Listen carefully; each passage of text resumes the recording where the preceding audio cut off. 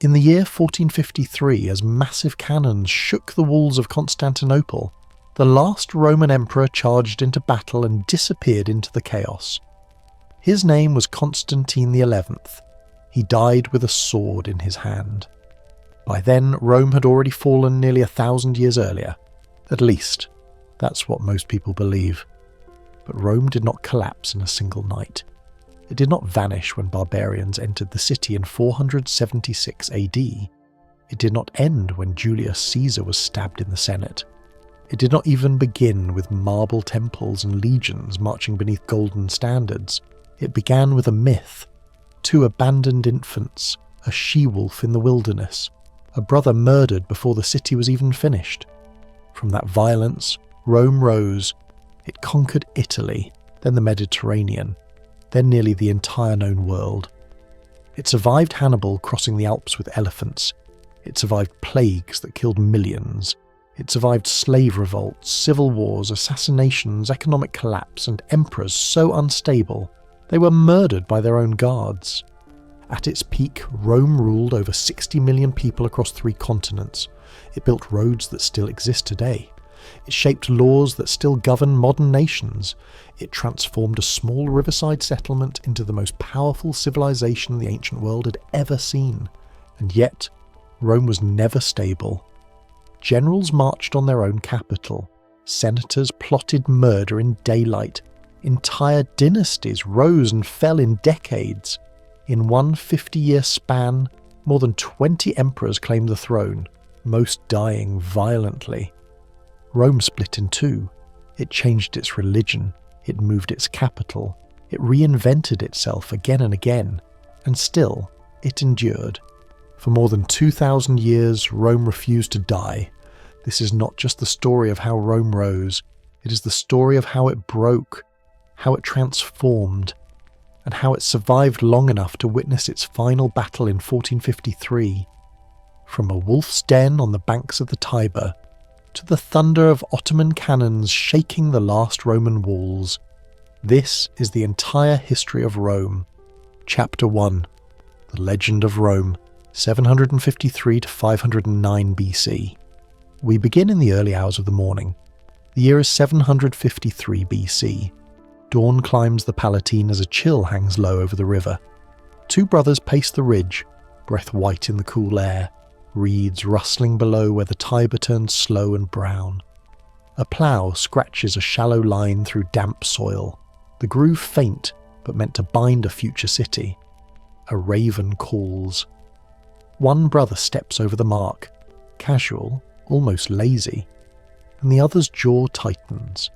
The first stone hasn't been set. The border is only in their heads. The blade flashes anyway. A shout, a stumble, then the smell of iron in the dust. In this tale, the city begins with blood. Romulus stands over Remus, not as a hero, but as the last man standing, and the ground takes a brother before it accepts a wall. Some whisper this is a warning built into Rome's origin, a hard lesson tied to a hill and a river. That law comes after the act, and lines mean what force will defend. Others dismiss it as theatre, made by later writers who needed a clean origin and a moral with sharp edges. Either way, the echo spreads. You can almost hear it in the scrape of that old plough, in the tight breath of men who believe borders are real because they made them so. A newborn city that starts with loss needs people fast. Romulus opens a sanctuary on the slope, refuge for debtors, runaways, exiles from nearby towns. A broad gate, a promise of reset, no questions that matter. They come with nicked blades, patched sandals, and stories they do not tell twice. The streets are still dirt. Huts lean against each other like tired shoulders. Smoke curls from cooking fires, sharp with wild onions and fat. For a while it works. Then a simple math problem arrives. There are not enough women for a second generation. A festival offers a fix. Neighbours are invited. Musicians play, simple pipes and drums. The talk is easy. Then it tilts. A signal comes. Men surge forward. The scene is coarse, frightening, and by design. The Sabine women are seized and carried into the half-made city, not as trophies, but as a plan written with hands and bodies. It's a story that sits heavy. It should. Supporters suggest the aftermath matters more than the act, that over time the women become wives and negotiators, their voices the bridge. Critics counter that the start stains the end. In later tellings, the women step between lines of battle and force both sides to hear them. Whether that intervention happened as told or formed later as balm, the pattern is plain. Roman growth is unsentimental. It trades shock for survival, and then calls the deal a treaty. While the city hardens, its second king, Numa, takes another road. He slows the heartbeat of a place built on theft and sweat. He carves the days with rites and pauses. Temples rise like careful hands held against the sky. There is talk of sacred shields and rituals to ease the year from one season into the next. Priests learn the calendar like farmers learn the soil. Under Numa, the clang of arms gives way to a softer rhythm. Processions, chants, a sense that the city can speak to gods if it learns the right words. You can almost smell the resin burned at dawn and see a scribe's fingers stained black, marking feast days in long lines. Then the pendulum swings. Tullus, a king with a soldier's stride, tests the edges of a growing map. Fields near the river turn into training grounds. The ground shakes under marching feet. Instead of hymns, you get the clean-clipped orders of camp. Walls of nearby towns do not hold. Skirmishes become campaigns. The city that once begged for bodies now drills them into formations. Spears line up, shields lock, and calculation replaces chance. Some accounts tie this era to stories of ritual duels and treaties cut under oath, each word binding like a knot in wet rope. The city's voice deepens. It can praise and command. Across the river, the Etruscans watch. Their towns sit on ridges with paved streets and storm drains. Their builders know how to move water and weight. Their artists hammer bronze into grave gifts and set teeth with gold. Rome, young and raw, learns to copy. Arches appear. Letters settle into new hands. The city borrows not just tricks but taste. It also borrows danger. A neighbour that teaches you to build can also teach you to kneel. Kings with Etruscan names take the Roman throne. The clothes change, purple borders on cloaks, fasces on shoulders. The city gains polish and a shadow. Power loves a project. The last kings move men like stone and water. On the Capitoline, the Temple of Jupiter begins to rise, its foundations heavy with cut tufa, its roof meant to glare in the sun. Down in the low ground, the Cloaca Maxima, great sewer, simple name, swallows a stream and shoves it to the river. It is not pretty work, but it is lasting. You can stand in later centuries and hear water hiss through a tunnel built before history had good ink. These feats say one thing clearly: a crown can focus hands and time. At what cost is the question that waits in the street below the scaffold. In a noble house, late, lamplight spills on a polished floor. Voices carry where they should not. A woman named Lucretia, known for quiet steadiness, becomes the centre of pressure she never sought. The assault lands like a dropped shield, loud and wrong. In the morning, the city wakes to a corpse and a vow. Men take up that pain and turn it into a case against the throne. Her death is no footnote, it is a lever. It pries open doors that looked sealed. In the murmur that follows, you hear rage, but you also hear design. The sense that one story can reset a government. Whether each detail held as later told, the effect bites deep. King becomes a word with a stain. The streets cough up crowds. The last Tarquin flees, and with him go trappings that had seemed fixed. Lictors with bundled rods, gilded chairs, the habit of one man speaking while others bow. In their place comes something messier. A pair of magistrates who serve for a year and then step down, backed by promises and oaths and batteries of smaller offices. A senate of elders hums like a low drum in the background, advising, nudging, pushing. No one quite knows the script yet. The city bans the title they just threw out, but keeps many tools that held it up.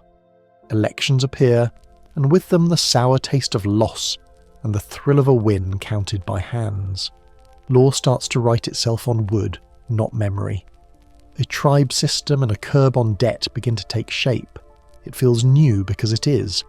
The neighbours smell the change and close in. Etruscan princes test bridges. Latin towns weigh old deals and new fears. Farther south, Sabine ties pull in both directions like a rope in a storm. On the hilltops, farmers sharpen iron and listen for horn calls. A shepherd boy packs bread in a cloth and asks his father, who holds a spear as if he slept with it, whether the city will stand. The man shrugs. He checks the point, then checks it again. In the forum, the magistrates talk until their throats go dry. The army forms with what it has. Property classes turn into lines on the ground. Men bring their own gear if they can afford it. Those who cannot stand together as a block with lighter shields and quicker feet. The city learns that wealth sorts a battlefield as much as courage does. Under the weight of new rules, sacred and civic life start to braid. Priests and generals argue over the right day to fight. A sign from the sky might stall a vote. A bad omen might pause a march. Ordinary people keep their own ledger. Bread prices, river heights, a debt that will not shrink. In this tangle, Rome works like a mill. Grain goes in, flour comes out, but the grindstone wears both sides. Some whisper that the system steadies because no single hand rests on it long enough to warp it. Others dismiss this as luck dressed up like design. What's clear is simpler. The city is a workshop. Everything is provisional except the drive to keep breathing. Across the sea, cultures stack temples and argue in marble. In the desert, kings carve reliefs of victories that look too smooth to be real. Far to the north, longboats slide along dark rivers. None of them know that this scrubby settlement on a bend in a river is setting bolts in a frame they will one day recognise. It starts here with scraps of myth and the hard, bright edge of a knife. It continues with treaties made under a tree and names written on sticks. The feeling of it is human scale. A woman wakes before dawn to grind grain. A potter's hands ache with the day's pull. A boy runs a stick along a rough wall because the sound pleases him. Government and temple hover above these acts, bending them only a little. Over years that flow like the Tiber, the city builds a habit of taking crisis and turning it into custom.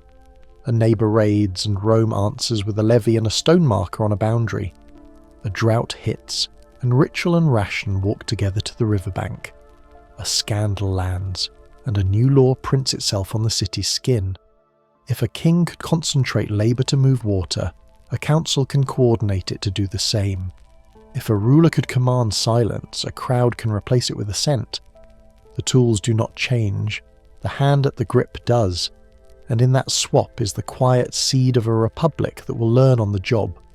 The mythic age thins as record thickens. Later writers stitch the years with names and offices, but the early weave shows gaps that let wind through. Critics counter that the brothers, the festival, the noble house scene, all carry the marks of moral lessons more than eyewitness notes. Supporters suggest the skeleton beneath, the need for people, the pressure from neighbours, the move from one-man rule to many, fits the landscape so well it's hard to doubt the bones, even if the skin was painted later. The pattern tilts in the light, and its meaning sharpens. Stand again on that hill, the groove of the first boundary now deep under layers of stone. A city of 7 hills is more than huts, less than destiny. It breathes, it aches, it reaches. There is no crown now, at least not one with a single head under it. The word king has become unclean, a thing you do not say without a wince. The gates face outward, the river keeps moving, and just beyond the new laws and the wary smiles of neighbours, a wider peninsula waits to test whether a city born of a killing and held together with oaths can make squares of farmland into a country that answers to its name. Chapter 2. Birth of the Roman Republic, 509 to 390 BC. Dawn air hangs cool over the forum. You can hear sandals on packed earth, the scrape of a stylus across wax, and a small crowd holding its breath. The last Etruscan king has slipped beyond the gates, and in his place stand two men with curule chairs and a calendar that ends their power at 1 year. Their lictors part the street with bundled rods and an axe blade that catches pale light. One consul raises a hand, the other watches that hand like a hawk. No throne, no crown, only a rhythm of restraint that must learn to beat faster than ambition. You walk beside a clerk who smells faintly of oil and wool. He mutters the names of new offices, quaestors to chase money, praetors to shape law, censors who measure citizens and shame the wasteful. Rome breaks power into pieces, a mosaic of short terms and shared duties. Some whisper that kings are efficient, that one mind moves swifter than many. Others dismiss the old talk and point to the city's scars. The pattern tilts in the light. Rome will try balance, and it will accept the friction that comes with it. Beyond the walls, allied towns stir, Latin leaders pass cups and promises, and messengers whisper that the Tarquins will return on foreign spears. Rome hears the rumour in steel. The levy gathers on the field of Mars, men ranked by wealth and armour, the poorest with slings and light shields, the richest in bronze and breathless confidence. Consuls trade orders and second-guess each other's glory. The new state has to fight like a single body, while its head is split in two. At Lake Regillus, hoofbeats drum along the water's skin. Shields spark against spears. Latin war cries roll off the hills. Later storytellers add gods riding white horses and a premonition of victory, but under the tales sits something colder. Rome faces a coalition that wants the old shape back. One ruler, one line, one city humbled into obedience. The field decides another future. When Rome holds the ground, the rumour that republics cannot stand in a monarch's world loses air. The lake settles, the banner stays upright, confidence hardens, the price of freedom climbs at home. In crowded alleys, a carpenter hands a coin to a creditor and watches the number of owed sesterces barely change. Military service drags men from fields. Harvests fail under unpaid hands. Patricians with land stitched across the horizon hold magistracies and smile at clients in tidy morning lines. A veteran crouches by his doorway, counting debts with charcoal marks.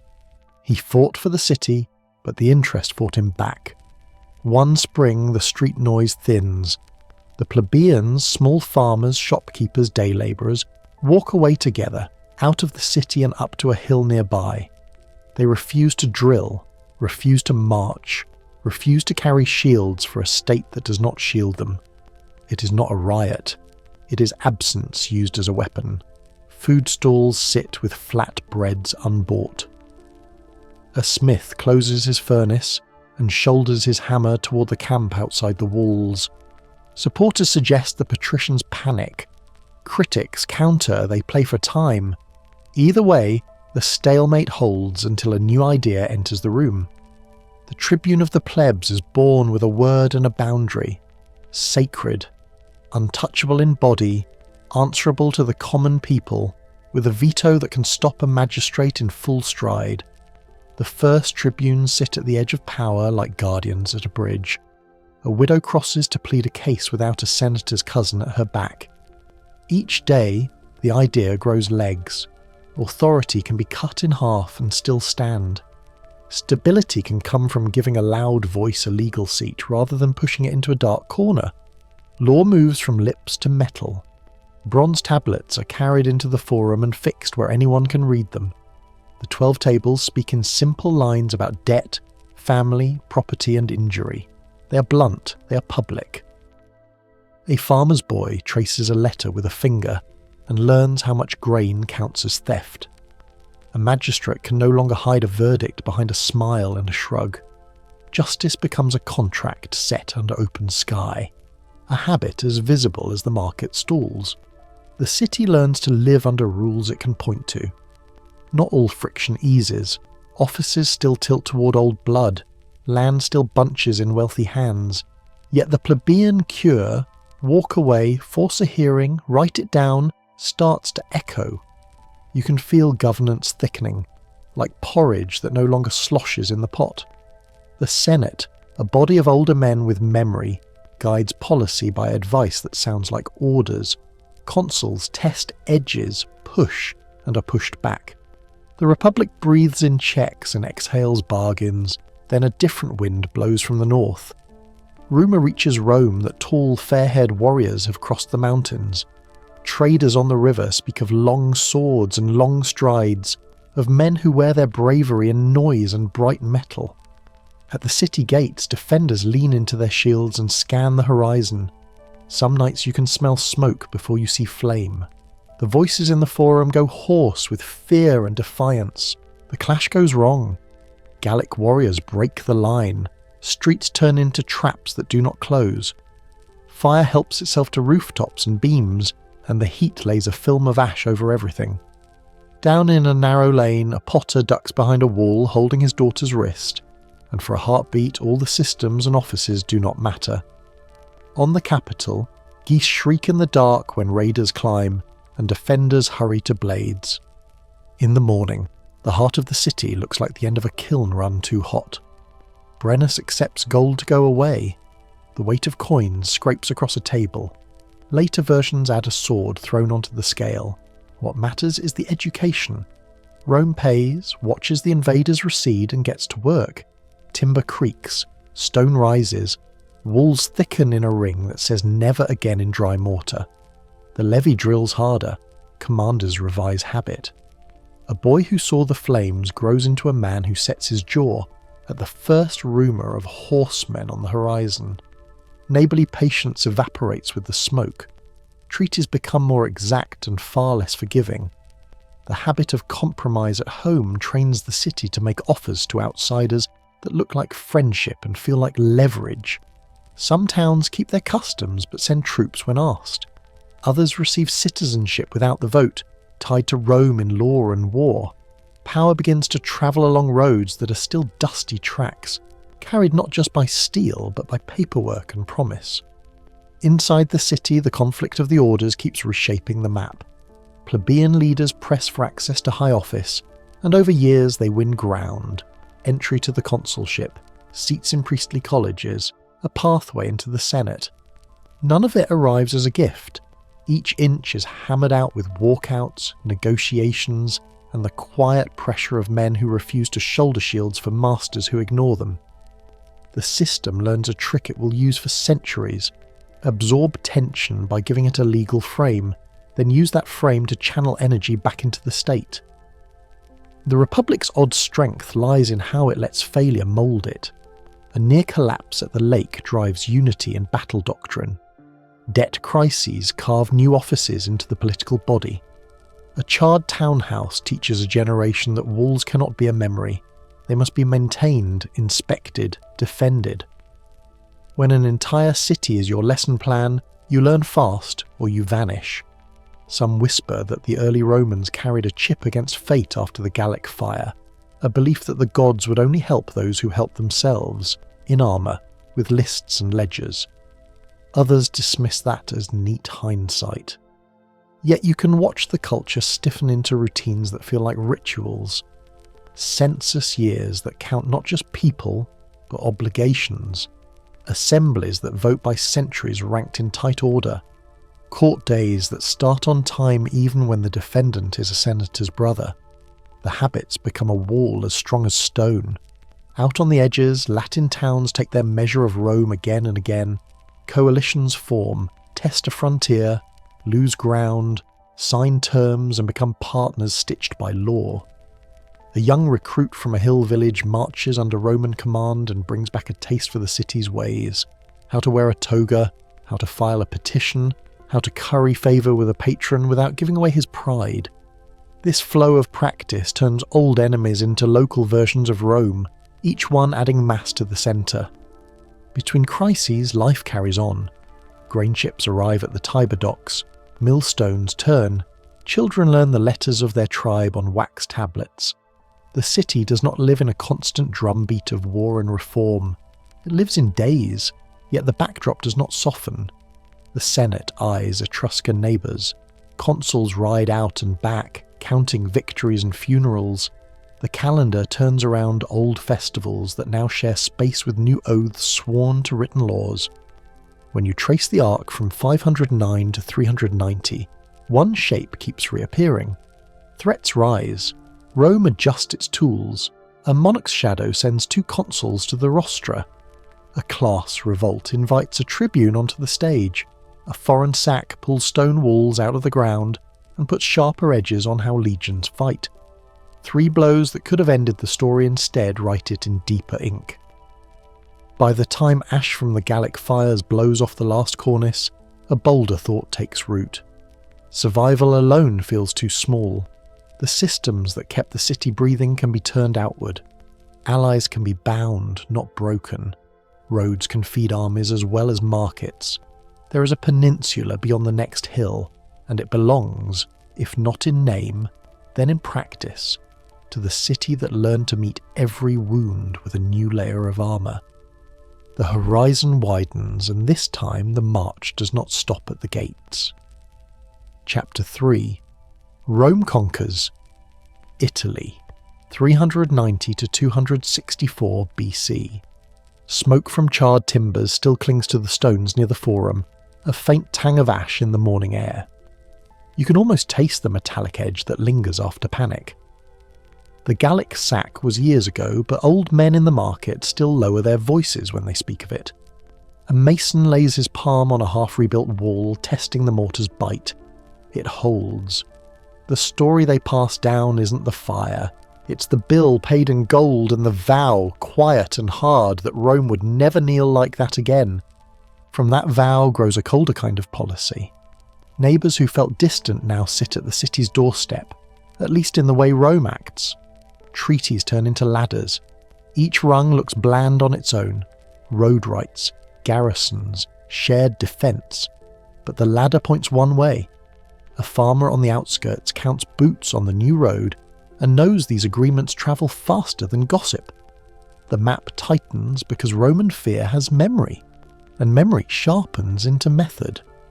The Latin wars break open like a summer storm in 340 BC. Former allies want equal standing. The claim sounds simple, but equality would reshape the pecking order that Rome now guards like a family heirloom. Consuls convene, chalk maps on a table, and send orders down the road. When the dust settles, Rome dissolves the Latin League and makes a different offer. Citizenship, not as charity, but as a knife with a clean edge. Some towns gain full rights, others receive Latin status, a middle tier with legal benefits and military duties. It sounds administrative. It works like geometry. Lines are redrawn to direct loyalty toward Rome. This is the innovation that feels almost impersonal in ledgers, yet deeply human in practice. Instead of leaving rivals crushed, Rome folds them into a network of towns that supply soldiers, pay taxes, and keep local pride. A young man from a hill village wears his own gods on a pendant under a Roman-issued shield. He drills beside men from 3 valleys over. Shared victories turn into shared stories, and stories turn into bonds. Critics counter that this web could strangle local freedom. Yet the web feeds armies that do not run out of names when the roll is called. Then the Samnites descend. Mountain fighters move along ridges and goat paths, slipping between forests and stone like they were born from it. Rome learns that uphill war slows you to a crawl. The first Samnite war bruises, then cools, and the second opens with a trap that goes down in Roman memory like a scar you can trace with your finger. Caudine Forks, 321 BC. 2 narrow defiles, 1 false rumour of an open pass, and suddenly an army finds itself penned in a valley with no food, no exit, and no leverage. There is an image that returns in legionary nightmares: the yoke, a crude frame of spears, and ranks of Roman soldiers forced to stoop and pass under it. No broken limbs, no corpses in heaps, just ritual surrender. It is somehow worse. A centurion back in the city removes the crest from his helmet and places it gently on a shelf. He does not speak for the rest of the day. Some whisper that this single humiliation did more to harden Rome than any victory could have done. From that grit comes change. The rigid phalanx, a wall of shields learned from Greek fashion, looks strong on flat ground. It stumbles in broken hills. Under pressure, Rome breaks the block apart and replaces it with maniples, small flexible blocks that can breathe, pivot, and trade places as they tire. 3 lines, each age group with its own task, signals flashing down ranks by horn and gesture. The formation inhales and exhales around boulders and ravines. It fits the land like a glove instead of slamming against it like a board. Roads arrive with the same blend of stone and will. In 312 BC, engineers draw a straight line south and cut the Via Appia into the earth. The surface feels tight under sandals, a mix of fitted stones, gravel and drainage that shrugs off rain. Along the side, a water cellar counts coins from mule drivers and legionaries, both moving faster than anyone thought possible last season. Rome calls it a road. It behaves like an artery. Troops flow where they are needed. Grain arrives fresher. News grows legs. Meanwhile, the Samnite struggle grinds through a third round.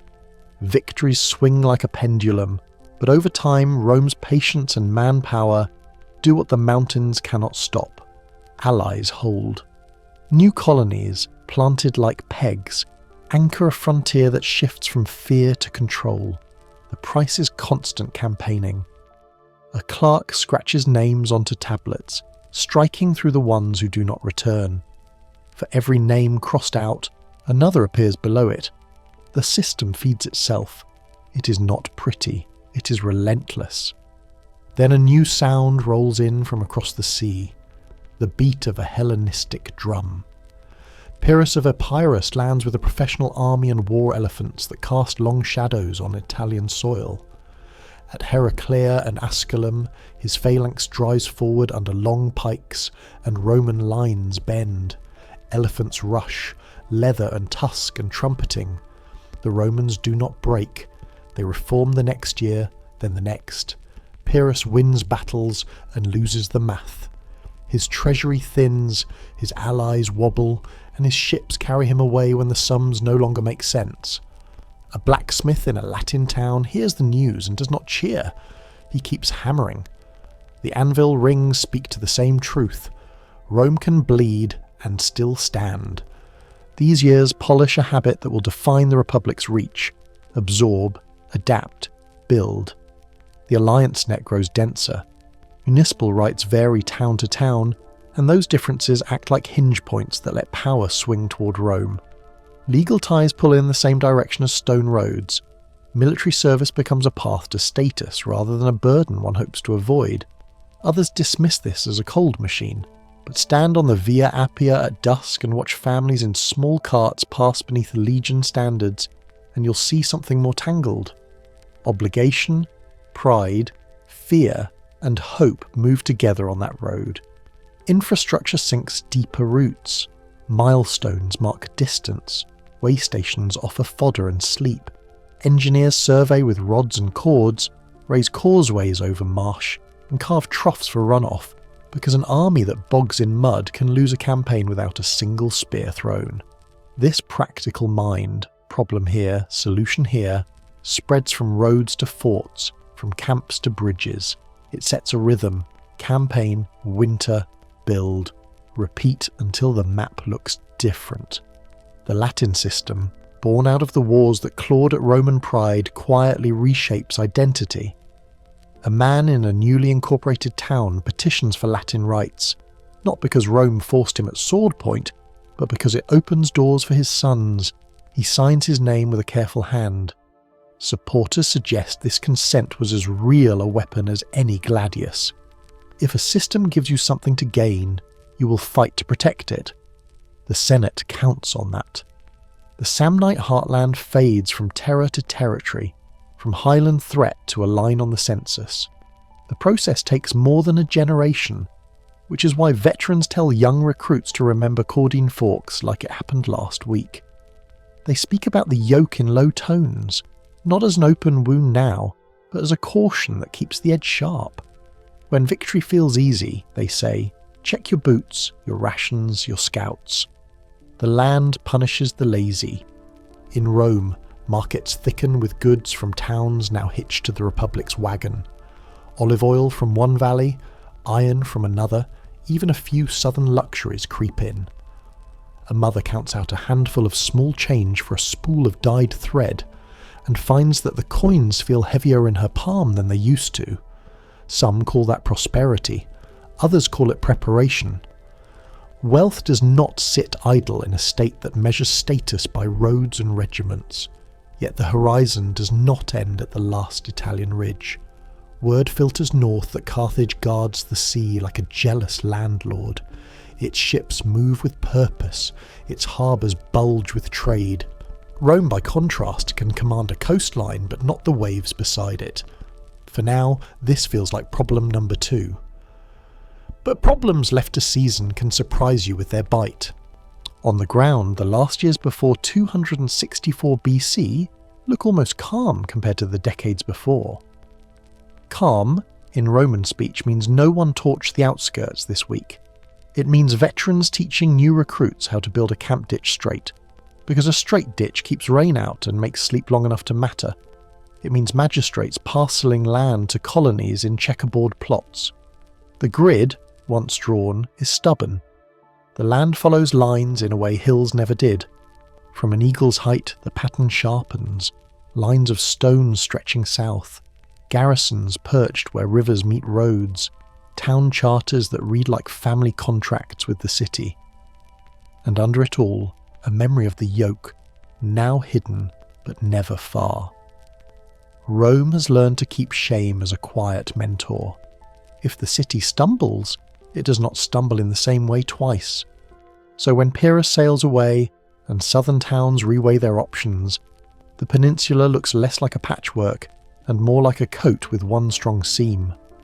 Rome does not control every square, but it can tug and make most of the fabric move. Those who once thought of Rome as a distant power now treat it as the address where decisions end. If there's a dispute, the road leads there. If there's a levy, the list arrives from there. If there's a celebration, the chant rolls back there like an echo. In that lull, a sailor on the Bay of Naples watches a heavy merchant hull glide by, its crew shouting in a tongue he does not know. The pennant snaps in a sea breeze, bright in the sun. He squints. The emblem belongs to Carthage. The sailor spits into the water, not in hatred but as a habit. He sells fish to whomever buys. Yet he senses that the next great test of Roman method and memory will not come from a ridge or a forest. It will ride a swell and speak through oars. By 264 BC, the peninsula sits under Roman direction, allies tied in place by rights and duty, the roads busy, the legions drilled to flex and hold. Across the strait, an island gleams with farmland and harbours, and beyond it, a seaborne empire counts coins as fast as Rome tallies recruits. The afterring of old humiliation fades into a steadier tone. The city looks outward and sees water. The question is simple and hard. Can land builders learn to fight on salt? Chapter 4. The Punic Wars, 264 to 146 BC. Salt hangs in the air at Messina, a tang that prickles your tongue. Oars knock softly against wooden hulls. Across the narrow water, Sicily's coast glows in the late sun, a shape close enough to count fishermen's nets along the shore if the breeze holds steady. On the beach, Roman soldiers stand in borrowed sandals staring at an island they never needed until their neighbours pulled them into a quarrel that doesn't fit on land. You can hear the clank of a smith riveting an iron spur onto a strange heavy plank. A sailor from Ostia runs a palm over pitch that still feels warm. No one here grew up dreaming of masts or rigging. Hills and roads taught Rome to fight. Water will have to teach the rest. Carthage rides the waves like they were paved for them. The city began as a Phoenician outpost, and you can trace that lineage in every rope knot and in the sweet smell of resin on their decks. Their pilots read swells the way a farmer reads seasons. Roman envoys sent to bargain over Sicilian cities return with more than words. One brings back a story of a beached Carthaginian quinquerem, broad-bellied, fast when oars bite, sturdy as a house.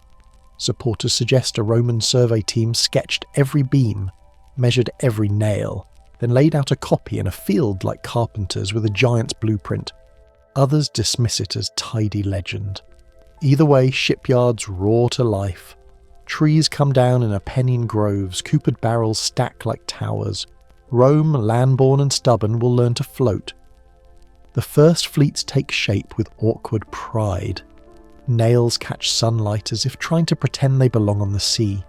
Crews practice on the Tiber, slipping past reed beds and buzzing insects, then edging through the estuary into water that turns salt and wild. A veteran centurion, comfortable behind a shield wall, stares at the softness of a swell that wants to unsettle his knees.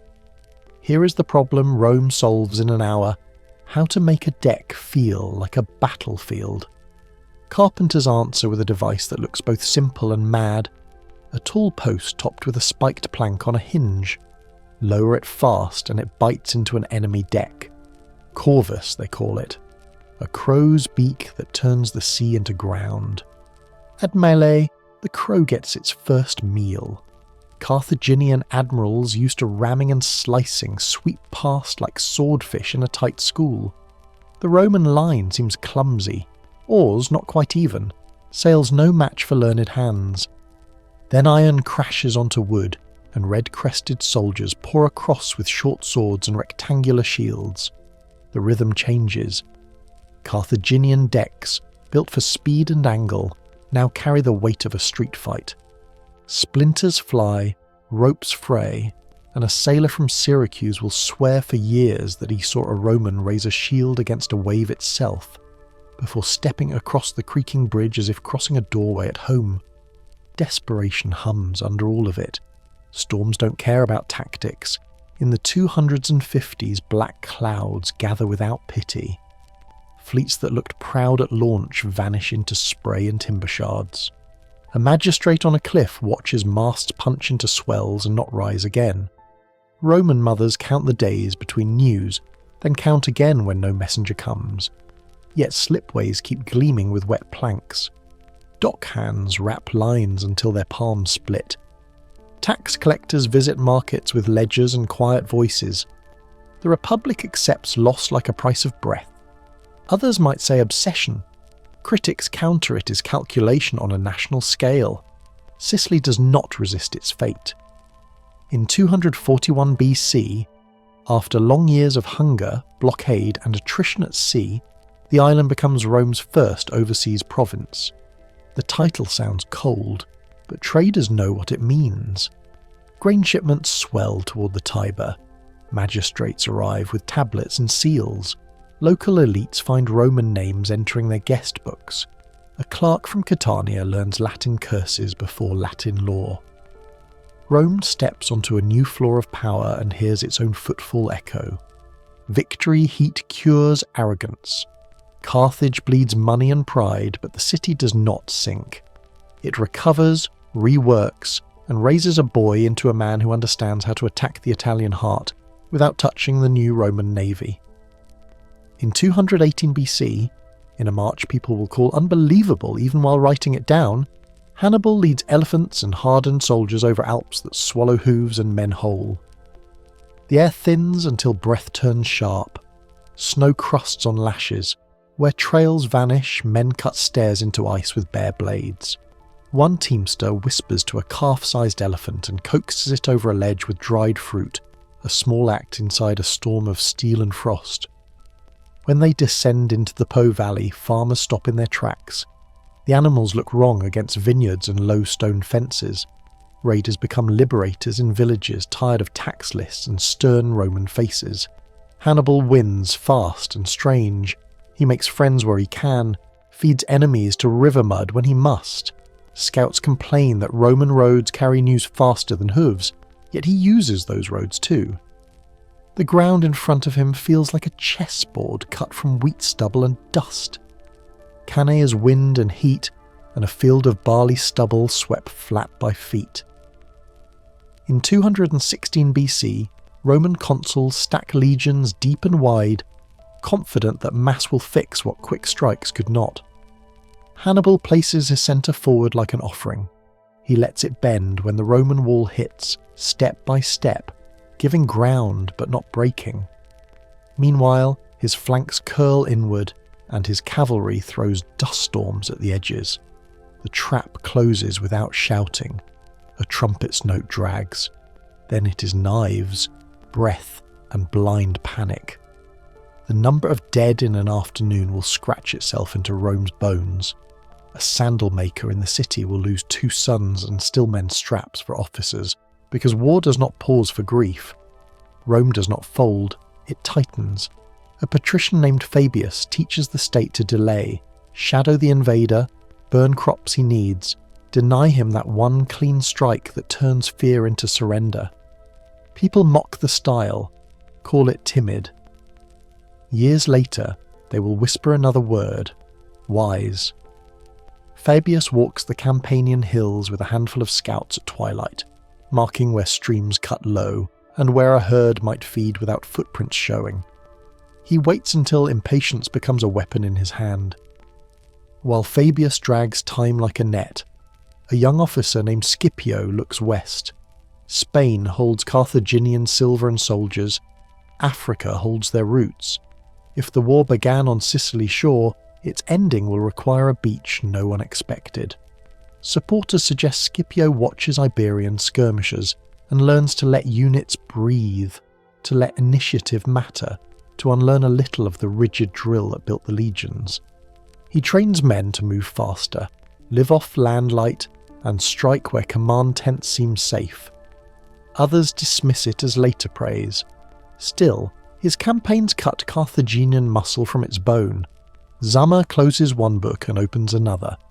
Scipio meets Hannibal on North African soil, away from the riverbeds and towns that taught the Carthaginian how to trap Romans in their own push.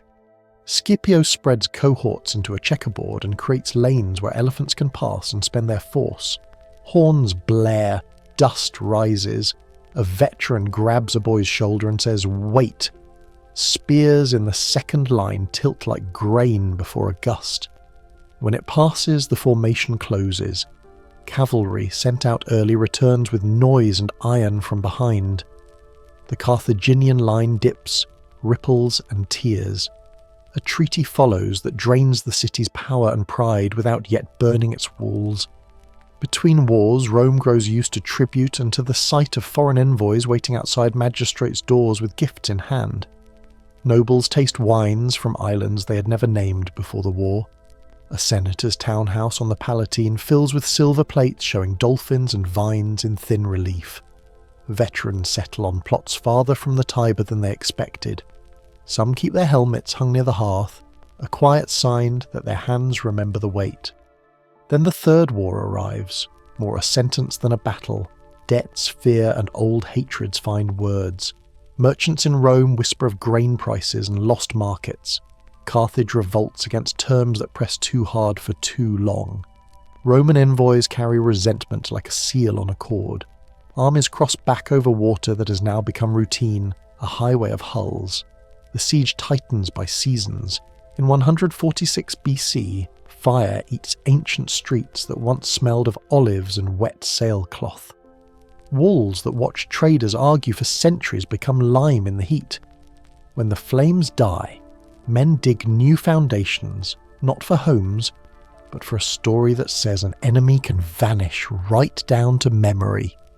That same year, far to the north and east of that shore, Corinth falls to another Roman advance. Statues lie on their sides like tired men. House doors hang crooked. Traders from Athens glance toward the smoke and count their own options. The Mediterranean, once a place of neighbours and rivals sharing lanes, feels now like a lake with one stern harbour master. Ships still cross to Alexandria, to Rhodes, to Massalia. But contracts, taxes and safe passage letters increasingly carry one language, and one set of seals. Abundance brings a new weight, with Sicily feeding Rome, with Spain and North Africa adding metals and goods. Coin flows like a river in flood. A dock worker who used to lift sacks onto carts now sees cranes do it faster. Those cranes belong to men with rings on 3 fingers. Slave labour, purchased in lots, fills the gaps between harvests and building booms. The small farms that taught citizens to value dirt under their nails begin to thin out.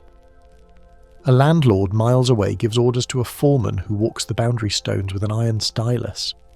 It all looks efficient on a tablet. It feels brittle in a market where a free man sells his day for less than yesterday. Some whisper that when external enemies quiet, old ghosts wake inside city walls. People point at fresher marble on one family's steps than on the temple nearby. They count funerals of old officers replaced by younger men who talk more about games than drill. Others dismiss these as the mutterings of old hands who fear change because it sounds like a foreign song. The truth, perhaps, sits between market stalls where new money loosens tongues and in alleys where debt sets traps. A sailor from Lilybaeum, years after the wars, will still run his thumb over a scar where a corvus pinched the web of his hand.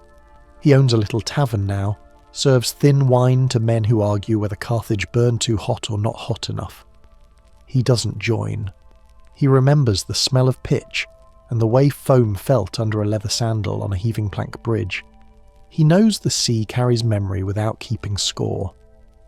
Rome thought the same, at least at first. By 146 BC, the map looks tidy and wide. Rome sits at the centre of roads, ports, and laws that reach farther than a farm boy's sense of the world. The Republic faces no rival able to shove at its edges with any hope of winning. But when enemies no longer teach humility, who does? Let the frame widen. Sicily's grain feeds appetites and expectations. African silver funds pleasures and promises, and Spanish mines pull men into darkness for coin that buys daylight in the capital. The question that starts to stir in courtyards and senate halls is small and sharp. How do you keep discipline when the drumbeat you follow comes from your own purse? Chapter 5. Wealth, Slavery, and Corruption, 146 to 107 BC. Ash drifts in a warm breeze over blackened stones. A legionary taps coins into a leather pouch with fingers still nicked from pulling down walls, hearing the dull clink against bronze fittings. The streets of Carthage are a grid of rubble and cinders, and the air has a brackish taste from seawater poured on embers. On the voyage home, his sandals pick up a fine dust that won't wash out. He brings spoils, stories, and a question that follows him into every tavern. Where does all this wealth actually go? Back across the sea, the answer spreads like vines over hills. Estates swell beyond hedgerows and swallow them. Latifundia, broad farms run from villa porches, start to stitch together valleys that once held scattered family plots. The owners sit on marble seats, count amphorae, and sign orders with wax seals while overseers walk the rows. The labour force does not vote or march home when the harvest ends. It sleeps in barracks and chains. You can hear the shift in a quiet kitchen near Capua. A smallholder's wife lifts a pot and feels the weight of the week in her wrist. The neighbour who used to trade tools with them sold his strip to a patrician 2 valleys over, and now a line of ox carts creaks past twice a day with iron rings tapping the wood. The sound is steady, like rain. On the carts sit men and women taken in war, eyes on the ruts. Free farmers watch from doorways, say nothing, and do the math. Rome's leaders call it efficiency. Grain flows like a river into storage pits, and olive trees spread in rows so perfect you could run a plumb line between them. But the cost hides in the city. Men once tied to soil by boundary stones drift through Rome's back streets in search of day work. They crowd into insula, tall, cheap-built apartments where smoke coats the rafters and water skins hang from pegs to catch drips from leaky roofs. At night you can hear a cough in the next room and a dice game 2 floors down. Some whisper this was always the plan. Others dismiss that as cynicism. The record shows an outcome either way. Plantations thrive where small plots fail. The military customs begin to fray too. When service meant defending your own field, you brought your own kit and went home to harvest. When your field belongs to a man who has never seen you, the logic bends. Who buys your shield then? Who pays for your grain when you're on campaign? In the markets along the Tiber, slave chains click like a merchant's abacus. Entire provinces feed Rome's hunger for labour. War captives move from ship to pen in a single afternoon, their names replaced by chalk marks on a buyer's slate. You see a clerk licking a stylus and squinting in the glare as he writes another column. Age, skill, scars. The arithmetic scales up fast until people become numbers that make the estates look profitable on parchment. The countryside's language shifts too. Old boundary stones with family names sink under weeds. New signposts mark roads cut to serve villas, not villages. A shepherd near Vai folds his cloak tighter at dawn and watches flocks driven by hired men who never speak to him. He knows the pasture by smell and slope, and also knows the owners have changed twice this year. The law, once a shield for smallholders, now reads like a manual written for those with seal rings. Recruiters drift through the alleys in Rome with lists that no longer match the face of the city. The pool of landowning citizens shrinks. The army needs bodies and begins to look in places it once ignored. Veterans sit on steps and say the rules can bend if a general wants them to. Soldiers still swear their oaths to the state, but the man who feeds them on campaign holds their future in his signet and his purse. Into this strain walks a tribune with an old idea and a new timetable. In 133 BC, Tiberius Gracchus brings a plan to cap the private use of public land and give plots back to citizens without farms. The forum hums. Supporters gather with folded tablets and copies of numbers that show just how much land sits behind the gates of a few names. The opposing crowd arrives in good shoes and tight smiles. The debate doesn't settle into speeches, it breaks into fists. Clubs and stones fly. A body falls on paving that once held victory parades. The city learns that politics can spill blood at noon within sight of temples. Shops close their shutters while teams of friends drag the wounded into doorways and whisper to each other about who started it. The act itself becomes precedent. If you cannot beat a reform, you can beat the reformer. What follows is not quiet. Gaius Gracchus steps into the same role with a wider map of cures, grain at a price the poor can bear, shifts in the courts, new channels for tax collection in the provinces, even talk of rights for allies beyond Rome's walls. His argument is clear enough to stir crowds and complicated enough to make enemies in 3 different corners. Senate benches creak as men lean in and trade names in low voices. The day the state declares him an enemy, many who cheered him keep their door bars slid home. Rome's streets fill with armed men who do not wear legion crests.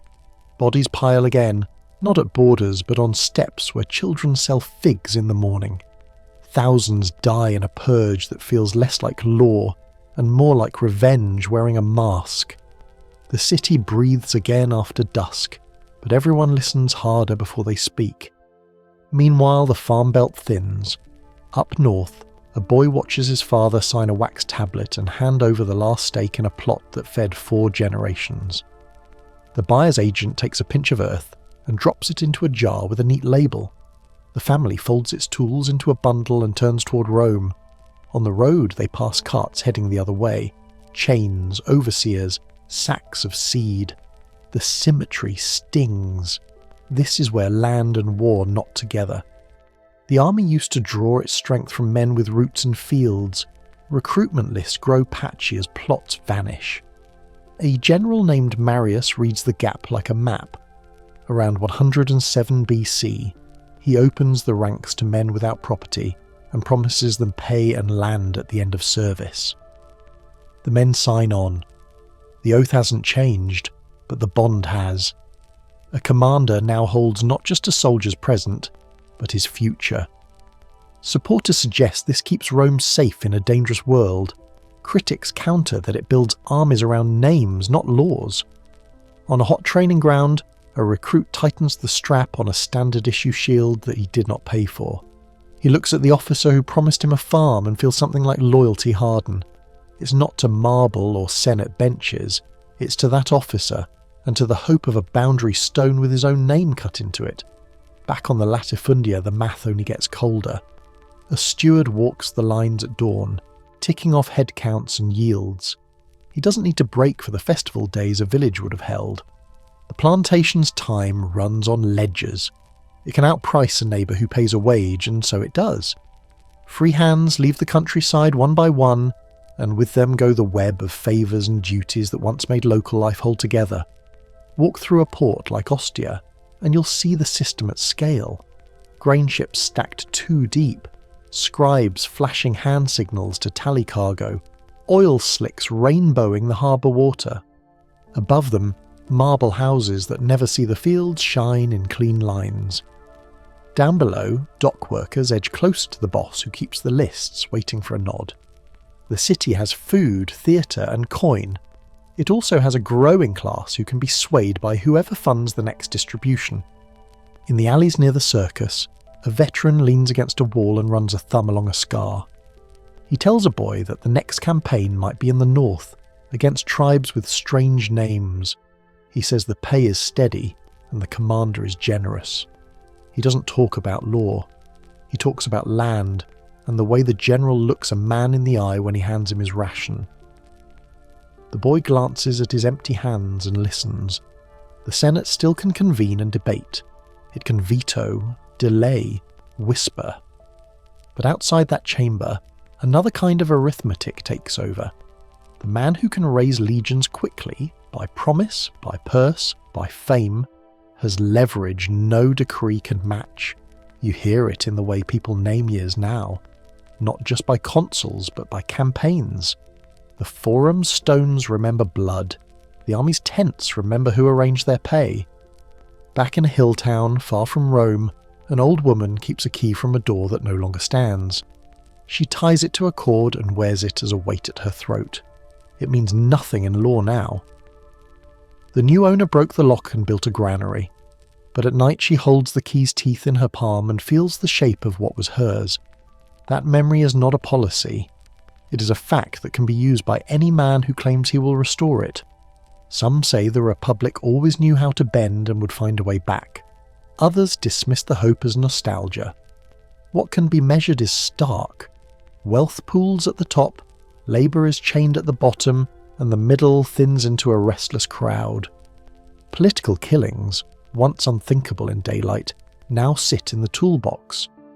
Military service reshapes itself around hunger and promise. The pattern tilts in the light, and its meaning sharpens. In this new balance, even exile can sound safer than debate. A cautious senator swallows a lie rather than speak against a popular commander.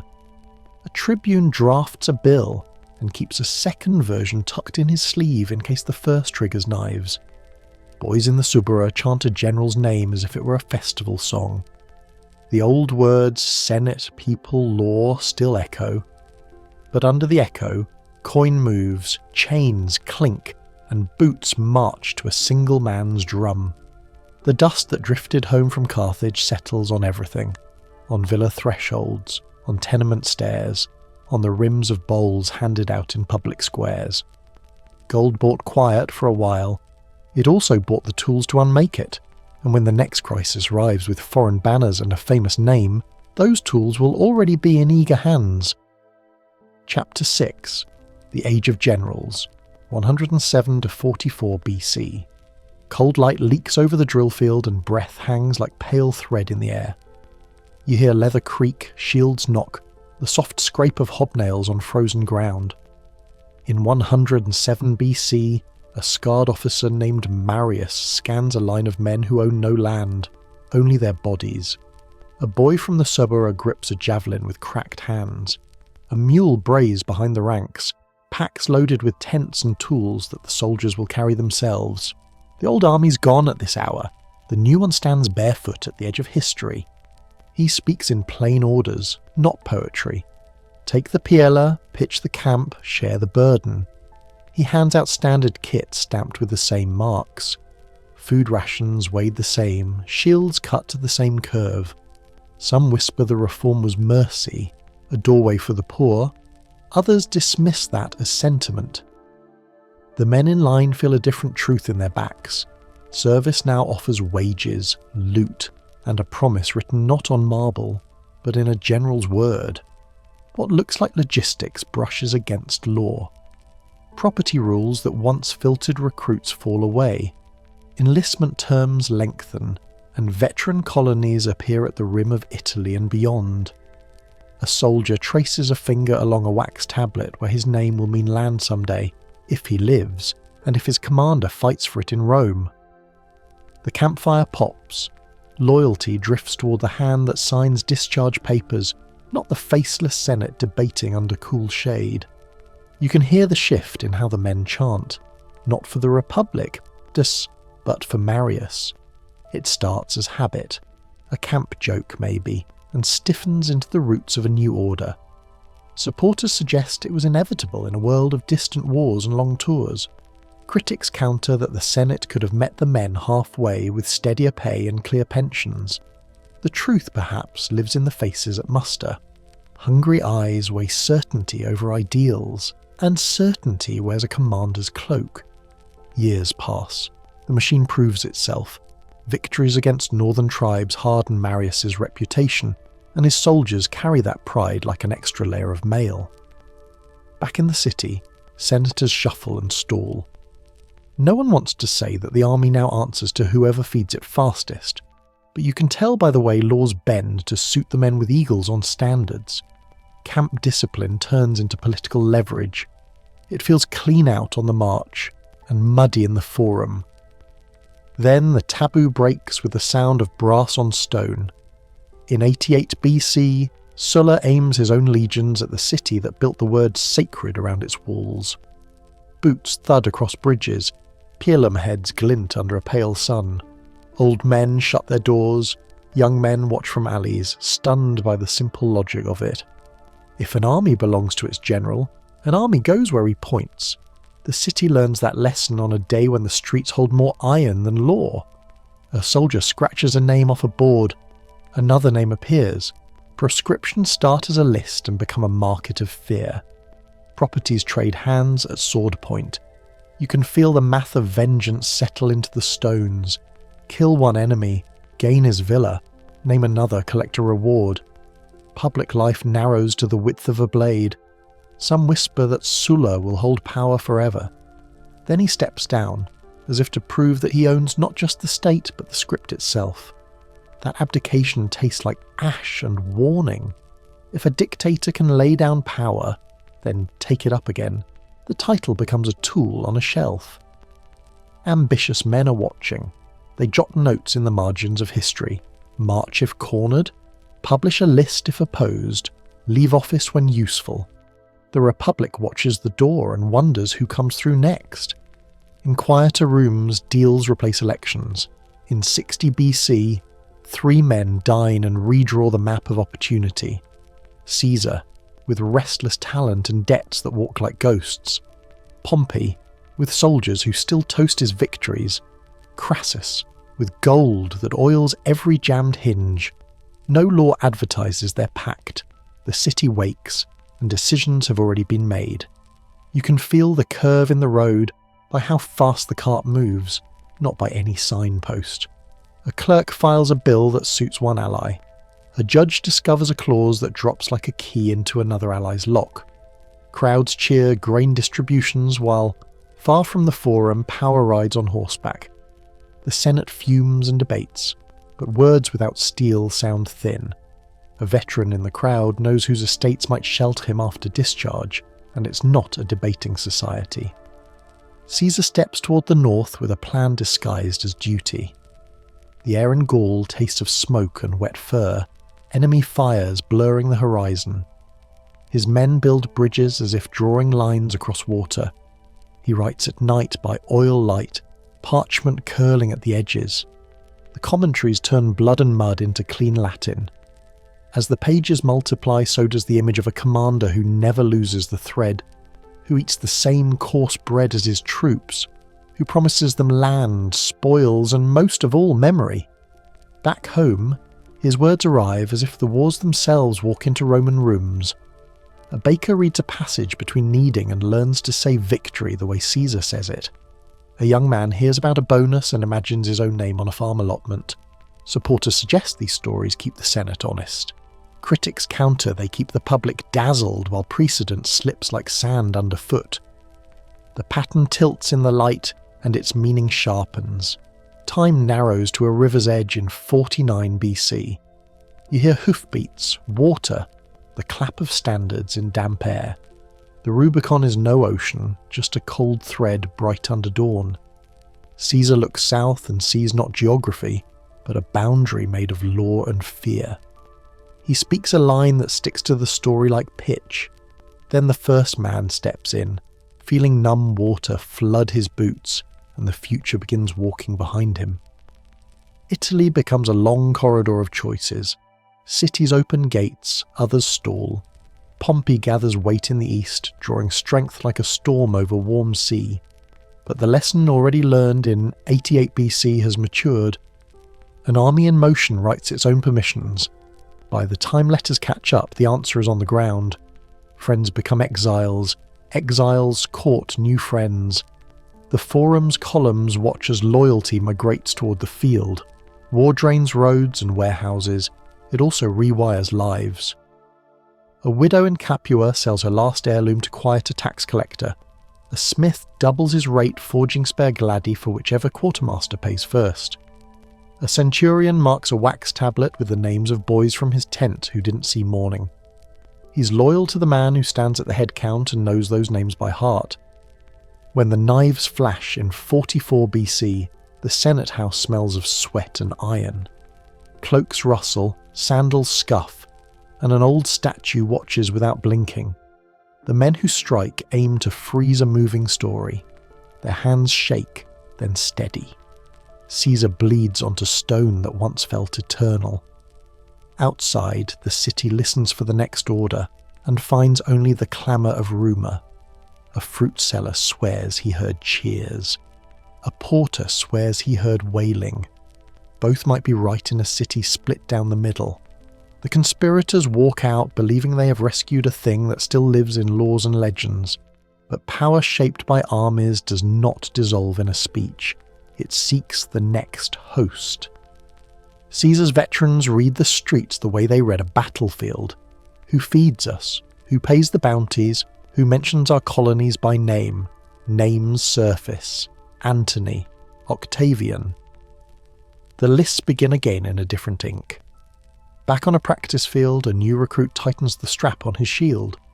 The leather is standard, the training chant is the same as last year's. The promise at the end of the campaign has a familiar ring, but the oath in his mouth no longer tastes like the city's marble.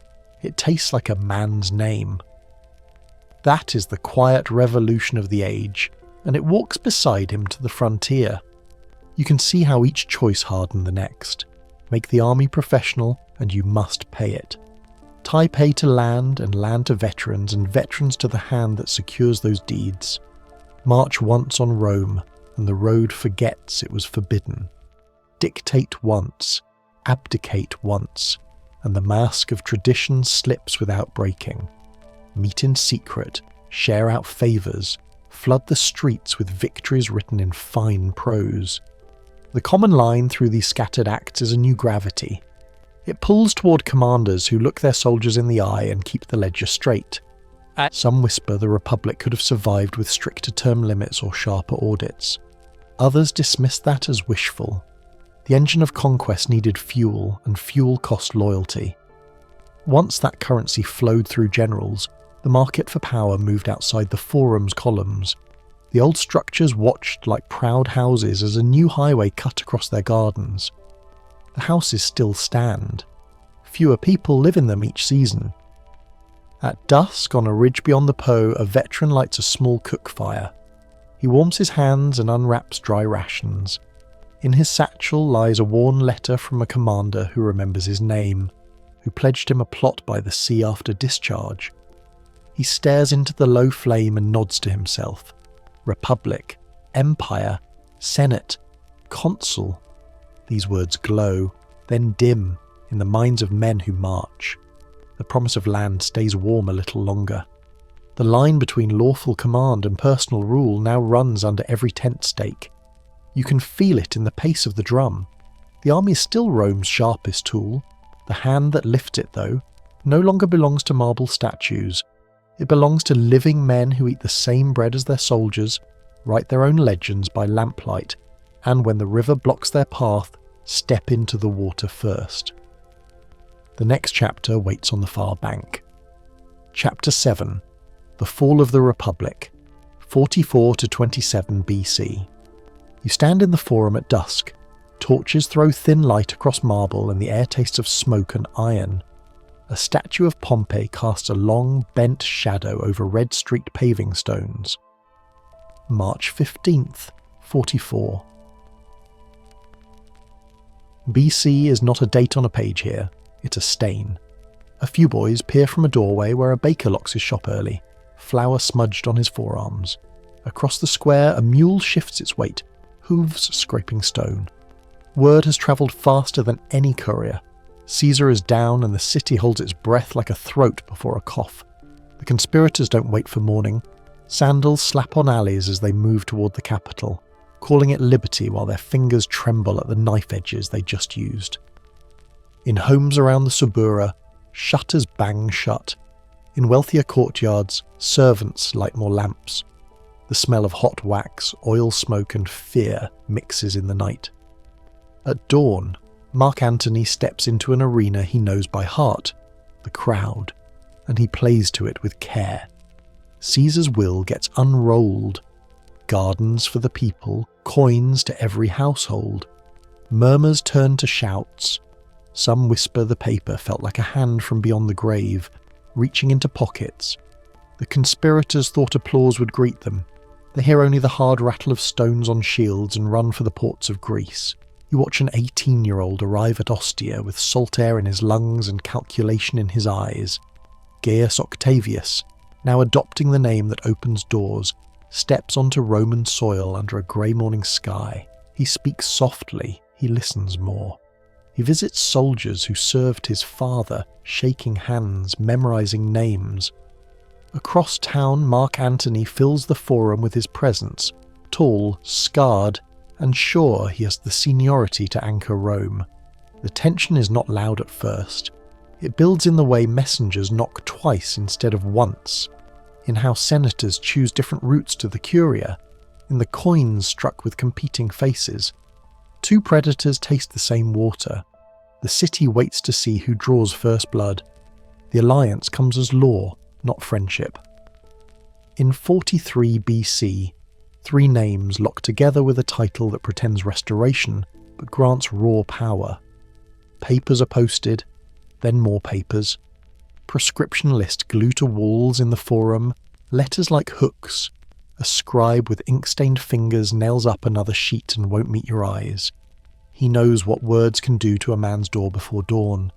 Patrons wake to learn that their patron is gone, his house marked, his sons counted. Confiscated villas feed a machine that runs on terror and gold. One morning a crowd gathers at the speaker's platform. A butcher wipes his knife on his apron and can't look away.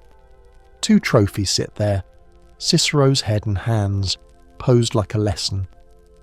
The square stays unusually quiet, wind carrying a thread of sea air up from the Tiber. The message lands.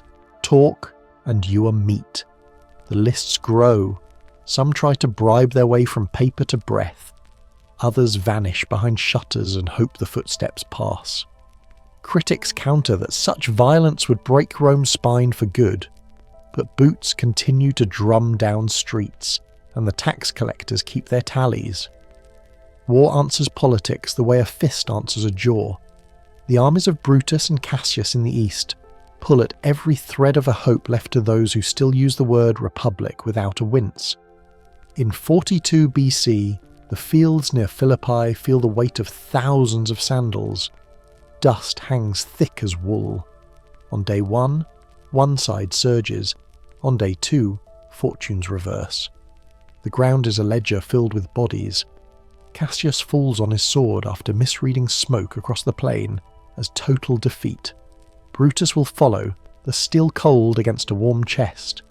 Supporters suggest they chose control over capture, turning their end into a final act of will. The earth drinks quietly either way, and the old cause lies with them. Victory needs division to survive. Lines on maps replace shouted oaths. The west with Octavian, the east with Antony, Africa on paper to Lepidus until paper meets ambition and tears. In the east the ports gleam with spice and silk. In the west farms refill with veterans promised land and purpose. Rome has not shrunk. It has split its mind and called that settlement. Letters cross the sea with thin words that try to sound friendly and fail. The border between cooperation and calculation narrows until it feels like the edge of a blade. Antony meets Cleopatra, and a city by a river remakes a general schedule. Alexandria offers perfume and libraries, sunlight on pale columns, and a queen who knows every lever in a palace and most of the ones outside it. Children are born, titles are given. Octavian reads these reports with careful eyes. He doesn't need to prove Antony is treacherous, he only needs Romans to feel it. Statues, coins, and speeches do the heavy lifting. Antony is recast as a man unmoored by a foreign queen, a citizen who traded oaths for luxury by the Nile. The tale plays well in tenements and in senatorial dining rooms, where wine turns tongues fast. You stand with a sailor in a small harbour, where ships from the west slide in with brine on their ropes and quiet men on their decks. He ties off a line with dry fingers and mutters that war at sea pays better than war on land, then shrugs and spits into the tide. 31 BC climbs toward a decision. Actium is less a single noon of glory than weeks of hunger, wind shifts and slow chokes on supply lines. Agrippa knows how to starve an enemy without grand speeches. Blockades tighten, fires flash at night. When the break comes, it looks like flight. Antony and Cleopatra cut a path and run for open water, sails straining, oarsmen swearing under their breath. The fleet behind them folds under pressure. Rome's fate turns on quiet logistics, not only on heroics. A year unwinds like a rope through a hand. Alexandria watches its last days in a heat that sticks to skin. Doors bar, then open at the knock of new masters. Two figures move toward ends that they script as much as they can. The news that travels to Rome is tidy and usable. The last rival to Octavian's steady patience has struck his own name from the rolls of the living. The fields of Italy feel old legion boots again, but this time they march in step under one sky and one set of orders. The forums that once hammered policy through debate now echo more with verdicts. Octavian stages his transformation with a craftsman's care. In 27 BC, he stands before men who remember what unchecked power looks like, and gives it back with one hand while keeping it with the other. Titles slide into place. Provinces laced with legions remain under his control. He accepts a name that smells of incense and restraint, all at once. Augustus. A word that promises elevation without saying king. Senators nod because there is grain in the storehouses, veterans with fields to plough, and gangs fewer in the streets. The city needs rest. He looks like rest. Government becomes theatre in a way that ancient playwrights would admire. Offices remain, rituals continue, oaths are sworn, and yet all paths run through one address. The man at the centre takes care to share the spotlight even as he holds the script. He turns display into policy. Marble where there was brick, clean aqueduct arches over old roads, laws polished and posted. Those who fought him now praise the quiet their grandchildren will know. The word republic still crosses lips, but its contents have been poured into a different vessel. A clerk in a provincial town scratches a wax tablet with a stylus, and smiles at a clearer tax rule sent from Rome. A soldier at a remote fort reads an order stamped with a seal that actually reaches him on time. A poet crafts a line that anchors divine favour to the new order without sounding like flattery. You hear it in the market prices and see it in the scaffolds that go up and come down around new temples. Augustus builds consent like he builds monuments, layer by layer, each block supporting the next. Others dismiss it as simple charm. It's closer to math. The captured head of rhetoric, Cicero's severed face on that platform, has become memory, but its warning sits inside this new calm. The system now depends on the steadiness of one man's choices and the loyalty of those near him. The praetorians stand closer to power than any guards before them. The Senate debates, but within songs already chosen. No one says the word monarchy. Few need to. The trick, deft and careful, has worked because it offers peace without demanding the humiliation of surrender in public. You could walk to that earlier square again, the one with the stained stones under Pompey's statue, and follow the lines outward. From that blood, to the lists, to the fields near Philippi, to the crowded decks at Actium, to a speech in 27 BC where a man pretends to give away what he never plans to lose. Every stop adds weight to the final shape. Rome hasn't ended. It has folded itself into a calmer mask. An old woman sells figs under a patched awning near the Tiber, and when a young man asks if things are safer now, she hands him 2 for the price of 1 and says the roads feel better. That may be enough for a generation. But the scaffold of power always asks the same question when the builder steps away. Who takes the tools next, and will their hands be as steady? Chapter 8.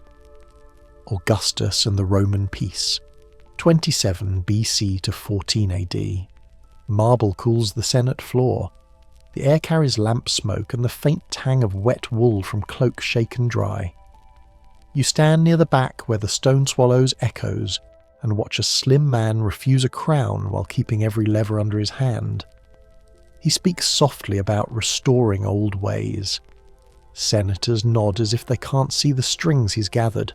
The consulship worn like a familiar coat, key provinces held close, treasuries and legions braided into his name. The room feels relieved and a little afraid. The Republic's costume still hangs on its hooks. The stage, though, has new directions. Outside, early sun washes the forum in pale gold.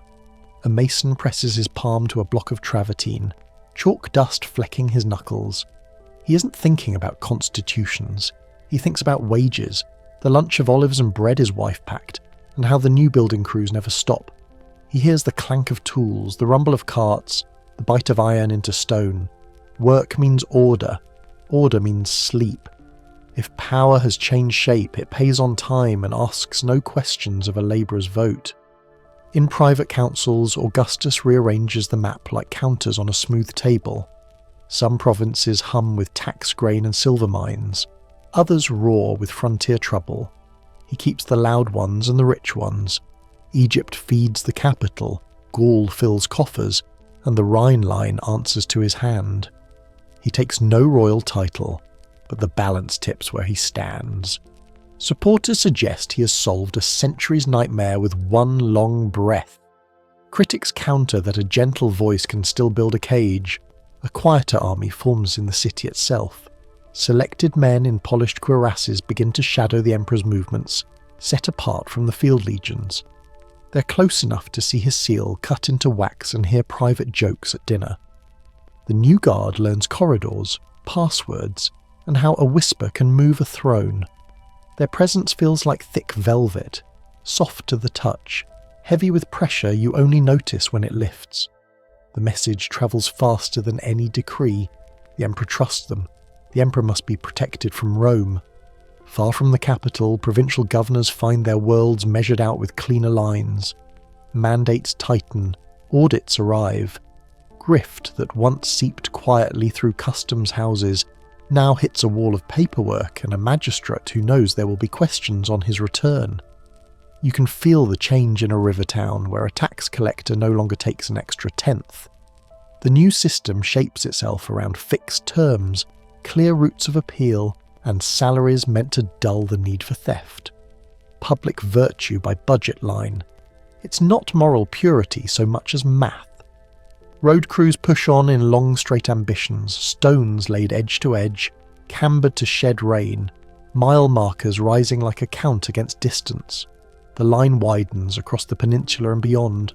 Carts move faster, messengers pass each other with nods, and soldiers learn that a day's march has a firm number. In a hill village, a potter runs her hands under a new spout where water runs clean. She laughs at the cold shock and brings a jar home filled with what once cost hours to carry. An aqueduct arches beyond her field, not a miracle, just stubborn stone walking on legs. Back in the city, walls shift from brick to sheen. Augustus makes a point of this, setting a rhythm. Repair, replace, rename. The marble glows even on cloudy days. Facades lose their cracks. Pediments gain careful reliefs. A visitor who last saw Rome in Civil War grey now sees order embalmed in stone. The aura spreads like fresh plaster drying, light, chalky and decisive. You can put a hand against it and feel the tool marks under the polish. He does not let the mood float on architecture alone. Public morality receives its own blueprint. Laws press on marriage, cheating, and the parade of luxury in broad daylight. A poet who plays too clever with the city's new manners finds himself sailing east with instructions to never return. The same emperor sends his own daughter away when rumour and conduct won't match the public creed. It's theatrical, yes, but the theatre is the point. If the city is to behave, the house of its first citizen must feel like a lesson. In the background, numbers shift. Legions fix into a standard pattern, their pay regularised, their terms of service clearer than a decade before. Veterans receive land where it binds the map tighter, not where it flatters a general's base. Furlough calendars stop feeling like bribes, and more like timetables. The army learns to wait on signal rather than the mood of a warlord, and yet the signal comes from one mouth. Calmer, undeniably. Safer from turmoil? Perhaps. Safer from the risks of a single failure. That part sits in the dark. Poetry builds scaffolds where law cannot reach. A long tale of Troy's survivors turns into Rome's origin story, and the line tying old heroes to current leaders settles in as if it has always been there. The city hears of duty and fate as paired tools.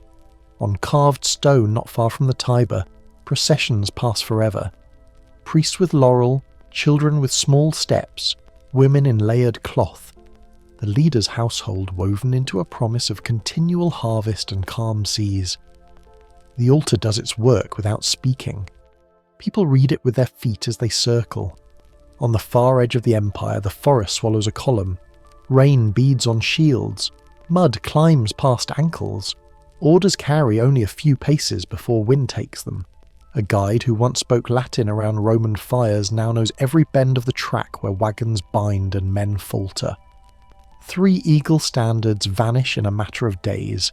In the capital, the news arrives in strips, like torn fabric that will not sew neatly. The emperor's calm breaks in private, and the horizon of possibility pulls back to the Rhine. Frontiers now feel like lines on the earth, not just lines on maps. After that, you can hear restraint in policy. Forts consolidate. Bridges receive more attention than daring patrols. Recruitment notices lean into defence of home and road, not glory in a forest none can name. The lesson speaks without a herald. Rome can reach far, the land can reach back harder. If expansion has a temperature, it cools by several degrees that year. Meanwhile, the city wraps its stories in new skin. Temples wear fresh paint. Libraries open with lists of what can be known and what must be approved. The emperor's family steps through porticos with measured pace, visible, human, deliberate. A great obelisk from the Nile stands turned into a timekeeper, its shadow marking the empire's hours. Time itself, the display says, can be arranged. Supporters suggest such displays knit a giant together, so it knows its limbs. Others dismiss them as decorations hiding the knot that ties every string to a single knot maker. Administrative habits sink roots. A census tries to count what once was guessed. Tax rolls look less like favours and more like ledgers. City streets gain night watches. Grain doles regularise so the poor still hear their names called at dawn. In the port, a clerk seals a crate of Egyptian wheat with a stamp he knows someone will check. It's a dull scene. Dull scenes are the scaffolding of long peace. The emperor's house prepares future hands, then loses them. A nephew falls, a grandson fails to outlive the grooming, a favoured stepson dies on campaign.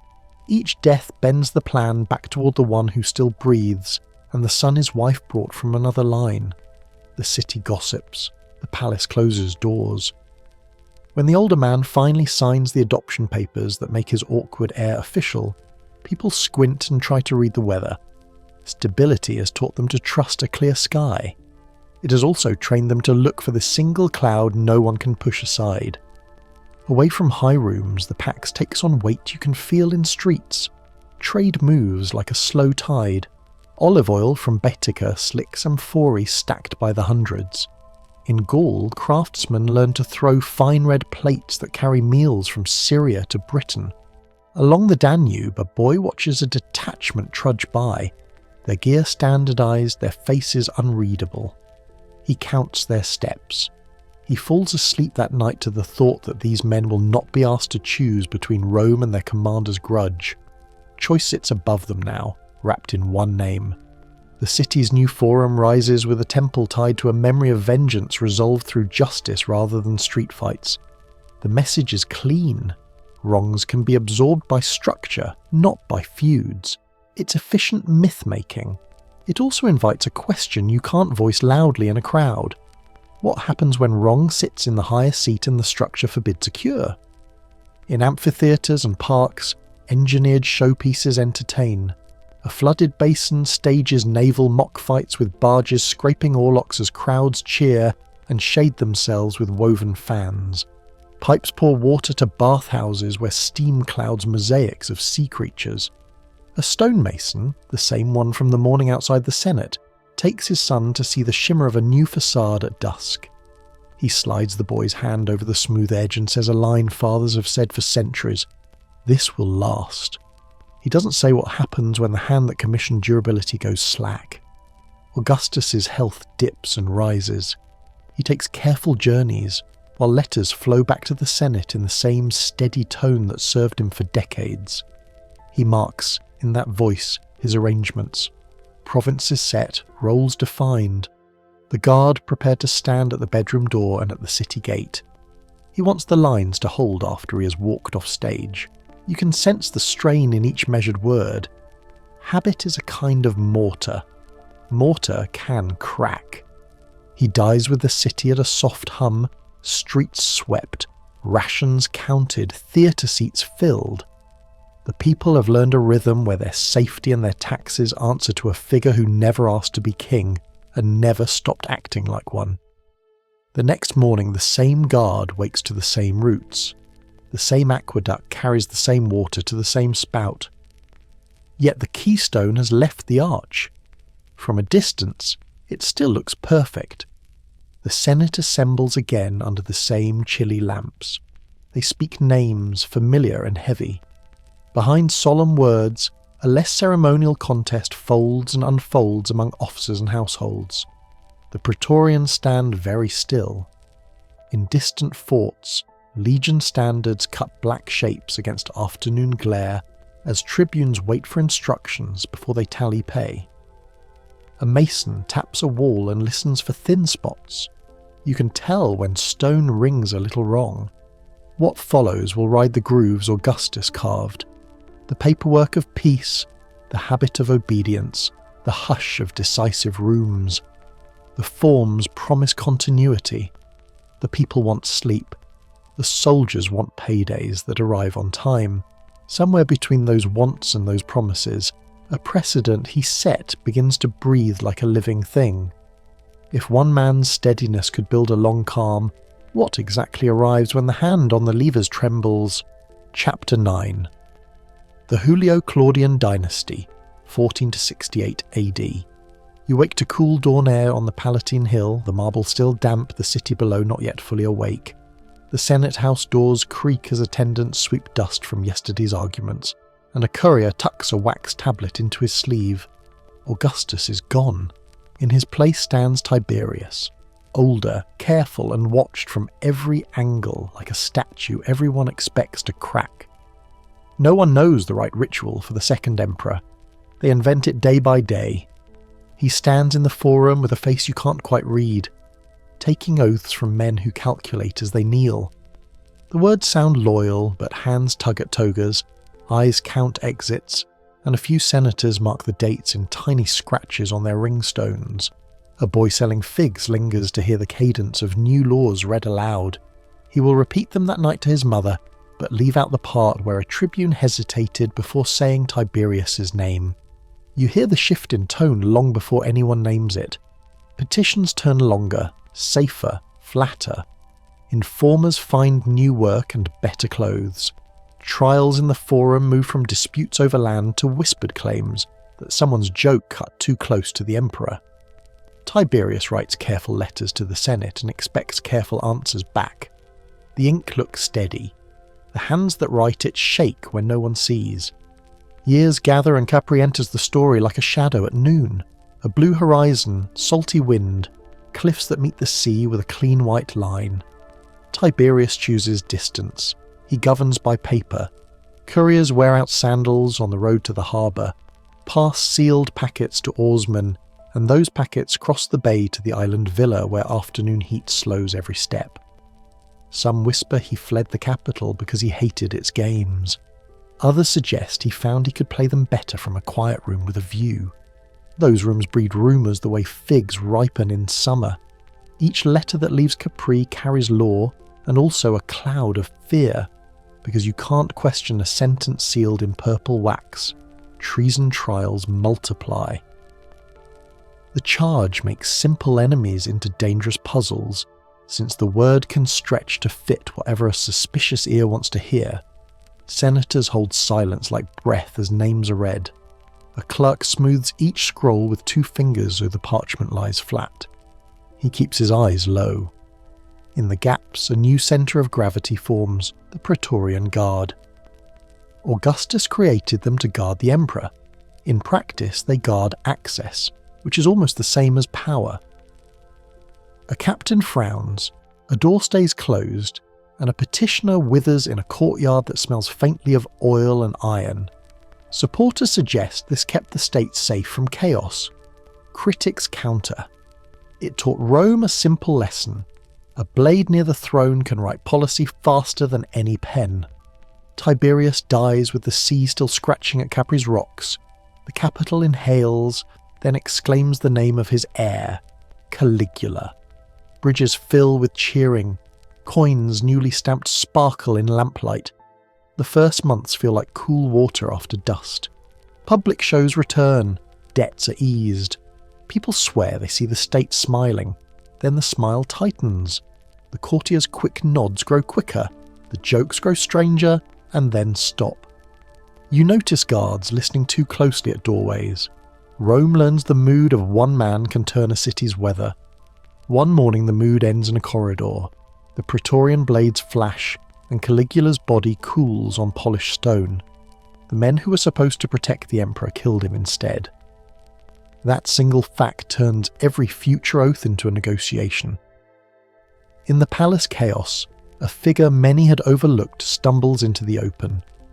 Claudius, nervous scholar, dust on his sleeve, pulled from behind a curtain and hailed as emperor by the very guards who ended the last reign. If kingship once meant bloodline alone, it now also means the nod of paid professionals who sleep with swords beside their beds. Claudius proves different in rhythm and aim. He listens to clerks, reads petitions, and signs edicts you can trace with a finger through the provinces. In a smoky office near the Tiber warehouses, a scribe rubs cramp from his hand while copying a new regulation that clears case backlogs. Trials move faster. Administration firms up like cooling plaster. He brings Britain into Rome's map with iron and bridges, sending units across cold rivers where soldiers wrap wet cloaks tighter at night.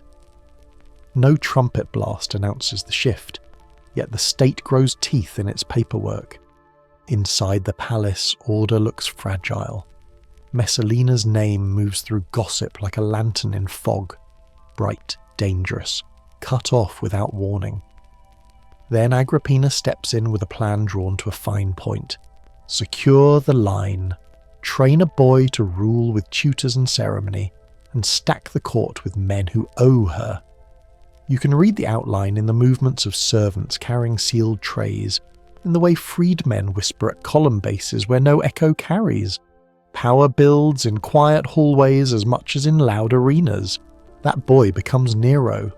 At first he plays the part the city wants. He lowers taxes in places that ache.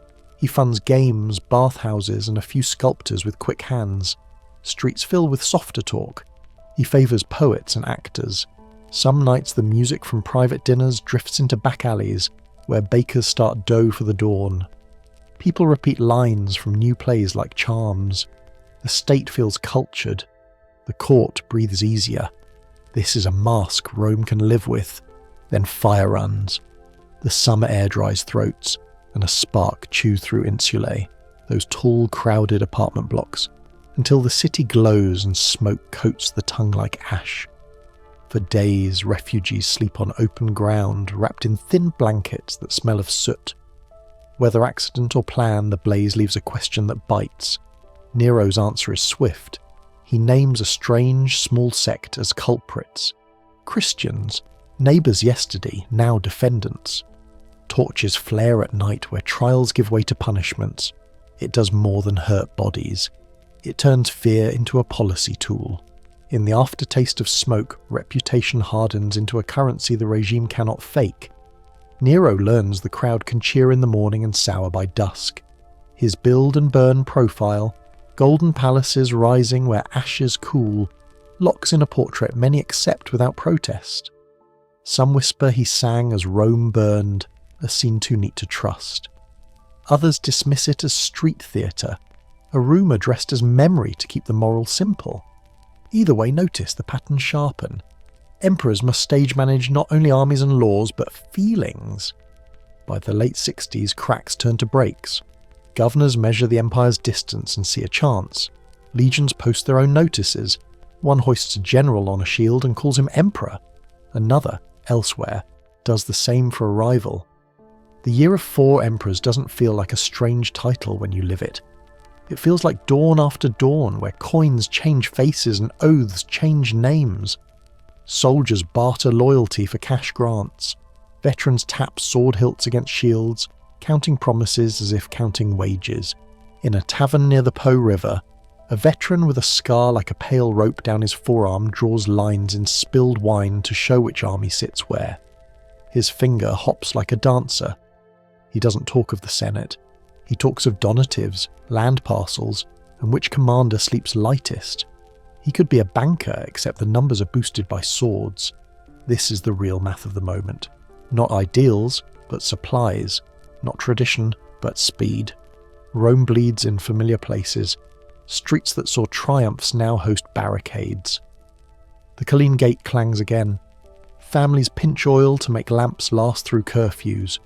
Somewhere, a boy who sold figs the day Tiberius took power has turned old, and he listens to marching feet the way a sailor listens to weather. For pattern more than thunder.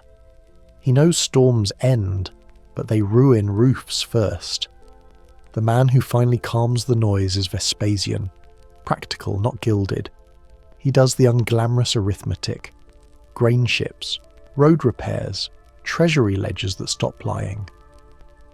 He takes the rubble of Nero's vast private complex and promises public stone instead.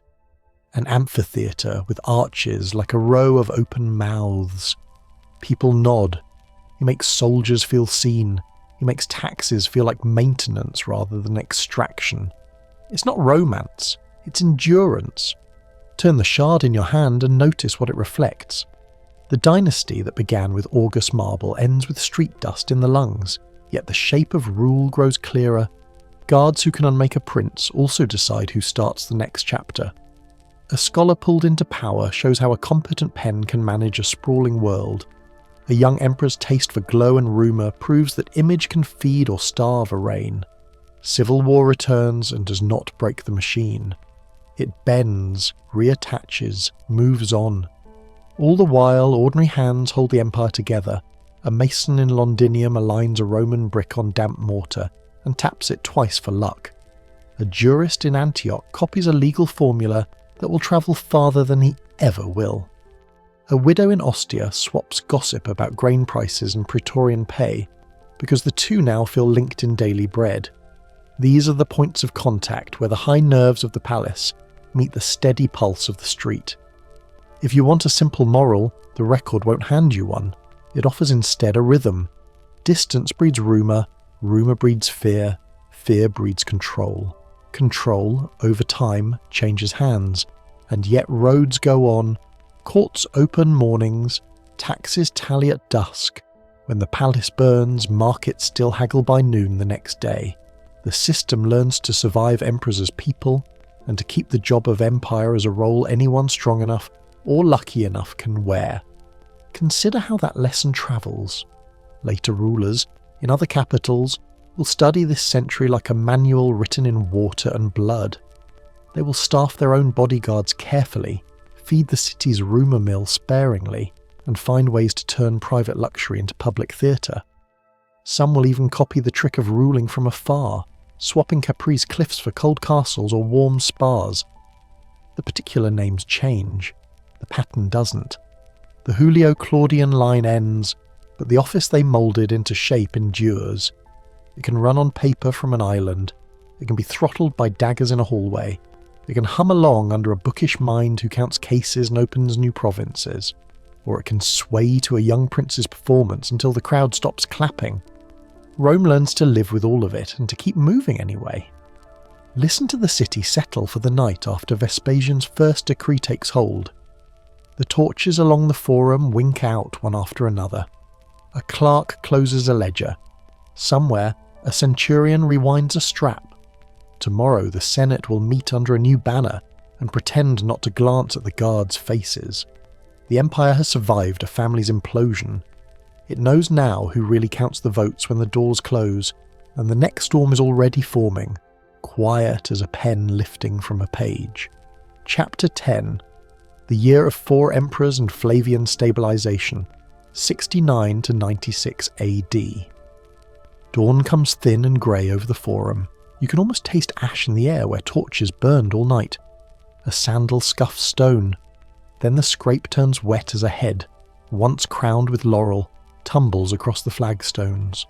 Otho's men shout with voices cracked from cold. The Praetorian ranks adjust their grips, shields tight, eyes flat. January 69. AD begins not with a decree but with a thud. A clerk near the rostra flinches, ink spattering his wax tablet. He will still have to record the day's business. He will pretend the city's heartbeat hasn't skipped. Behind the cheers, a quieter trade settles into place. Coin clinks in hands that used to salute. The guard has learned what the city now admits. Power can be hired. The promise is simple. An emperor feeds the men who guard him. If he stumbles, another will pay better. Some whisper the gods left when Nero sang, but the truth may be plainer. Paydays replaced omens, and when the guard opens a door with blades, the Senate steps through with bowed heads and a list of honours drafted in careful script. Across frozen roads in Germania, another rhythm builds. Winter breath on iron. Standards whip in a hard wind. Legions proclaim Vitellius where oaths once flowed only from Rome.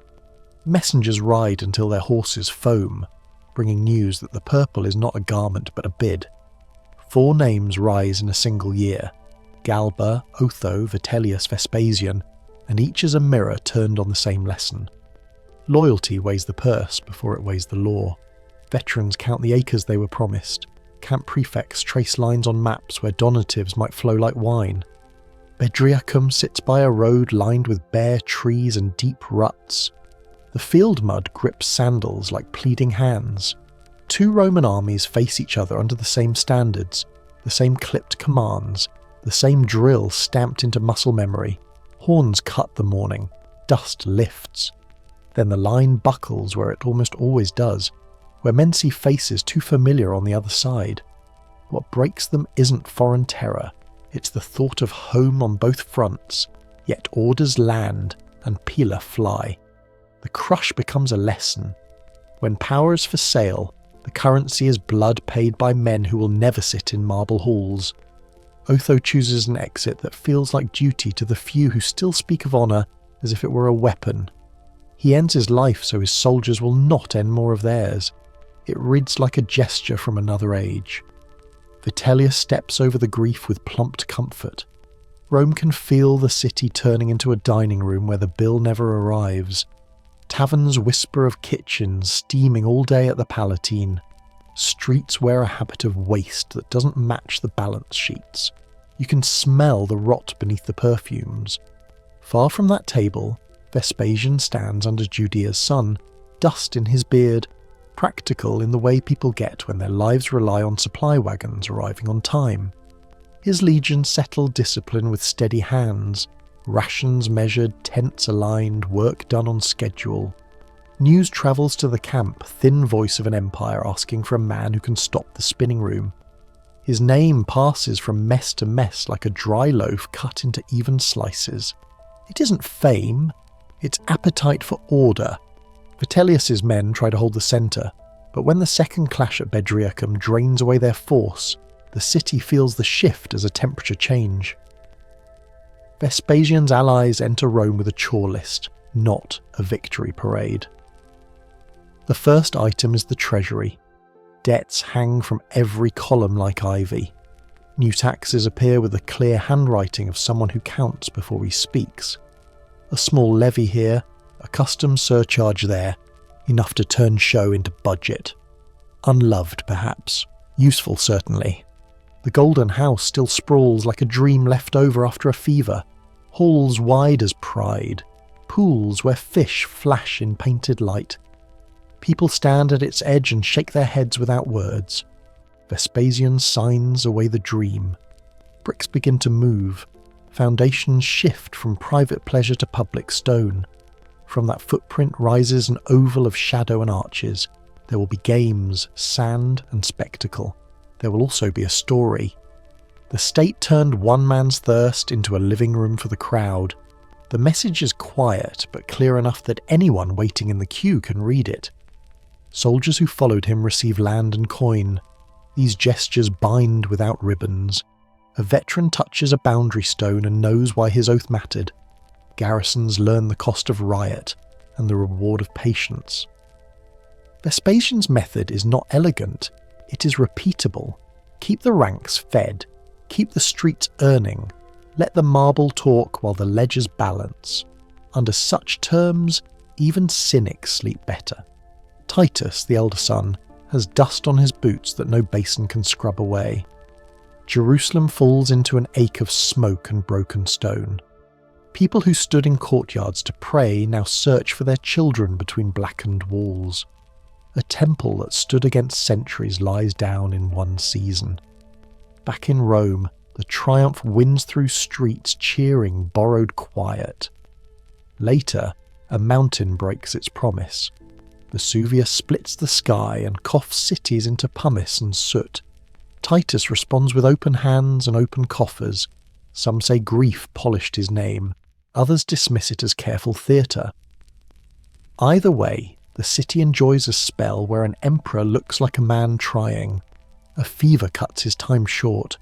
The palace breathes in, holds, then exhales. Domitian. The younger brother writes lines straight. Taxation continues. Borders see fresh forts and measured campaigns. Wheat ships keep their cadence across a blue that hides teeth. Administration hums, and yet the rooms grow narrow. Eyes at dinner track each bite. Accusations settle on senators like fine dust. Condemnations multiply, then become habit. Reforms can run alongside fear until fear decides to drive. In the amphitheatre, crowds cheer as if nothing has tightened. bread tastes the same, the shade falls at the same hour. The Colosseum rings with the call and response of a city practicing unity. We might call it propaganda, but it also holds people together. Architecture can teach a rhythm. Rome learns to gather, to forget itself for an afternoon, to accept the shape of power as a given when the stone arc blocks the sun just so. Domitian likes order in columns and obedience in men. He writes his name into places where names outlast bodies. Roads get crisp edges. Budgets add up. Some whisper a tyrant is still a bookkeeper if the columns balance. Critics counter that the ink he uses is blood. Senate corridors thin with each quiet removal. Imperial portraits accumulate a stare that doesn't shift when you step left or right. The city knows this look. It remembers it from colder nights. The knives come from inside the palace. They usually do when a king grows hard to approach. One morning, officials stop at a door that won't open to his voice. The new emperor, a careful choice, arrives. Not with storms of acclamation, but with a relieved breath. The lesson grows a second root. Competence can keep the machine running. Paranoia can rust it from within.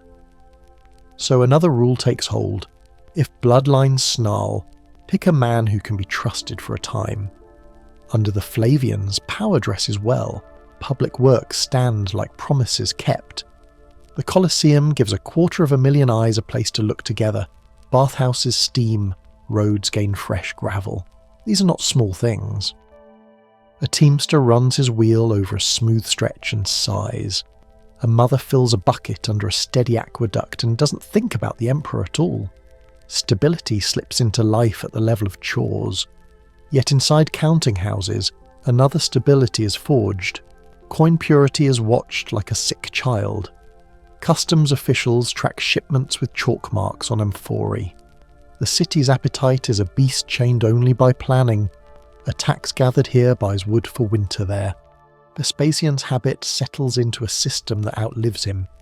You can say the dynasty made Rome feel normal again.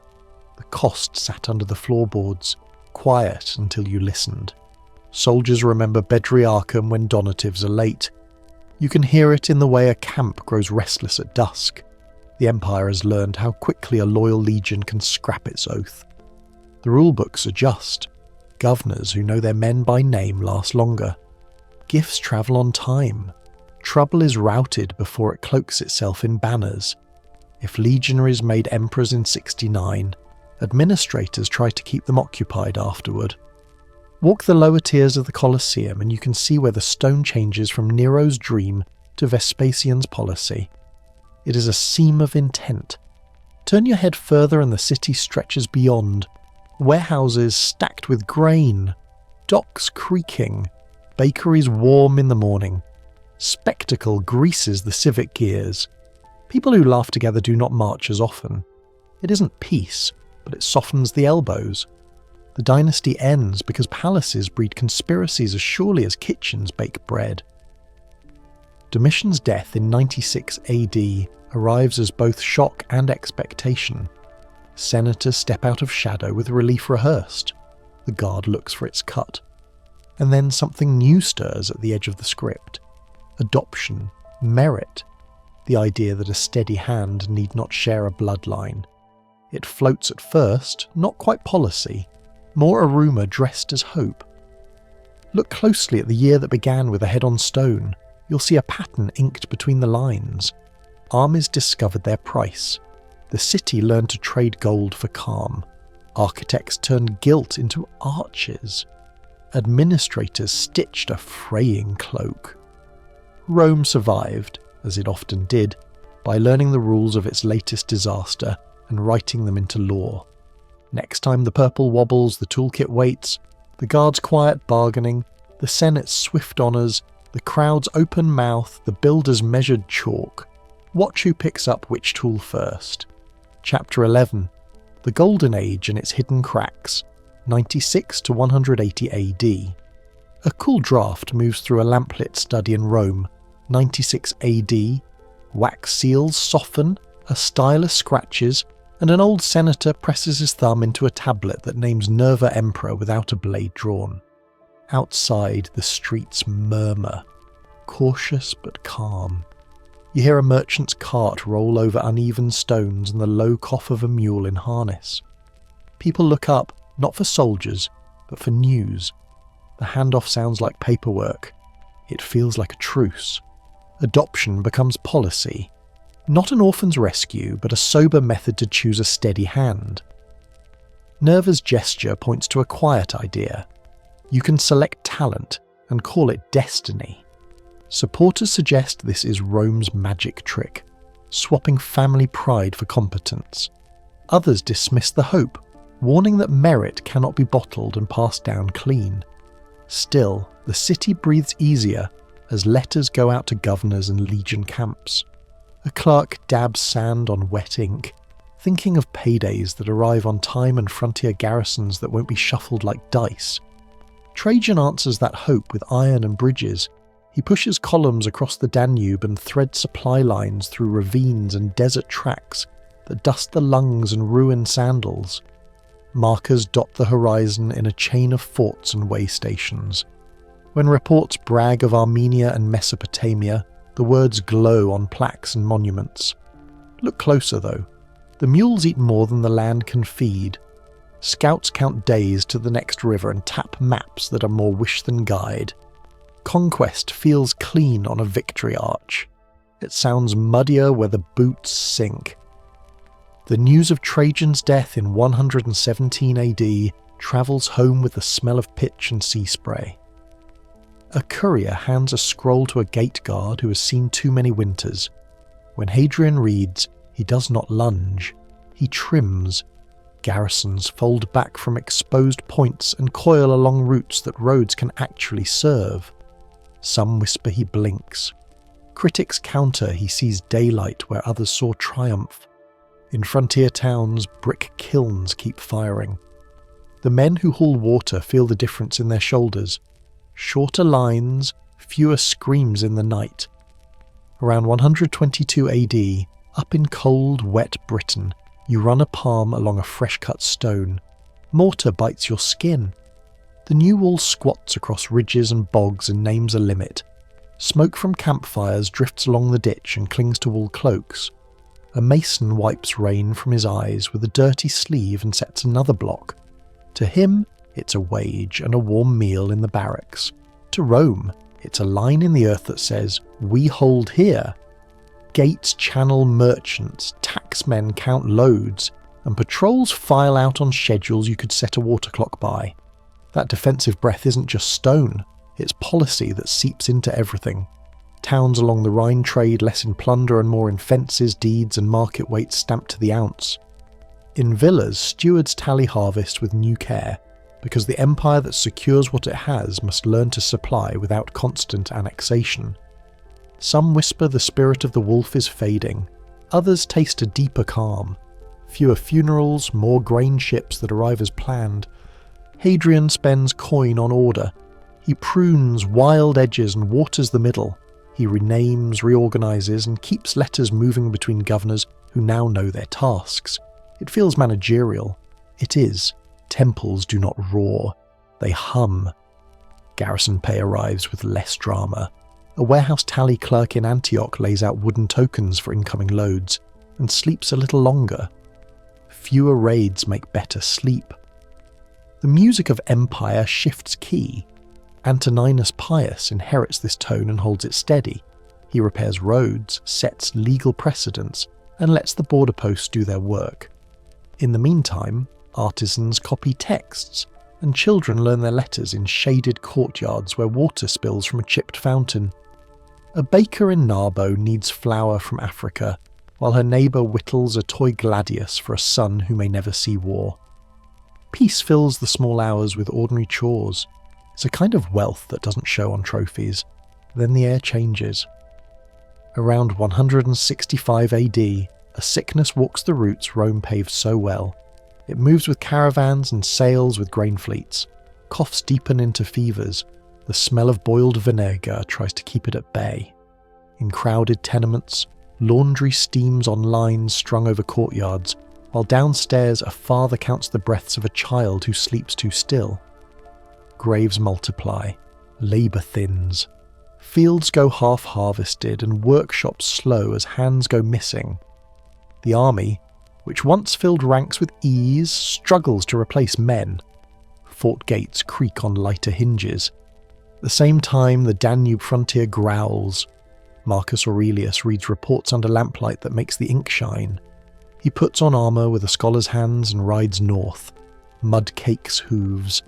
The rhythm becomes supply, patrol, skirmish, council, then letters home to officials who must keep the tax rolls honest, even as the names on them fade. The plague and the wars braid together. Prosperity still shows in mosaics and marble facades, but behind it you hear the cough. That pattern tilts in the light, and its meaning sharpens. Merit, once a clean solution, gains a shadow. Adoptive succession had allowed calm transfers. Pick a steady man, train him, and ease the handover. But the system relies on the one thing America might later call character. You need a leader willing to pick someone better than his own blood. The painters can depict harmony on panel after panel. In life, families hesitate, advisors lean in, wives and cousins speak low. A single promise whispered on a bad night can bend a dynasty. Still, under the 5 good emperors, the map holds like stretched parchment that doesn't tear. Cities hum with fountains and law courts. Judges apply principles that feel even-handed for their time. Contracts recognise property with a precision merchants admire. The roads keep traffic steady. A potter's wheel spins in Cordoba, a perfumer seals clay jars in Alexandria, and a surveyor marks a boundary stone with a careful chisel near Aquileia. Across that wide web, the idea of Rome travels in neat gestures and shared habits. But cracks aren't loud at first. They sound like shortfalls. A quarter of a town goes quiet and no one rings bells. They just work around the loss. Tax collectors adjust expectations down and pass the weight up the chain. Garrison commanders stretch schedules and hope the next cohort arrives full. A ship leaves Ostia half-loaded because there aren't enough hands to move sacks from warehouse to quay. You can stand in a forum and see business as usual. Listen longer, you'll hear the gaps. Critics counter that empire always survives such shakes. They point at walls, at veteran colonists, at the reach of Roman law.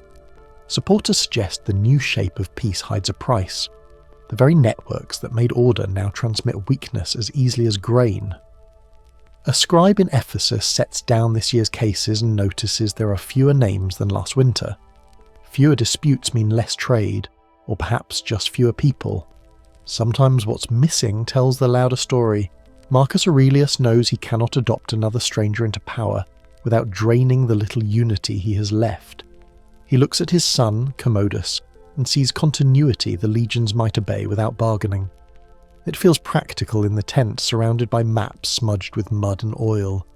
He makes the call that breaks the adoptive chain. Supporters suggest it's a father's duty done under duress. Others dismiss it as a gamble with the roof beams of the house. While marble glints and aqueducts keep their arches dry, the empire stands at a height that fools the eye. The borders are long lines to staff, and the pay chests feel lighter. Each council session in a provincial capital now includes a question no one likes to say out loud. What if the next levy falls short? The answer waits in troop rolls with blank spaces. It waits in fields where grain waves thin. It waits in barracks where new recruits drill with a sloppier rhythm. Trajan's triumphs sit on carved stone for schoolboys to copy. Hadrian's walls squat in damp fog and outlast almost every promise written in crisp Latin. The plague's echo lingers in how quiet country roads feel at dusk. A veterinarian in a frontier fort counts fewer horses to shoe.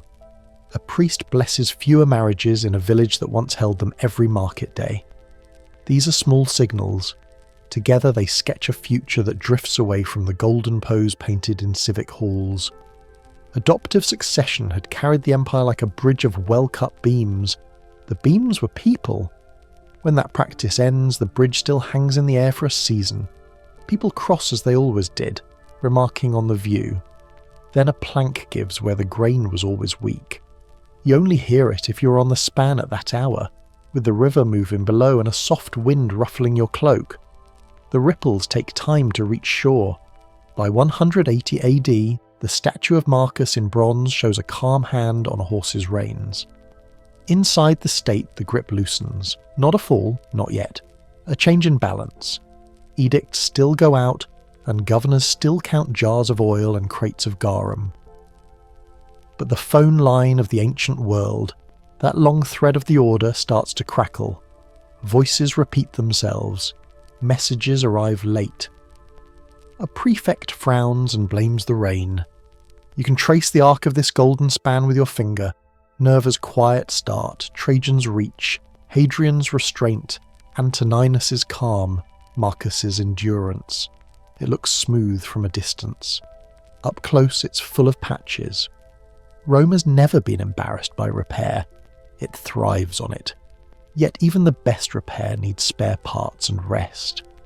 As the lamps are lit in homes from Londinium to Antioch, a single choice about blood over merit settles into place like a weight on the beam. The baker in Narbo closes her shutters.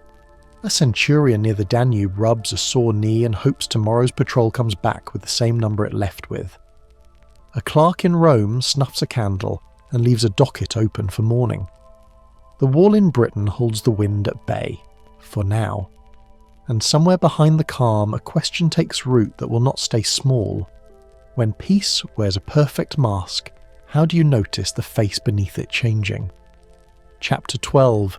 The Crisis of the 3rd Century, 180 to 284 AD.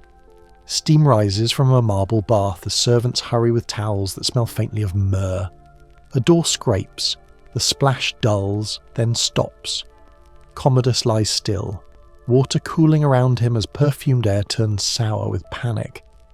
Beyond the palace, tavern keepers whisper the news, while a lamplighter shields his flame from a damp gust. A golden age exhales, and what drifts in is jagged and cold. In the months ahead, troops demand bonuses with blunt steel. Senators glance at doorways before speaking. You can feel the rails loosening under a train that will not slow. You trace the empire's edges on a wax tablet and the line stutters.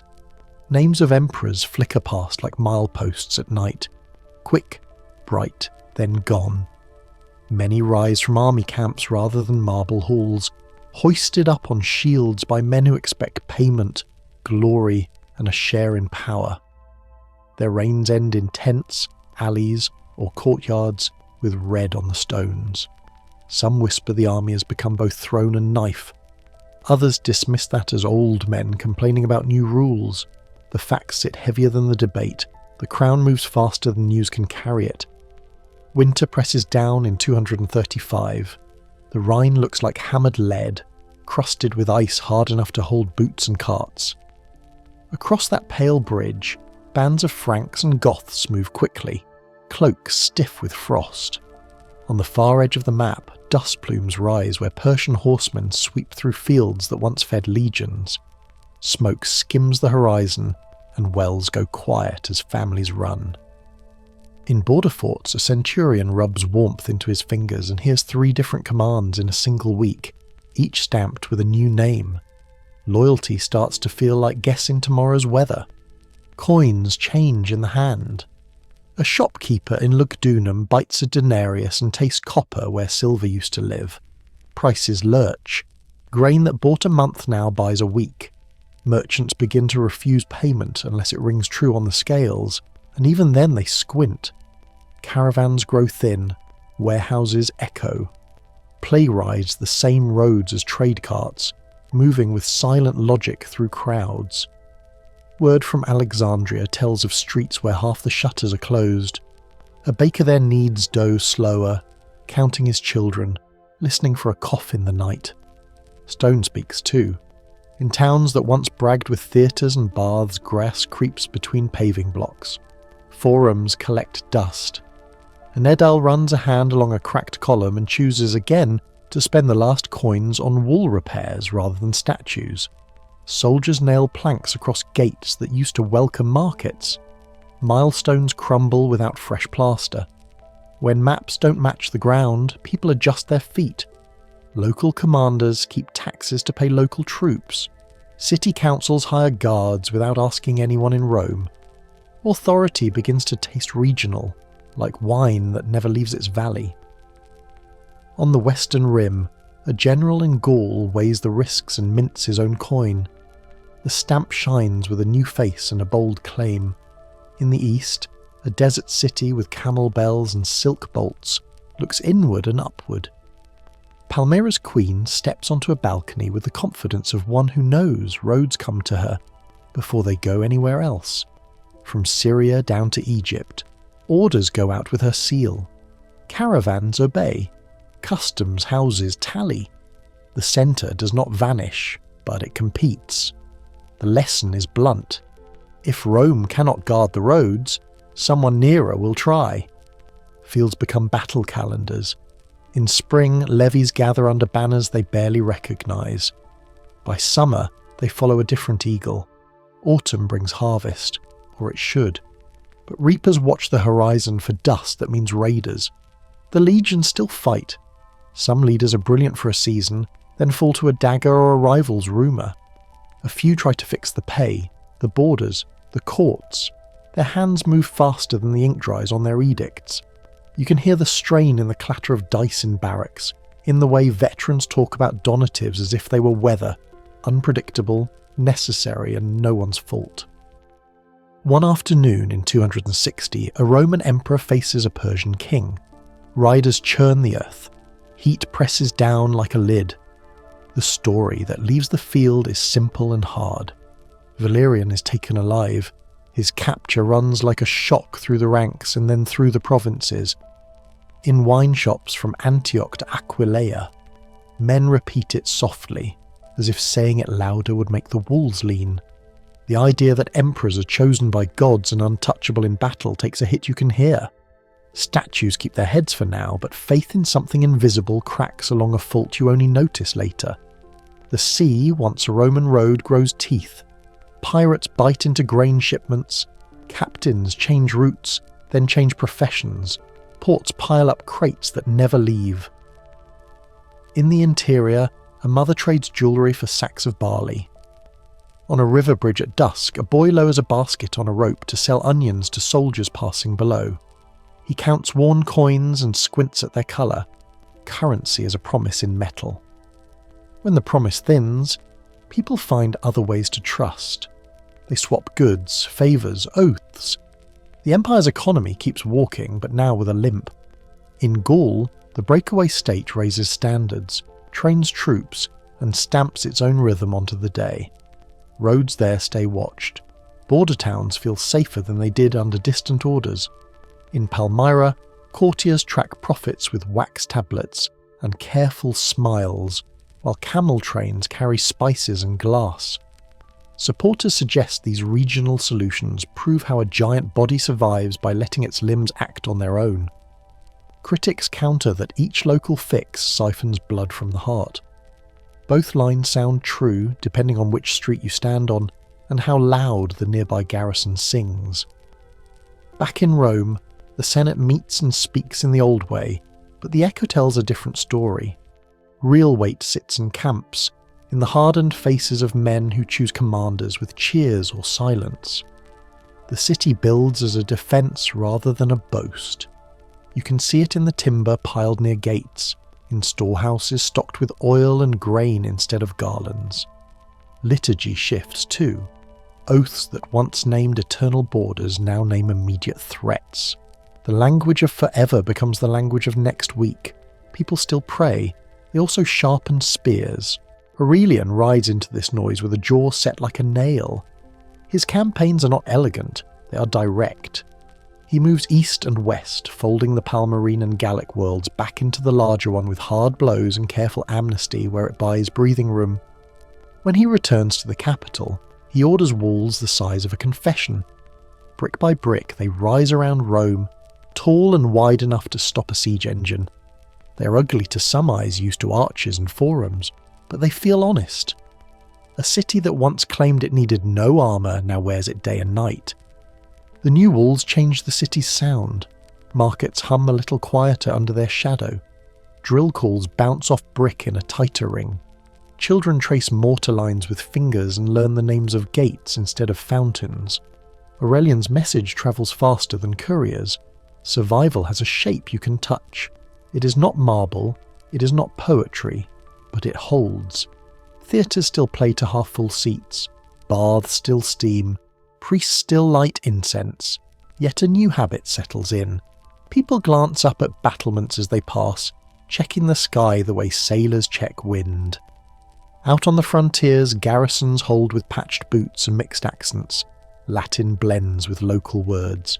Commanders who used to dream of triumphs in the capital dream of stable rations and a winter without surprise banners on the horizon. A miller by a frontier river listens for hooves at night while his wheel turns, grinding grain for men who might wear one of 3 badges by next month. Empire feels less like a single voice, and more like a choir that forgot the melody and found a new one by ear. Rougher, but in time with the drum that matters. Keep going. You can stand on a hill above any road and watch the pattern move. A wagon creaks toward a fort. A column of infantry, thinner than last year, heads the other way. In the distance, a smoke thread marks a village that will be rebuilt again because people are stubborn. The empire bleeds and scabs over at the same time. It loses coins and kings. It gains scar tissue and a memory of what not to do. The old story of an unbroken line gives way to a messier truth. Power can migrate and still claim the same name if enough people nod. Some whisper that the crisis is a teacher with a cruel syllabus. Others dismiss that as hindsight trying to make order from wreckage. Maybe both are ways to stay calm while the ground shifts. What stands clear is how the map redrew itself in minds before it did in ink. Regional power proved it could feed, pay and police. Army camps learned that a quick council could replace a slow edict. City councils learned that walls keep promises better than rhetoric. These are not the dreams marble was built to house. They are the tools that keep lights on in winter. By the late 270s, the empire breathes in one chest again, though the ribs feel tender. Taxes rise, but so do patrols. Governors issue edicts with more bite. The coinage reforms start small fires and then put them out. Not every fix holds, enough do. People adjust to a state that looks them in the eye and says survival first. Pride bends, not because it loves to, but because it must. The idea of Rome starts to include bricks that admit fear, and officers that wear armour under their robes. It's a quieter kind of grandeur, but sturdier when the wind lifts. Walk the Aurelian walls at dusk and you meet the new Rome. A mason wipes lime from his hands and points out a seam he will align tomorrow. A fruit seller counts a rough handful of better minted coins and breathes easier. A soldier checks a gate chain and counts the beats between torches. The city still throws shadows like before, but their edges sharpened when stone rose higher. You may miss the swagger of an age that didn't think it needed barriers. Then you hear hoofbeats pause outside the gate, then turn away, and you feel why the change was worth it. The crisis does not end with applause. It fades the way a fever does, leaving sheets damp and the room a little strange. People come out into the street and test their legs. They talk less about glory and more about how to keep granaries full, borders watched, and money honest. The empire that steps forward has learned to live with a truth it once refused to say aloud. One ruler cannot be everywhere, and power shared is not always power lost. The air smells of wet brick and olive smoke. Somewhere a scribe files a decree that will matter more than its seal suggests. There's a last look to take before we move on. The walls stand, soldiers drill, and banners flutter with names that will soon change again. Yet in the mortar, in the habit of local command, in the acceptance that armour has a place in the capital, you can see a plan sketching itself, one that trades a single sun for a constellation. Where that leads will not feel like restoration. It will feel like a new language taught to an old empire, one careful word at a time. Chapter 13, Diocletian's Great Division, 284 to 305 AD. Cold air rides off the Adriatic as canvas snaps on a line. You stand in a Dalmatian camp in 284 AD, where cooking smoke mixes with iron and horse sweat. A grizzled officer named Diocles thumbs a chipped coin, silver rubbed thin from too many hands. Around him, dispatches lie open, frontier forts abandoned, another general cut down by his own guard, barns empty in provinces that once fed legions. Purple-cloaked officers kneel in frost and hail him with a new name, Diocletian. Hope. Spoken like a gamble. He reads by lamplight. One letter says the Danube froze and men from the forest crossed on foot. Another says Persian riders fired granaries along the eastern roads. The wax seals feel warm where the courier's fingers pressed. He knows the distance from Britain's rainy edge to Mesopotamia's dust is more than a swift horse can answer. The map will not obey a single hand anymore, no matter how tight the grip. The tent flap lifts as the centurion enters, mud on his boots, waiting for orders that fit no old pattern. Diocletian chooses breadth over bravado. If the empire breaks along its miles, then rule must bend with it. He starts with the bones. He splits provinces, doubling the count so no governor holds a region so large he becomes a rival. Civil hands and military hands separate, one set holding taxes and cases, the other holding spears. Paymasters receive strict routes. Commanders no longer run courts. It sounds dull beside battle, but soldiers feel the difference when wages arrive on time and a judge cannot order their march. Coinage comes next. Debased silver has turned market stalls sullen. Merchants weigh denarii with suspicion, pinch them, scrape them, demand barter. Diocletian resets the currency to restore trust, a promise hammered in mints from Trier to Antioch. Prices still itch and sore, and some whisper his price edicts bite more than they heal. But the signal is plain. The state will show up in wheat measures, in leather sandals, in the edge of a shovel on a new road. Not only in triumph arches when wars end well. In 293 AD, he does the unthinkable and makes it feel orderly. He calls up a partner in the west, Maximian, and names him Augustus, equal in rank to himself in the east. Then he appoints 2 junior emperors, Caesars, to train under them and cover the rim. 4 rulers, 4 capitals closer to hotspots, 1 empire. The tetrarchy looks like a chessboard laid over real mountains and real river crossings. If trouble rises in Gaul, the western pair can move before a courier's horse dies halfway to Nicomedia. It is not only geography.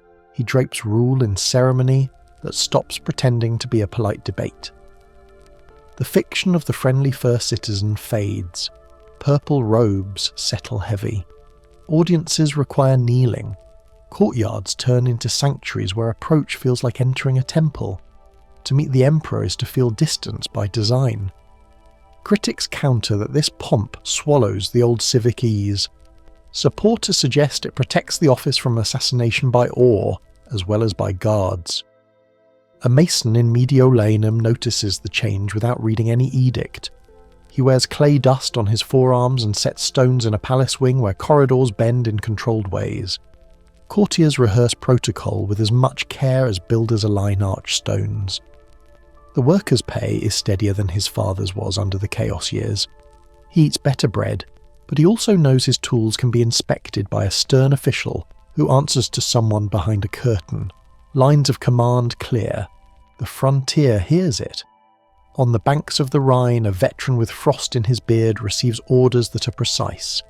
He does not wonder whether a provincial governor will drag his cohort into a tax protest or a local trial.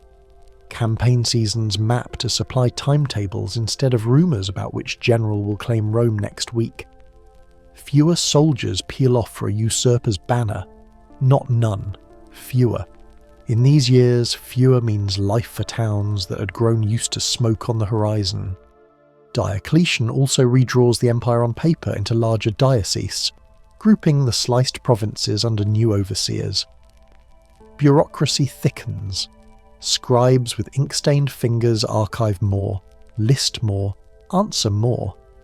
It feels like drag to those who loved brisk improvisation. It feels like ballast to those who remember the ship rolling in storm. A system that once trusted custom now trusts forms. It is slower. It is also harder to hijack overnight. The army feels the push toward Order 2. Recruitment finds structure in regional districts. Supply depots sit closer to frontiers and keep inventory tallies that outlive commanders.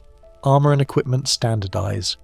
Not perfect uniformity, this is Rome, not a factory, but closer than the patchwork that lets some legions march barefoot beside others gleaming.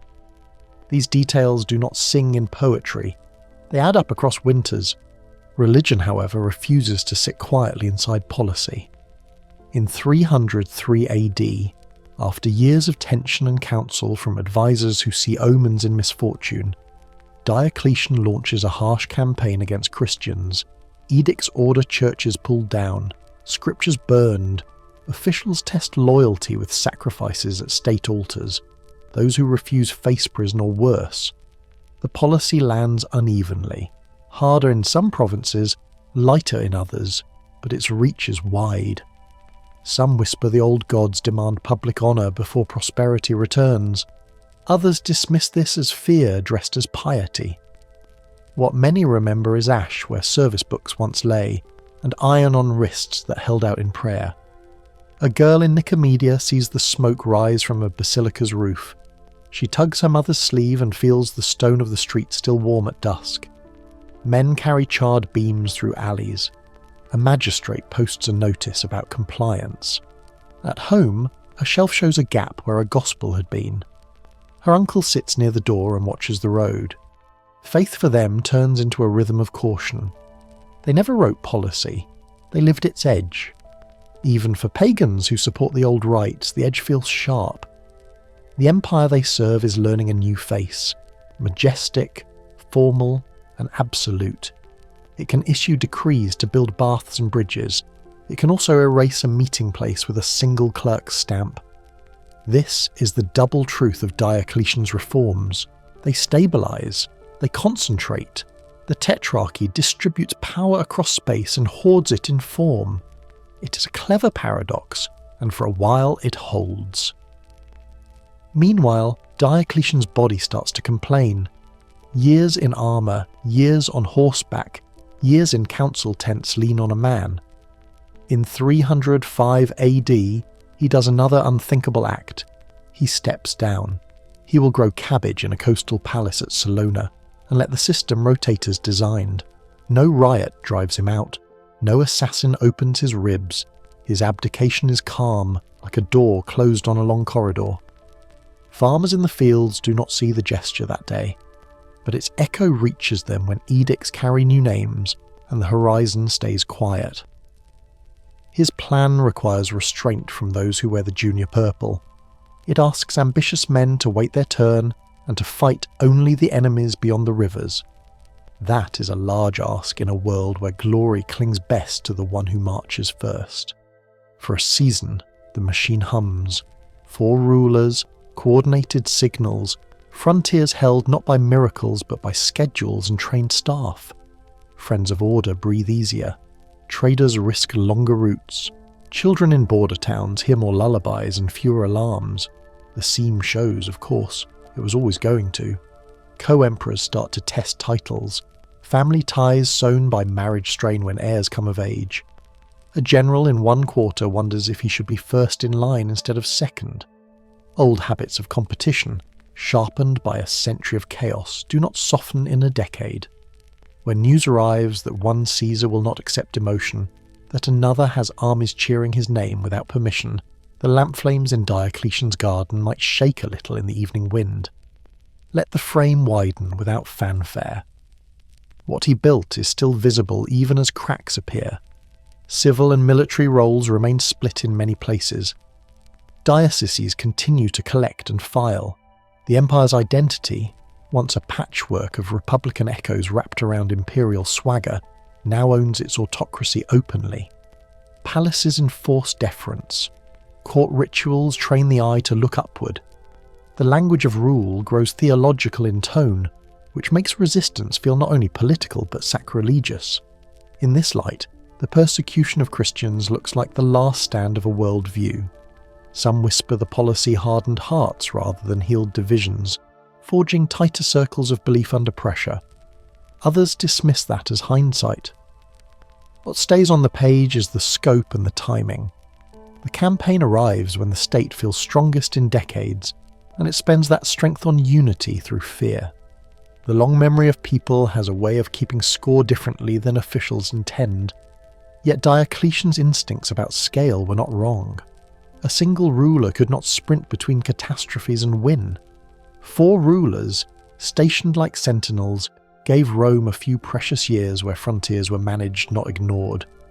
The cost was clarity about what Rome now was, no more soft masks, majesty without apology. That frankness would shape what came next, even in the hands of men who never read his plans. One last campfire before we leave him. A young courier warms his hands above coals in Pannonia. He carries an order stamped with 2 names, not one, and that still feels new. The order speaks of harvest levies, road repairs, and troop rotations staggered by month. Nothing about glory, everything about flow. He tucks the tablet into his cloak and rides into a dawn that smells like wet leather and pine. The empire he serves is both narrower and stronger than the one his grandfather tried to describe. The gamble remains. Can cooperation outlast the rush of ambition when purple feels close enough to touch? You know the next messenger will carry different news, claims, counterclaims, a vision on a bridge, and a capital founded where 2 continents meet. But hold here for a breath. In the cold of 305, cabbages grow in a coastal garden, and a retired emperor trusts that systems might tame storms he could only ride. Chapter 14. The First Christian Emperor, 306 to 337 AD. Cold northern air moves across the camp at Iberacum. Leather creaks, breath shows in pale threads, and the ground holds last night's frost like crushed glass. You stand near the line of shields as rough hands lift a tall young officer onto their shoulders. He doesn't flinch at the wobble. Torches spit resin. An iron ring on a centurion's finger scrapes the boss of a shield as he raises it, and the chant begins with 1 voice, then a dozen, then the whole cohort. In 306 they name him emperor in a place where Roman roads end in wet fields and smoke.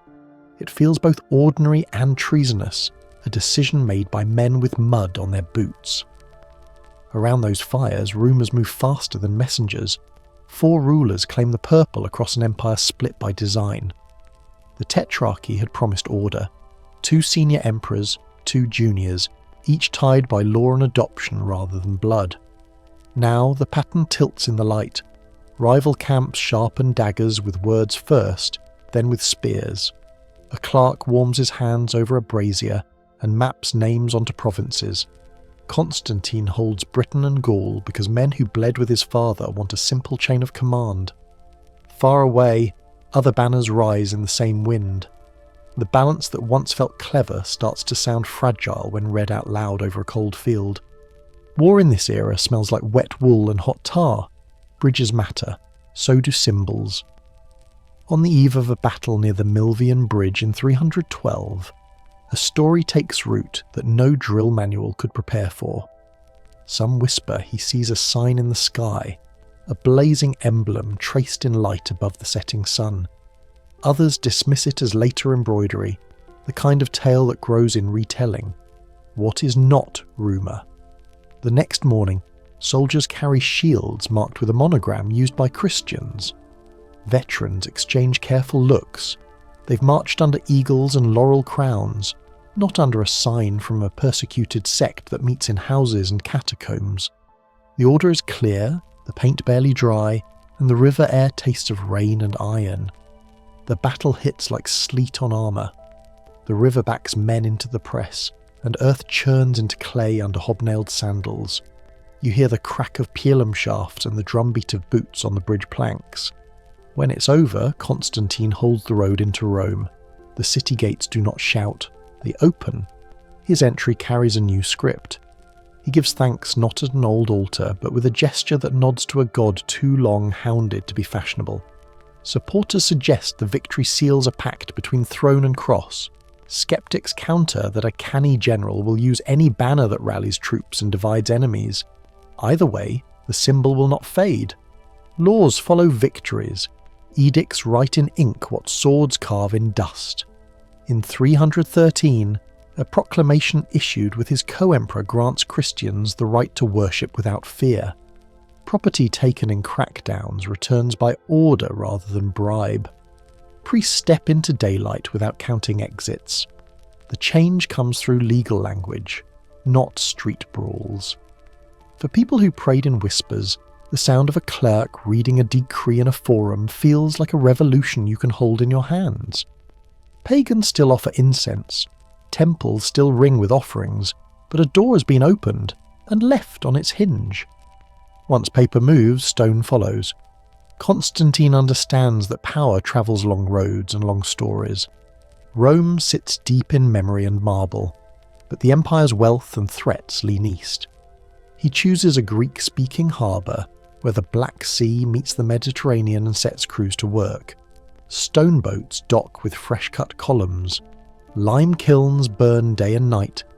Surveyors pound stakes into windy ridges that will become avenues. He calls the city New Rome in form if not in name, and by 330 ceremonial processions walk its streets.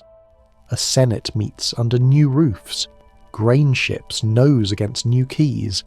The map's centre of gravity shifts with the scrape of quarry blocks and the hush of wet plaster drying on imperial halls. A mason there wipes mortar on his apron and points at a rising basilica. In this city, sacred buildings take on a new grammar. Long halls, broad naves, light falling from high windows in measured stripes. The emperor funds churches as he once funded baths and arches. He calls councils to settle disputes about belief, with arguments rather than riots. Bishops arrive in travel dust and leave with written formulas that claim to bind truth for all Christians. Some whisper he acts as a referee. Others see a confident patron shaping a religion into imperial order. And still, the streets sell fish, money changers count coins, and sailors curse windless days. The blend feels seamless because daily life soaks up change the way dry earth drinks rain. Administration does its quiet work in the background. Tax systems harden lines on parchment, then on the ground. Gold coin holds weight more steady in some years. Soldiers receive land grants in frontier zones, and couriers move with passes that open doors. The emperor's laws now speak often about churches, clerics, and property dedicated to worship. Judges weigh disputes between bishops and town councils. The empire, once tied to cults that fed the state with sacrifice, learns to anchor legitimacy in the language of a single god, a universal emperor under a universal heaven. It's practical and grand at once. It keeps the wheels turning while giving the machine a new emblem on its hood. Back in the old capital, senators read the mood fast. Statues keep their pedestals, but some shrines lose their crowds. The forum hears new debates about charity and patronage. Landowners sponsor churches along with games and grain.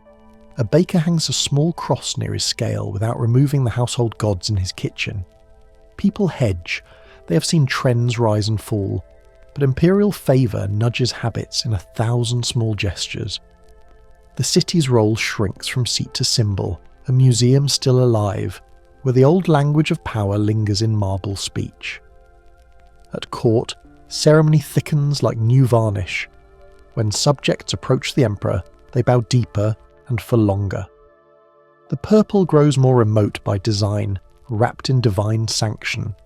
It is not the careful disguise of earlier princes who called themselves first among citizens. This is frank rule with a holy accent. In letters, bishops appeal to the palace. In decrees, the palace speaks about doctrine. Critics counter that such intimacy between faith and power risks turning prayer into policy. Supporters suggest it finally unites the empire's body and soul. Out in the countryside, it often feels simpler. The harvest comes or fails. Travellers carry news that the Eastern Court is rich and busy. Milestones pass that no drum announces. A soldier's wife in Antioch learns she can leave money to a church in her will. A city council repairs a road with funds gathered under a bishop's watch. A Christian community in North Africa recovers a house seized years ago. and elders restore it as a meeting place with clay lamps and fresh plaster. The legal web that once bound temples and sacrifices now wraps around basilicas and almsgiving. Even people who never step inside a church feel the network's weight as it links charity, law, and prestige. The empire's borders still see movement and pain. Rivers freeze, and northern tribes test crossings. Desert frontiers shift with raids and counter-raids. Constantine campaigns when needed and builds when time allows. He names sons to offices that look secure on charts. In the new capital, he unveils statues that speak of victory over time, a column set with a figure meant to last, a city gate scaled to awe traders as they pass through with carts full of spices, glass, and fish sauce. If the old Rome spoke Latin and smelled of smoke from 1,000 braziers, this city speaks Greek and tastes of salt and wind off the straits. You can stand on a hill there and see why the bet feels safe. Sea lanes braid below. Armies can move by road or by ship. Customs houses count revenue in rhythms more regular than tax wagons grinding over Alpine passes. The east cities, Antioch, Alexandria, Nicomedia, feed the court with grain and ideas. Schools teach law that now quotes Christian concerns along with contracts and crimes. The imperial script binds God and emperor in ways both solemn and convenient. It offers a unifying story to a world that has learned to distrust improvisation after a century of chaos. In late years, Constantine's hair turns grey while building crews keep a steady pace. He attends councils that harden lines of belief. He funds churches in Palestine and shrines on Roman hills for good measure. Statues of old gods do not all vanish. Some shift meaning, some are left alone as heritage rather than worship.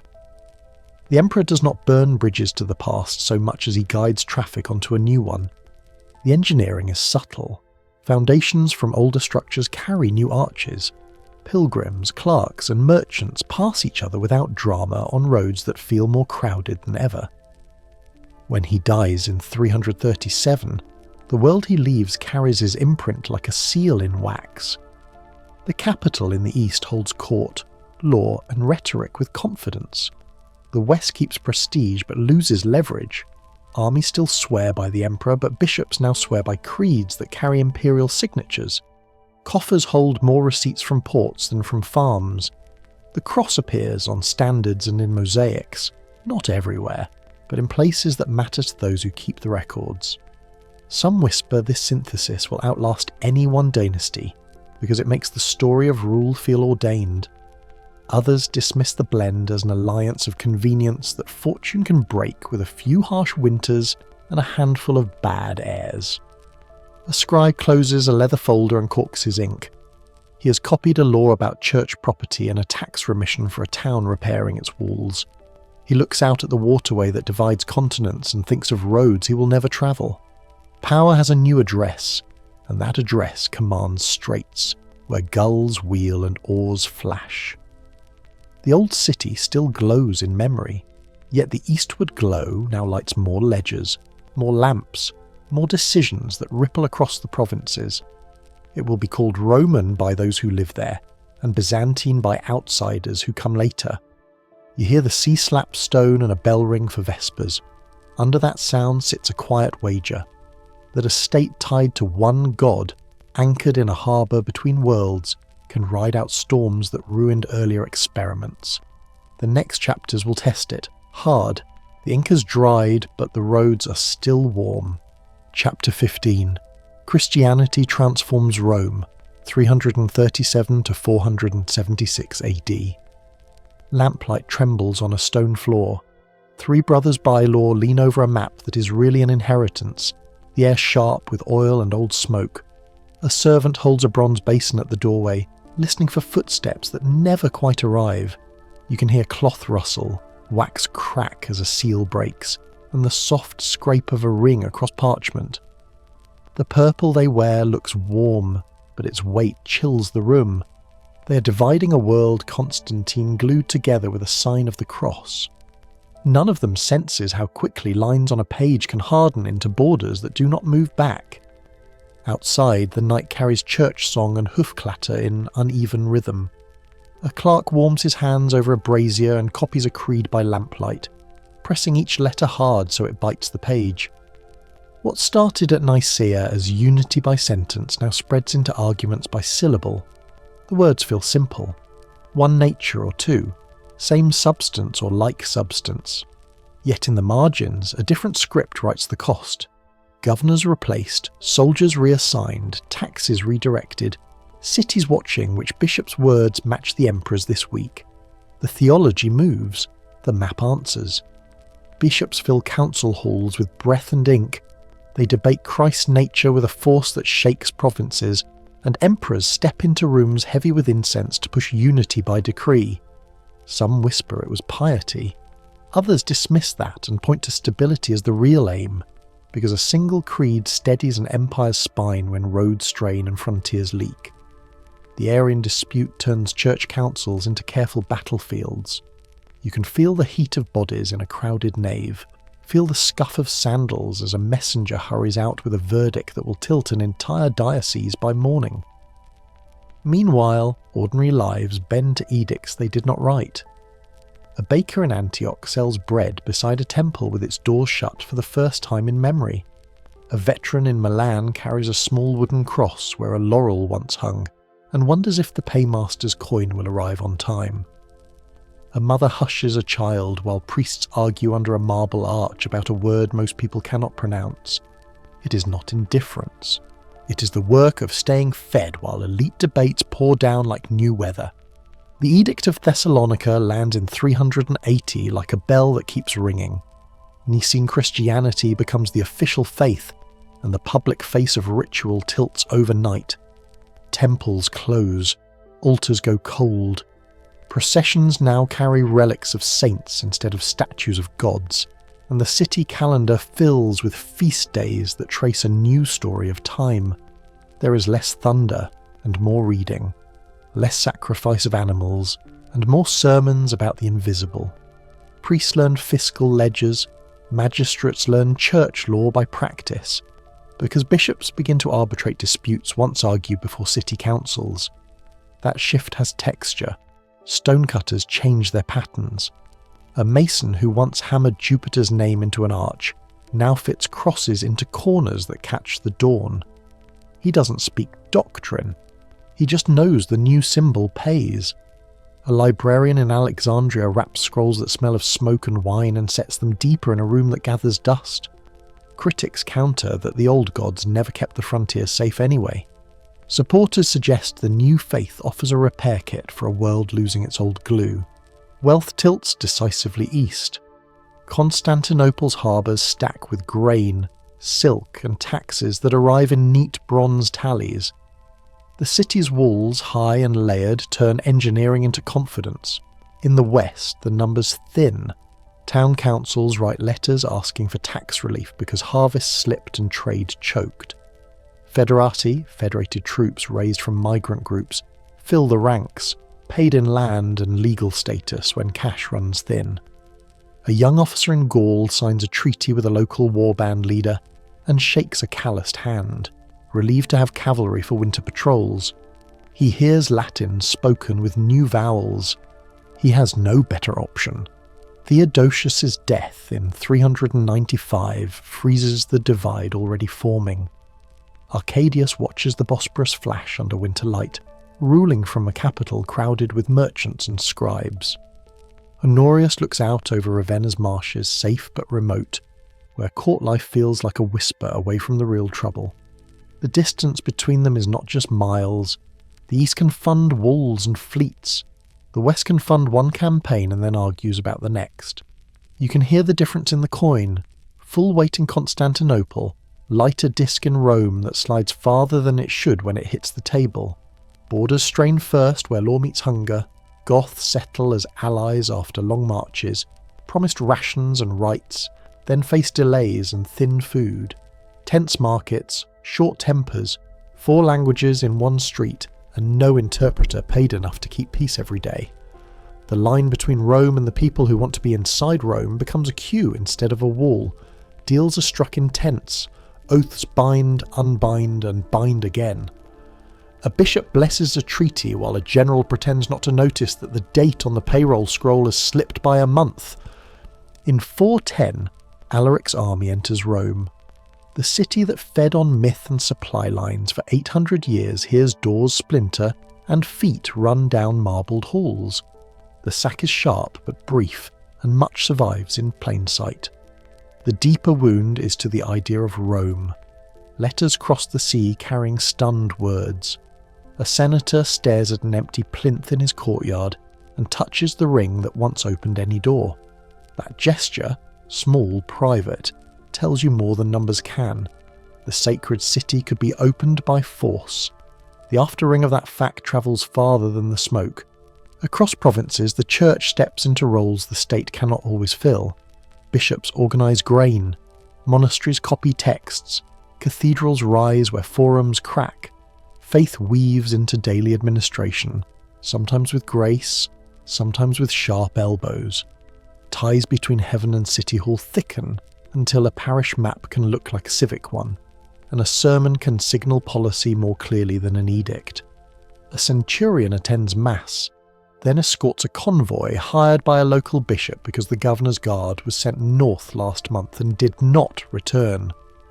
The 5th century becomes a slow unthreading for the West. Provinces fall away like loose tiles in a mosaic. Britannia stops receiving orders, and not long after, stops sending taxes. Gaul answers to new kings who style themselves Roman while minting different coins. Hispania writes new law codes with old Latin bones. North Africa, the breadbasket slips, and with it the grain ships that once set a city's daily mood. Each loss makes the next one easier, not by fate but by arithmetic. Fewer revenues mean fewer troops. Fewer troops mean more negotiations that look like surrender written nicely. Federati commanders grow into kings in all but title. They wear Roman belts, they issue Roman-sounding laws, they also answer to their own war councils and blood ties. In some towns, the legal day begins with a bishop's blessing, passes to a Roman judge who cites an old code, and ends with a Gothic chieftain accepting oaths in his own tongue in the same square. People adapt. A merchant hedges his bets with 2 seals on his letters, one for each authority. A farmer pays dues to whoever sent men down the road last week. By mid-century, the East watches with a mix of pity and calculation. Constantinople greets ambassadors from the West in bare rooms, offers help with cautions that preserve leverage. Its fleets guard sea lanes that now feel like arteries driving a separate body. A scribe there tallies revenues briskly. He writes marginal notes about grain ships and gold weight in a hand so neat it could be a prayer. He has heard of Rome's troubles. He also knows his city's walls stand high and the granaries are full. In 455, another sack, this time by Vandals from North Africa, cuts at symbols again. The city survives, damaged and anxious. Stories grow around what was stolen and what was spared. The pattern tilts in the light and its meaning sharpens. Rome's image can still absorb blows, but each one leaves a bruise people can point to. Pilgrims continue to come, kneel, and leave coins at shrines that bloom even in thin years. Faith keeps footfall steady where policy cannot. All through this, a quiet but lasting shift unfolds in how people belong. To be Roman no longer only means legal status under an emperor everyone can see. It can also mean worship in a common form, Latin prayers crossing frontiers that law no longer keeps. In the West, the Bishop of Rome grows into a figure whose letters travel more reliably than tax collectors. In the East, emperors and patriarchs write side by side, 2 centres of gravity, 1 shared book, many different readings. Then 476 arrives without trumpets. A Germanic general named Odoacer guides a young emperor named Romulus Augustus off the stage. There is no pyramid of bodies, no burning of the Senate house that day, no theatre of annihilation. The imperial insignia cross the sea to Constantinople, a parcel that says in effect, keep the title, we will keep the land. In Italy, Odoacer rules as king, and many offices continue their paperwork with new headers. A notary seals a document in wax and sighs because the script he learned still serves, only the addressee has changed. The Eastern Court receives the regalia and acknowledges what needs to be said to keep the world's story neat. It maintains a line of emperors, real power packaged in ceremony and steel. In the West, people note the change and then go back to finding bread and mending roofs. The end of an empire looks, on the ground, like a change in stationery and a different face on the coin. Soldiers continue to guard gates. Markets open each morning. The church bell marks the hours. The old roofs creak, but they still hold for now. What survives most strongly is the habit of Rome, its law, its roads, its way of writing time, and that habit flows east with imperial authority, even as it leaks into many Western hands. The city that once ruled becomes a memory and a shrine. The empire that still rules speaks Greek in its streets and calls itself Roman without irony. And in quiet houses from Ravenna to Carthage, people whisper a simpler test. Whoever keeps the peace is Rome enough. Stand at that doorway again, where a servant listens for footsteps. The lamp still burns. The map still lies on the table, edges curled. Borders have moved, but the idea refuses to sit still. The question that warmed this room in 337 now stretches across two worlds. If Rome can change its faith, its language, and its capital, then what exactly ends when an emperor hands over a crown?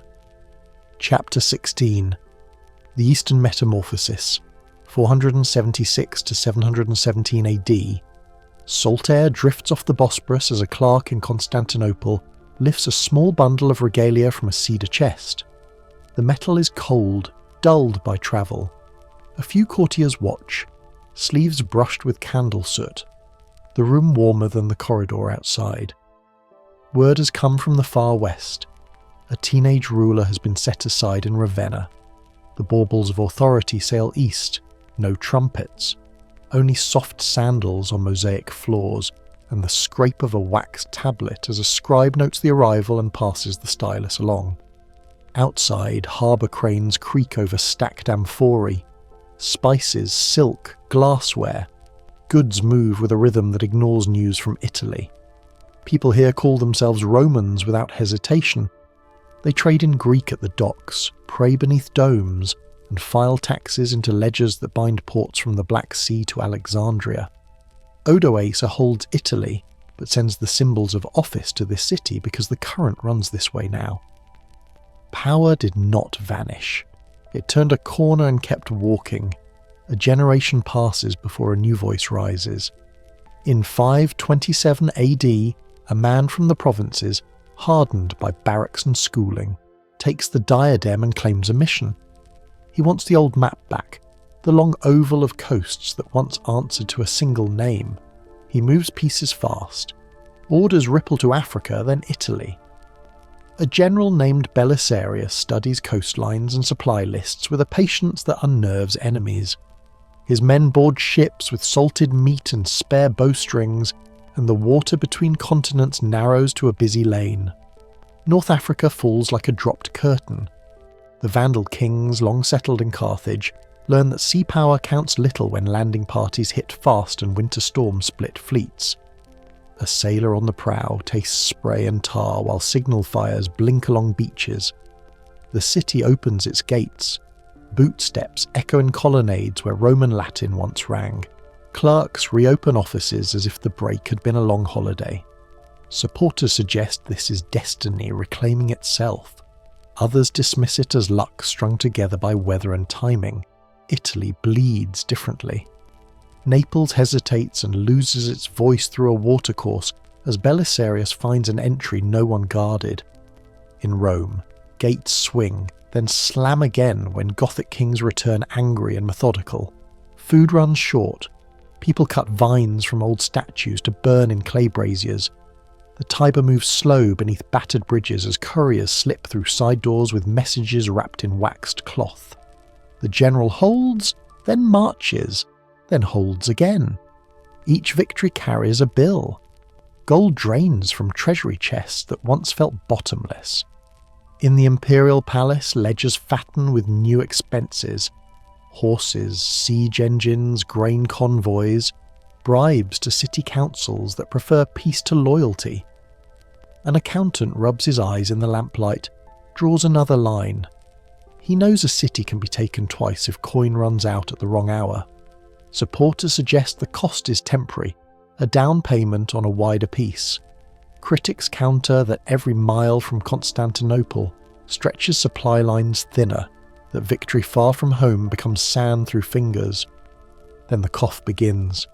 In 541, carts roll through districts that sounded alive a week before. Doors hang open, beds still warm. Skin cools with a heat that feels wrong to the palm. Priests move from house to house, whispering rites shaped in calmer decades. Dock workers stop shouting prices. Ships arrive light, depart lighter. The number of hands to lift ropes and carry sacks shrinks until silence takes jobs without a fight. The plague moves along trade routes like ink through paper fibres. Some whisper it began with grain from Egypt. Others blame the sins of cities. The truth, perhaps, is simpler and harder. Rats, fleas, the speed of ships, the closeness of people. Markets quiet, then restart thinly. Then quiet again as waves return. Entire streets in the old quarter lose sound. A midwife who has steady fingers in every season now keeps count of bodies for the ward. She learns the weight of linen used to shroud an adult, and how to fold it alone without a partner to hold the corners. In the midst of this grief, a dome lifts. Hagia Sophia rises with scaffolds like a forest, planks sticky with resin, copper nails set with calloused thumbs. The mortar smell mixes with incense from nearby chapels. The emperor steps inside one morning to hear a chorus test the vault. Notes climb and circle back, a soft thunder above the floor. It is not a contradiction to build during loss here. It is a statement of pace. The city works through disaster with the same tools it uses for triumph: stone and schedule and stubbornness. Law keeps pace with stone. In a chamber away from the clamour of ships and horses, scribes sort scrolls into piles. They copy, compare, scratch out, and condense. The Corpus Juris Civilis starts as a project list and turns into a spine. Rules about property, debt, marriage, crime, procedure. Centuries of edicts pressed and trimmed into a single body that a judge in Antioch can use as cleanly as one in Thrace. A young advocate runs a finger down a new page, grateful that the terms hold steady from column to column. It does more than tidy shelves. The code sets a rhythm that outlives parades. As territories change hands, the courts keep moving. Contracts keep value. Witnesses still swear. Appeals find sequence even when banners change colour above the gate. You can lose a city and still win a lawsuit in the next one. Critics counter that words cannot hold borders. Yet when armies stall, law advances anyway, leaving footprints that remain visible long after cavalry prints wash out with rain. While plague stutters and armies march, a fresh storm rolls out of the south. After 634, fast riders move with short bows and clear orders. Syria folds, then Egypt, then Palestine. Garrison commanders weigh food stores against chapters of the new legal code, and see that words cannot patch walls or refill grain jars. Oases and river mouths shift allegiance with a speed that makes messages feel late by the time a wax seal dries. The map loses great slices. It does not break at the capital. Constantinople tests what stone can do. The Theodosian walls, layered and stubborn, take blows that would ruin a lesser city. Cauldrons heat on parapets. Greek fire, thick and eager to cling, answers wood and rope with a blaze that water cannot tame. A veteran on the ramparts squints through smoke, lips cracked with salt. He has learned where to stand between volleys, how to pass a pot without spilling, and when to keep his head low as arrows hiss like insects. Twice the city becomes a question with a yes or no answer. Twice it answers yes. Between sieges, merchants thread narrow lanes. Monks copy texts by window light. Greek words fill orders and prayers, Latin lingers in formulas, seals and oaths. No one feels the language shift as a decree. It comes instead like weather, steady and natural. Old officials still remember a Latin phrase for the right to be heard. Their sons give the term in Greek without thinking, and the meaning lands clean. They call themselves Romioi, Romans, and the state Romania, with no sense of pretending. Italy, once reclaimed, begins to slip under new kings. In the north, Lombards test bridges and tax farmers. In the east, Persians press, then recoil. At court, officials redraw lines on wax boards, move beads that track ships and grain. The emperor's messengers still reach the Taurus passes and the Aegean islands, but further runs cost more men and more luck. A bureaucrat folds a map carefully along old creases. The centre tightens. Amid all this motion, the general's small stories endure. Belisarius holds Rome against Gothic siege for a year, with rationing and patrols that move by night along ivy-choked walls. He pays a spy as much as a company of archers because one unlocked postern can save a month of fighting. He sails fast, with troops light on baggage because speed replaces numbers. When a courtier tries to cut his budget, he sends back a letter that lists nails, sandals, oats, arrows, and ends with a simple question: do you want the city or not? The plague refuses to leave the timeline. It returns with seasons, knocks gaps in family lines, and changes which children survive to fill workshops. Whole trades wobble. A weaver takes on 2 apprentices because she knows one may not see summer. A cartwright reuses iron hoops cut from funeral pyres. Food prices blur and spike. Tax offices write new formulas for remissions and forbearance. The empire learns to carry loss like a constant weight, and still walk toward the harbour each morning, and yet the law code keeps being copied. Courts open on time. Hagia Sophia's dome does not come down. The city holds its sieges and its ledgers. Traders do business under eaves with cracked plaster and talk about rates more than politics. If the empire has learned a new trick, it is this: hold the core, let the borders breathe. Expansion would be nice. Survival is necessary. The clerk with the cedar chest would understand this model. He did not choose where Rome's centre sits. He kept the receipts. By 717, a traveller from Antioch could walk through the markets and hear only Greek in the haggling, then step into a court and feel the Roman shape of justice settle over the room. Priests chant in tones that lift and fall like oars on the golden horn. Children trace letters that will never spell the old Latin months, but they learn the same civic prayers, the same layered idea that law stands above men. The map looks smaller than Justinian's dream, but the structure feels denser, like hardwood. Some whisper that identity bends too far when a language shifts. Others dismiss the worry. The walls care nothing for conjugations. Coins carry imperial faces that no longer bother with togas. The shipwright measures beams with the same rope his father used. He hears news about a new siege and tightens a knot because that is what keeps a hull together. Maybe labels matter less than labour, and a people stay Roman by how they keep records, build domes and defend gates in the rain. The record falls silent on many private hurts. A widow who buries 3 in a season, a mason who leaves a thumbprint in wet mortar and does not return to see it dry.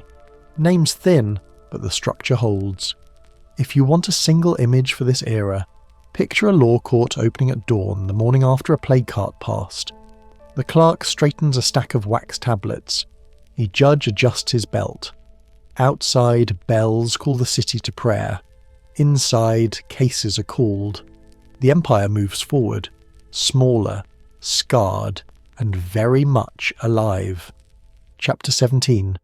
The Iconoclastic Revival in the Great Schism, 717 to 1204 AD. The morning air off the Bosporus tastes of smoke and salt. You stand on the sea walls where embers still glow in narrow cracks, and gulls circle low over quiet water. Siege machines have been dragged away, their grooves still visible in churned mud. Inside the gates, Men sweep broken tiles from church steps with slow, careful strokes. The empire has lived through another storm, and the city breathes, a long, tired breath, beneath a sky that promises nothing. Nearby, Emperor Leo III watches the harbour cool. He rubs grit from his palm, then turns from the waves to the painted faces inside the churches, to glass eyes set in gold that seem to watch him back.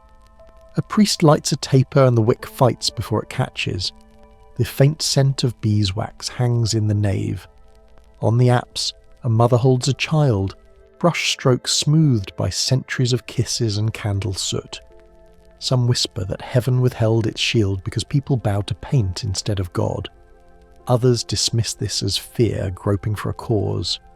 Leo's jaw tightens as he studies the faces, saints, martyrs, prophets, while a deacon waits with a rolled decree tied in red. The page will unspool and carry soldiers into workshops, monasteries and homes. Pigments will meet the end of a chisel. Faith will be asked to stand without a picture to lean on. Orders spread in 726. You hear boots on marble and the dull crack of plaster. A young icon painter, fingers stained with lapis and ochre, presses his palm to a wall before the first blow lands. A squad prees tesserae from a mosaic, each little square clattering into a sack, 1,000 tiny sunsets vanishing into burlap. Down the alley, a nun slips a small wooden panel, Christ's face thinned by time, into a bread oven hidden space, warm and dark, safe for now. The city divides not by language or blood, but by gaze. Those who see images as ladders to prayer, and those who see a trap that bends the knee to wood and stone. The arguments sound like thunder rolling across a plain, steady at first, then close. Some supporters suggest the earth shook as warning, that battles lost and crops blighted were verdicts against painted devotion. Critics counter that images teach the word to those who cannot read, that colour and light carry truth as letters do. In palace halls, scribes copy edicts, while bishops trade letters framed as counsel and delivered as challenge. This quarrel will stretch across generations. It will pause, lurch forward, pause again. Empress Theodora, years from now, will call the icons back. But in these streets, the break feels permanent as dust settles on empty niches. Out on the frontiers, a different sort of reform takes shape. Maps of provinces fold into a new grid. Themes, each with a general who also carries a tax register, a judge's seal, a road ledger. Soldiers work fields granted by the state, sharpening plough and spear on the same whetstone. A boy in Anatolia plants barley in soil that he believes he defends by the furrow. When the beacon fires flare along ridgelines, the village gathers by the church and lists are read. Fathers, sons, uncles, all under oath to ride. The theme system hardens the landscape into layers of response. Every valley can raise a shield wall. Every pass has a name and a captain who knows it by heart. The reorganised army changes its gait. Heavy cavalry drills in the dawn chill, horse breath hanging in white puffs, lamella plates clicking with a faint metallic chatter. Droman warships coil ropes on decks scented with tar and pine, oars set like ribs. If the empire cannot grow wider, it will grow denser, nerve and vessel packed close. Letters from Constantinople travel faster along roads patched by garrison hands. Taxes come in grain and service as much as coin. The empire that stumbled in the last century now learns a new step, shorter, firmer, less showy, but built to turn on a heel without breaking. The message does not stop at the borders. Two brothers, Cyril and Methodius, walk muddy tracks north with a satchel of folded scripts. Their task is simple to state and hard to do. Find words that fit new tongues and carry liturgy without breaking it. In a hut lit by a small hearth, a woman traces letters on a wax tablet while a child watches the shapes take root. Curves and strokes that feel familiar yet fresh. A bridge from Greek to Slavic speech. A monk copies the gospel into Old Church Slavonic, his hand careful, his breath steady. In these letters, Cyrillic, faith leaves the city's echo and travels by mouth, by song, by page. Soft power does what spear points cannot. In Moravia, a village church stands of timber and thatch, and a priest chants words a farmer understands. He hears about heaven in his own vowels. He carves small crosses into his gatepost, and his children learn them before they learn to plough. Trade follows belief, and belief follows trade. The empire's stories seep into markets where amber beads click in palm lines, and into courts where princes ask to marry brides who pray east. Some whisper this is conquest by verse and alphabet. Others see it as simple hospitality with sharp edges. Either way, the frontier moves inside ears. Back in the capital, scaffolds rise along the great palace as money at last begins to flow with some ease. Basil I takes the throne in 867 and brings a craftsman's pride to the city. Streets are swept, docks repaired, and courts moderated with a sober hand. Campaigns push at old lines outward. Phalanxes retake forts once chalked off as lost. Markets buzz again with dyed cloth from the Aegean Islands and honey from the Black Sea. A poet leans on a stall and tastes figs that burst with sugar. The city feels like a knot that's been untied and retied with care, tighter and closer to the grain. The Macedonian revival shines in a way that could blind if you stare too long. Churches commission new mosaics in deep blues and gold that do not shout, they glow. Law books thicken, gloss upon gloss as judges debate how best to measure damage or bind a contract. Scholars in quiet libraries stack texts saved during earlier fires and griefs, and a copyist turns a page from an older Roman jurist with clean fingers. Yet while wealth and ceremony return, another thread winds tighter in the West. Latin hymns swell in basilicas that do not bow the same way. Papal letters carry a voice that insists on rank and reach beyond what the East will grant. You hear the difference at the edges first. A merchant from Amalfi bickers with a dockmaster over tariffs, both convinced the other's rules make no sense. A monk from Rome gestures as he tries to explain one word, filioque, and a deacon in Constantinople frowns. It sounds small, just a clause, but it carries a view of God and church order that splits like a hair. In council chambers, old wounds from iconoclasm still itch. Trust is thin. Language is a wall as much as a bridge, so the letters harden and the handshakes cool. One day in 1054, men in black robes lay parchments on a high altar, and the ink declares what voices have whispered for years, a break that will not sew itself shut.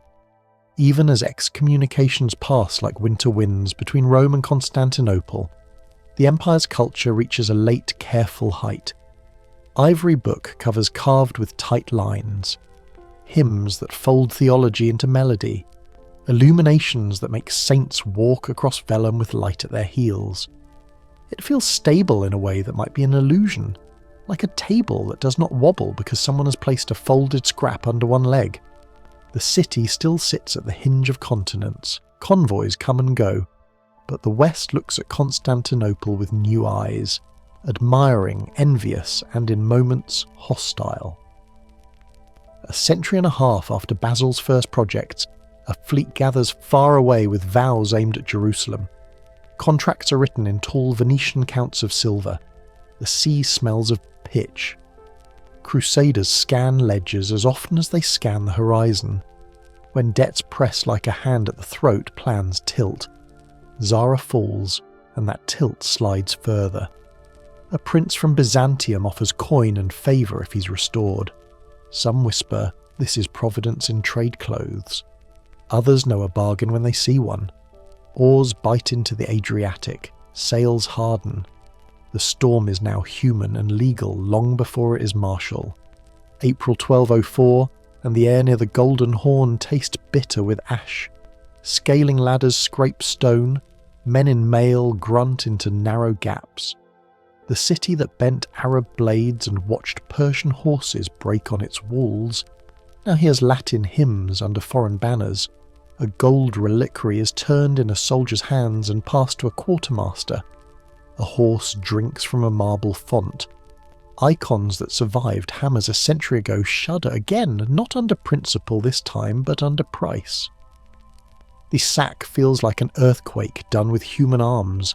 The throne room's silence afterward is the kind you hear in a room that has been emptied too quickly. Power scatters east and west. Nicaea gathers court and ceremony on a smaller stage. Trebizond leans on trade winds and mountain roads. Epirus watches mountain passes and plans like a fox. The empire still speaks Greek, weighs matters in Roman law, and prays with the same cadence. Yet each copy is slightly less crisp than the original parchment. Pronoia grants, land revenue traded for service, keep armies in the field, but also nibble at central force. Venetian counting houses mark new ledgers as ships clip between islands, and harbours turned over by treaty and threat. Constantinople, when retaken in 1261, returns none of its old mass, just its old name. A scribe in a back room mends a torn manuscript with glue that smells faintly of flour. His careful fingers speak to what the state cannot hold. Memory on paper, lines that survived fire in a chest moved at night. Street vendors still sell bread honed to the same simple crust. Priests still swing incense along nave aisles, where soot braids old and new sorrow. People adapt because they must. They sell favours or buy time. A mason patches a wall where a shell cracked it wide, and he hums a hymn that his grandmother hummed when he was small. The scale shifts, but the rhythm of living clings to narrow alleys and courtyards. The bond to the Latin West will not knit back. In some stories told in taverns along the Aegean, the Crusaders are cast not as brothers, but as wolves who wore sheepskin. Clerics at pulpits choose calmer words, yet the distance shows even in calm speech.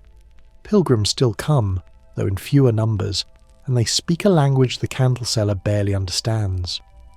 He shrugs, takes their coins, and points to a small chapel where a mosaic still gleams. It gleams because an old woman wiped it clean with a rag she keeps in her apron. She started when she was 20. She's 70 now. She keeps going. In the quieter hours after Vespers, a young monk reads aloud to himself from a legal codex. His voice is soft, and it steadies the corridor's draft. He does not know that a century from now, men in Florence will argue over recovered Greek text with an excitement that tastes like wine. He does not know that fragments smuggled by sea will seed paintings and plans. He only knows the shape of each letter, and the way a line of law locks into place like stones in a wall. Faith contends with form, and form holds what wars leave behind. The pattern tilts in the light. A city that learned to survive by shrinking now watches a wider world where trade, faith, and iron cross and recross with sharper stakes. Icons once banned are now kissed. Books once burned are now copied. Allies once welcomed are now held at arm's length. The next chapter waits at the straits, where flags the empire does not share begin to appear more often. And somewhere out there, a young captain measures distance to these same sea walls and wonders how much thunder it would take to crack them. Chapter 18. The Long Decline and Ottoman Encirclement, 1204 to 1453 AD. Night air moves across the Golden Horn like a slow breath. Lanterns wink along the sea walls, their light smeared by ripples that slap against timber pilings. You can smell tar and stale spice where crates sit unopened, stamped with foreign seals. Bells on a Genoese quay clatter dull in the mist, and oars creak inside a sheltered cove. It is 1261, and a man in a patched cloak grips a stone balustrade on the Blachernay hill. Michael Palaiologos watches his reclaimed city glimmer, but the glow hides bruises. Venetian hulks crowd the harbours. The treasury holds more dust than coin. In a side street, a baker bows to a money changer who speaks quick Italian and sets the day's price for bread.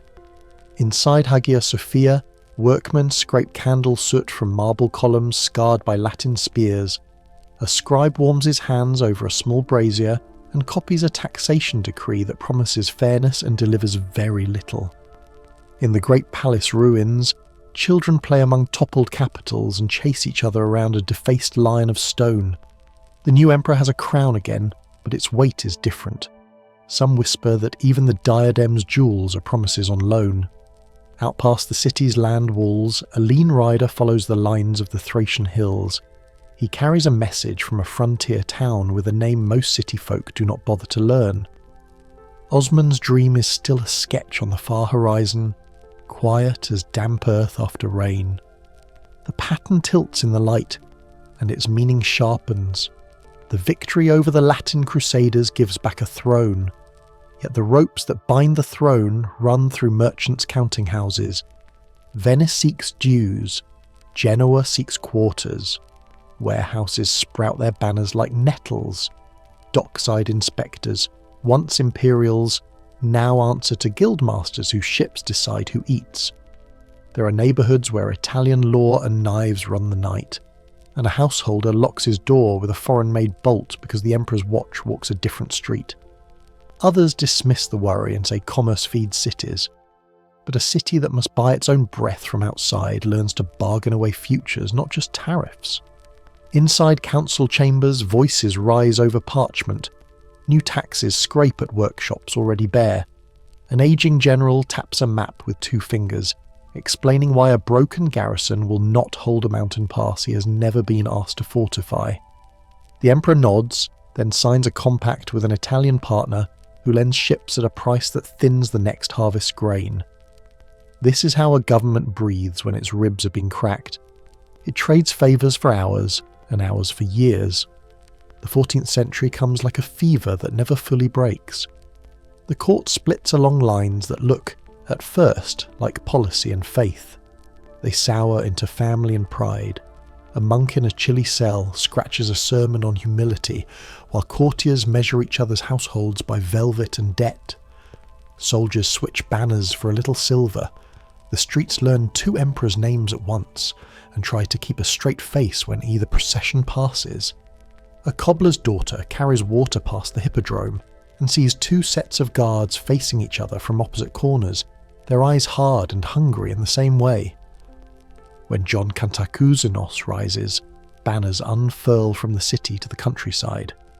He calls himself a healer, yet every cure opens a fresh wound. Volunteers join, then return home to fields ruined by the march of friends. In a cramped treasury office, an empress lays out jewels in a neat row. The clerk who records each piece hears no clink of gold, only the soft scrape of glass.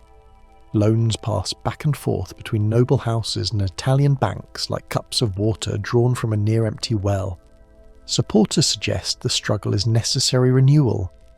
Critics counter that fighting over a candle's last inch of wick only shortens the burn. Across the straits in Anatolia, men train with bows until the string leaves a pink bite on the fingers. They learn to ride light and fast, to appear and vanish by river bends, to build trust with village headmen 1 loaf at a time. Their leaders value bridges more than banners, and they study maps of winds, not just walls. When the earth shakes near the Hellespont, stones in Gallipoli crack. Word spreads that sections of the fortress list toward the sea. A captain with a hooked scar along his chin speaks to his men in a quiet voice. Boats push off under a grey dawn that smells of wet rope and broken plaster. By 1354, their feet touch European soil. No parade, no trumpets. Just a string of watchfires and the measured beat of work hammers as trenches deepen and palisades rise. Inside Constantinople, envoys talk in circles until their tongues ache. Tribute buys a season. Marriage proposals buy a week. A scribe jots the agreed sum on vellum and blows on the ink so it will dry before the wind changes. The dance grows tight. The floor keeps shrinking. Each concession averts one blade and invites another. Numbers start to tell the story with a cold kind of honesty. Fewer loaves at the market. Fewer lamps lit in the upper floors at night. A census clerk counts households and runs the figures again because the total feels wrong in his gut. Where once crowds pressed along the Messe, You can walk at dusk without touching a single shoulder.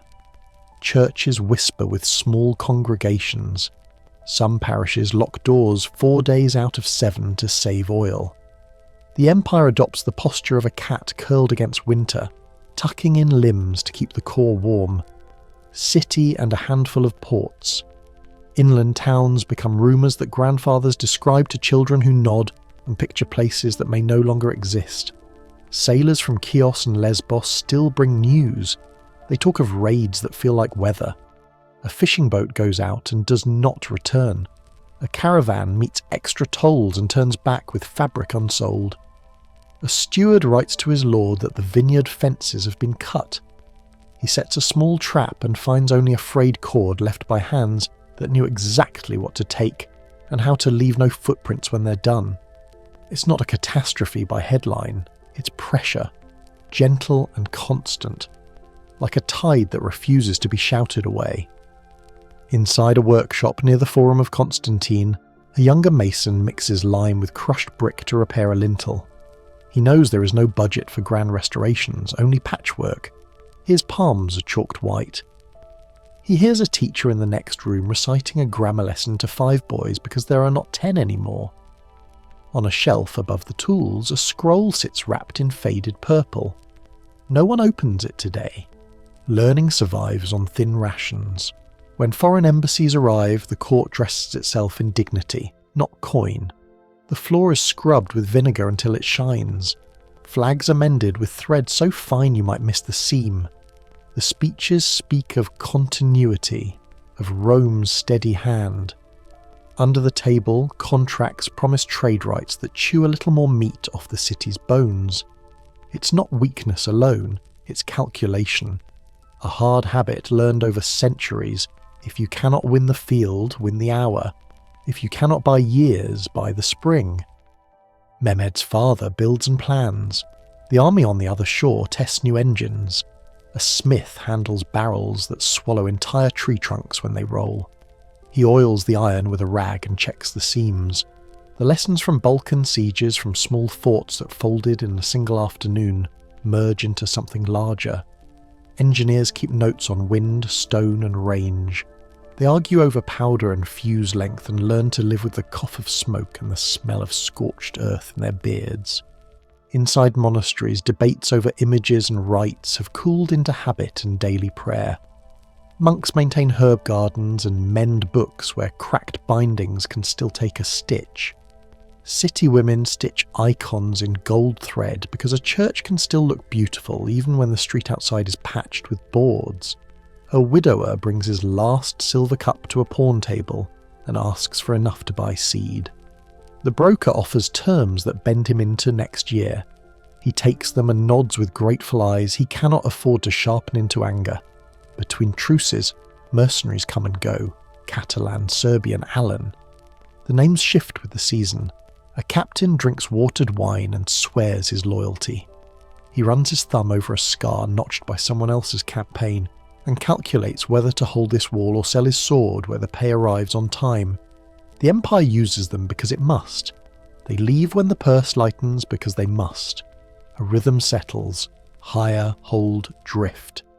A ship from Venice anchors heavy in the chain of the Golden Horn and lowers a skiff with chests wrapped in waxed cloth. Inside are letters, not bullion. Promises, not pay. The harbour master signs for them anyway. He knows the measure of a city's hope by the thickness of its paperwork. He hangs the seal-laden cords on a peg beside the door and, for a private second, sets his forehead against the cool lintel stone. Winter after winter, snow piles against the land walls and melts into the mortar. Weed roots inch into seams 2 fingers wide. Children slip through posterns and play on berms that once stung with arrow storms. A veteran pauses and leans a palm on the brick. He can feel a faint chill. He knows where the joints are tight and where they need love he cannot give them. He whispers a psalm by habit, not superstition. By 1440, meagre embassies still cross the Balkans to courts that answer in courteous, final phrases. Aid depends on conditions that press against creed and pride. A handful of Western knights clatter into the city and stow their gear in borrowed rooms.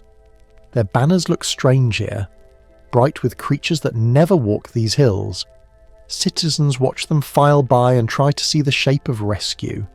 Then they go back to buying onions, to mending shoes, to heating thin soup for a child with a cough that won't quit. April 1453 arrives with a hard wind from the north. Outside the land walls, trenches appear like dark sutures across the plain. Teams of oxen strain in harnesses. Wheels groan. A bronze mouth the size of a cottage lowers onto a bed of timber. Crews swab the boar and feed it powder. The first shot slams so deep into the city's ribs that plates rattle on tables half a mile away. Dust lifts from rafters in small brown puffs, and men cough it from their throats. Constantine XI walks the battlements with mud on his boots and a cloak that was fine a decade ago. He grips the parapet with raw fingers and keeps moving. For 53 days, thunder answers prayer. The rhythm writes itself into the body like a drumbeat that never misses its cue. Gunners learn to time their tasks between blasts. Carpenters sleep in shifts and drag new beams into flayed sections by torchlight. The hospital near the Church of the Holy Apostles fills and empties and fills again. A washerwoman wrings out cloth the colour of rust and hangs it from a line that sags too low. A boy carrying water trips and weeps not from pain but because the bucket spilled and there is no spare. In the last week of May, walls look thin as biscuits in places where they were once bread. The night before the final push, a hush settles that feels heavy rather than calm. Men speak softly. A priest moves along the line with a small cross touching brows. The emperor removes the hunger of purple from his shoulders. He takes an ordinary sword from an armoury rack with the nicked blades. He breathes once and nods to the nearest captain. They stand together, two men trying to stretch the dawn. The breach opens near St. Romanus. It's not a gate anymore, it's a throat. Ottomans pour through, trip over corpses, and rise swinging. Defenders pile back and surge forward like waves pulled by different moons. Somewhere in the thick, the emperor disappears. No grand fall, no lifted standard. Just a body among bodies and a name that citizens will speak for years with a softness usually saved for kin. By noon, the flag on the tower is different, and the air smells of smoke and prayer mixed, sharp enough to sting a tired eye. Mehmed walks in without gloating, steps slow on old stone. He turns beneath Hagia Sophia's dome and studies a heaven held up by brick and math. He orders one kind of service to stop and another to begin. The building remains a building. People file out and in again, learning the new rhythm by the day. In side streets, artists carry panels under cloth. In offices, scribes keep writing names. Titles change, work continues.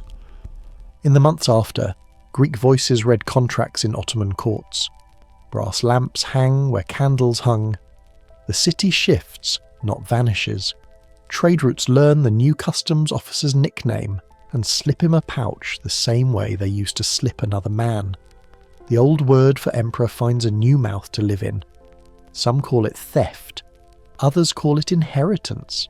Either way, the stone stays warm in the sun, and law from old compilations still guides who owes whom, what must be paid and how a widow keeps her home. You stand again by the water, the air salted and metallic. Behind you, a workshop door hangs open. A young man traces letters on a scrap because a teacher told him to practice. He writes a word his grandfather used for his people and pauses, listening to the city breathe in a new meter. If Rome could teach a lesson here, it might be this. The shape of power changes hands, but the craft of holding a city together, food, rules, roofs and songs, rarely quits. And in the echo of the guns, you can almost hear a whisper that the story is not done speaking yet. Chapter 19, The Fall of Constantinople, 1453 AD. The air over the Golden Horn hangs damp and metallic. You hear the dull thud of ropes straining on siege towers and the low grind of wooden wheels in mud. April 1453 breathes cold across canvas tents that stretch like a second city before the walls. A young ruler watches the stone skin of Constantinople under moonlight. Mehmed's hands rest on a rolled map, the parchment oily from hours of work. The walls stare back, layered stone and brick set by emperors who name themselves Caesar. Inside those lines of mortar, a different figure tightens a leather strap on his arm.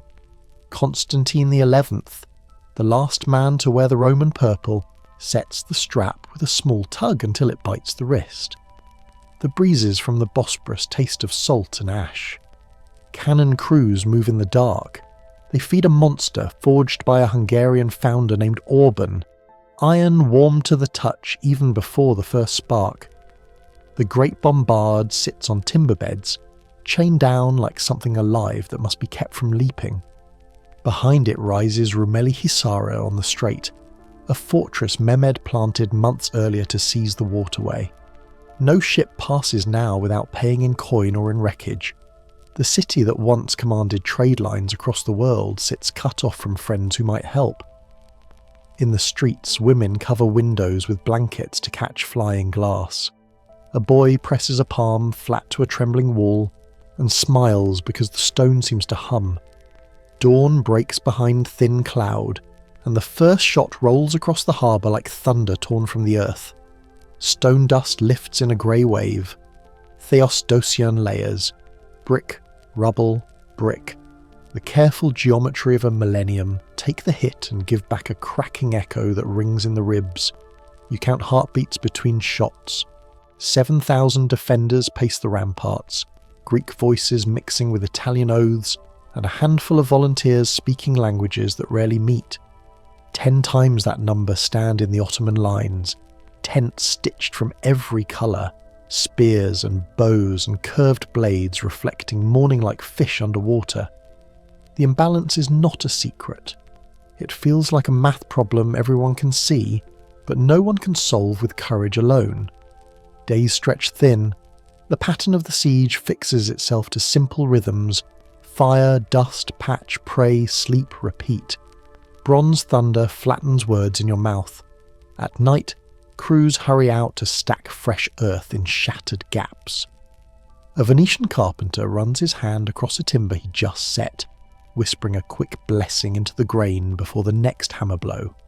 On the far side, gunners swab and load, counting the seconds their commander taught them to respect. Each cycle pits ancient masonry against recent craft. It's not valour against fear, it's stone against force measured by weight and acceleration. Supporters suggest the Sultan studied angles by starlight, tracing arcs on slate to dial in his shot. Others dismiss that as flattery and say his patience was the sharper tool. Either way, the barrage grows more precise. Chunks of wall tumble into trenches. The city's bells answer with short notes, the sound clipped and urgent. Icons wrapped in embroidered cloth cross from house to house. Someone gives a soldier a small loaf of bread and a fig. He tears the bread in half and pockets the fruit for later, as if the future deserves something sweet.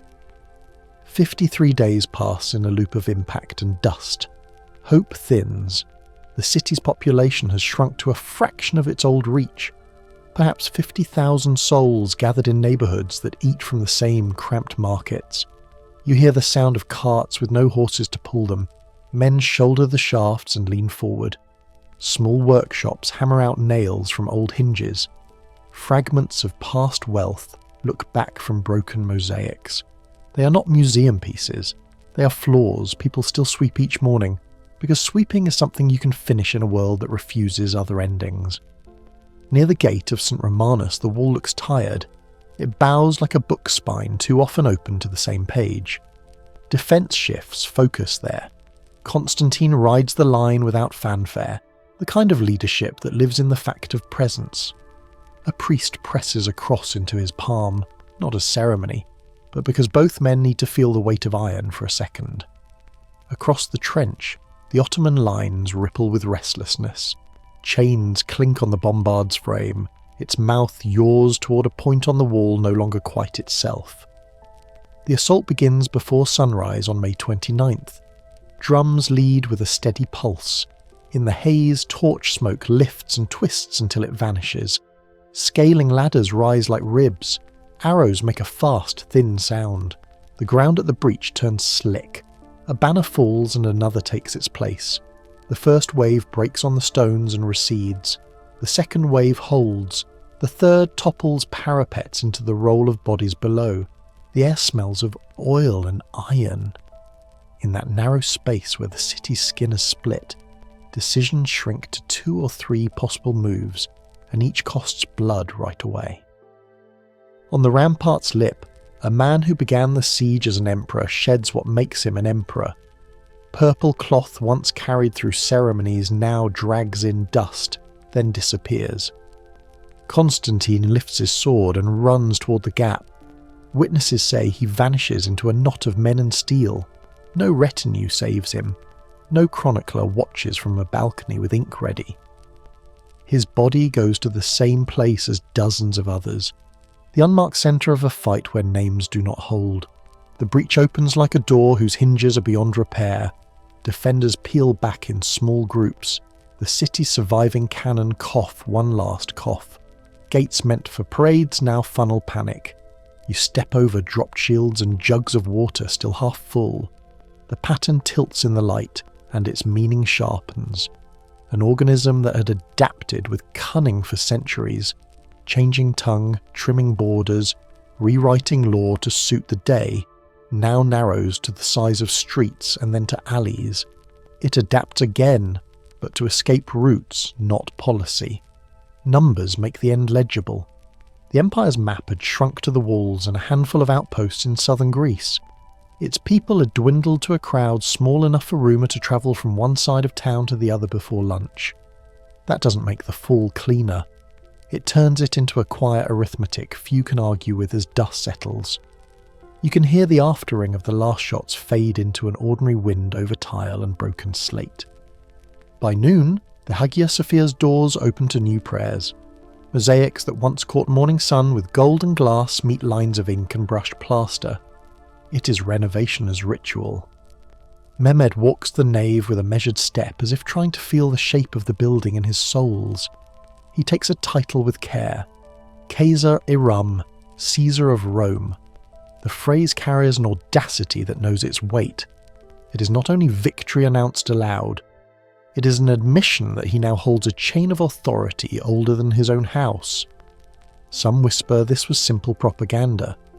Critics counter that power always borrows older robes to make itself look taller. The result is the same.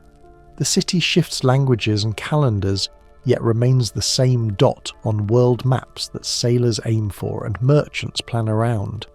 Titles turn in a cycle. Law and habit do the real work of continuity. In side streets, small scenes carry the day forward.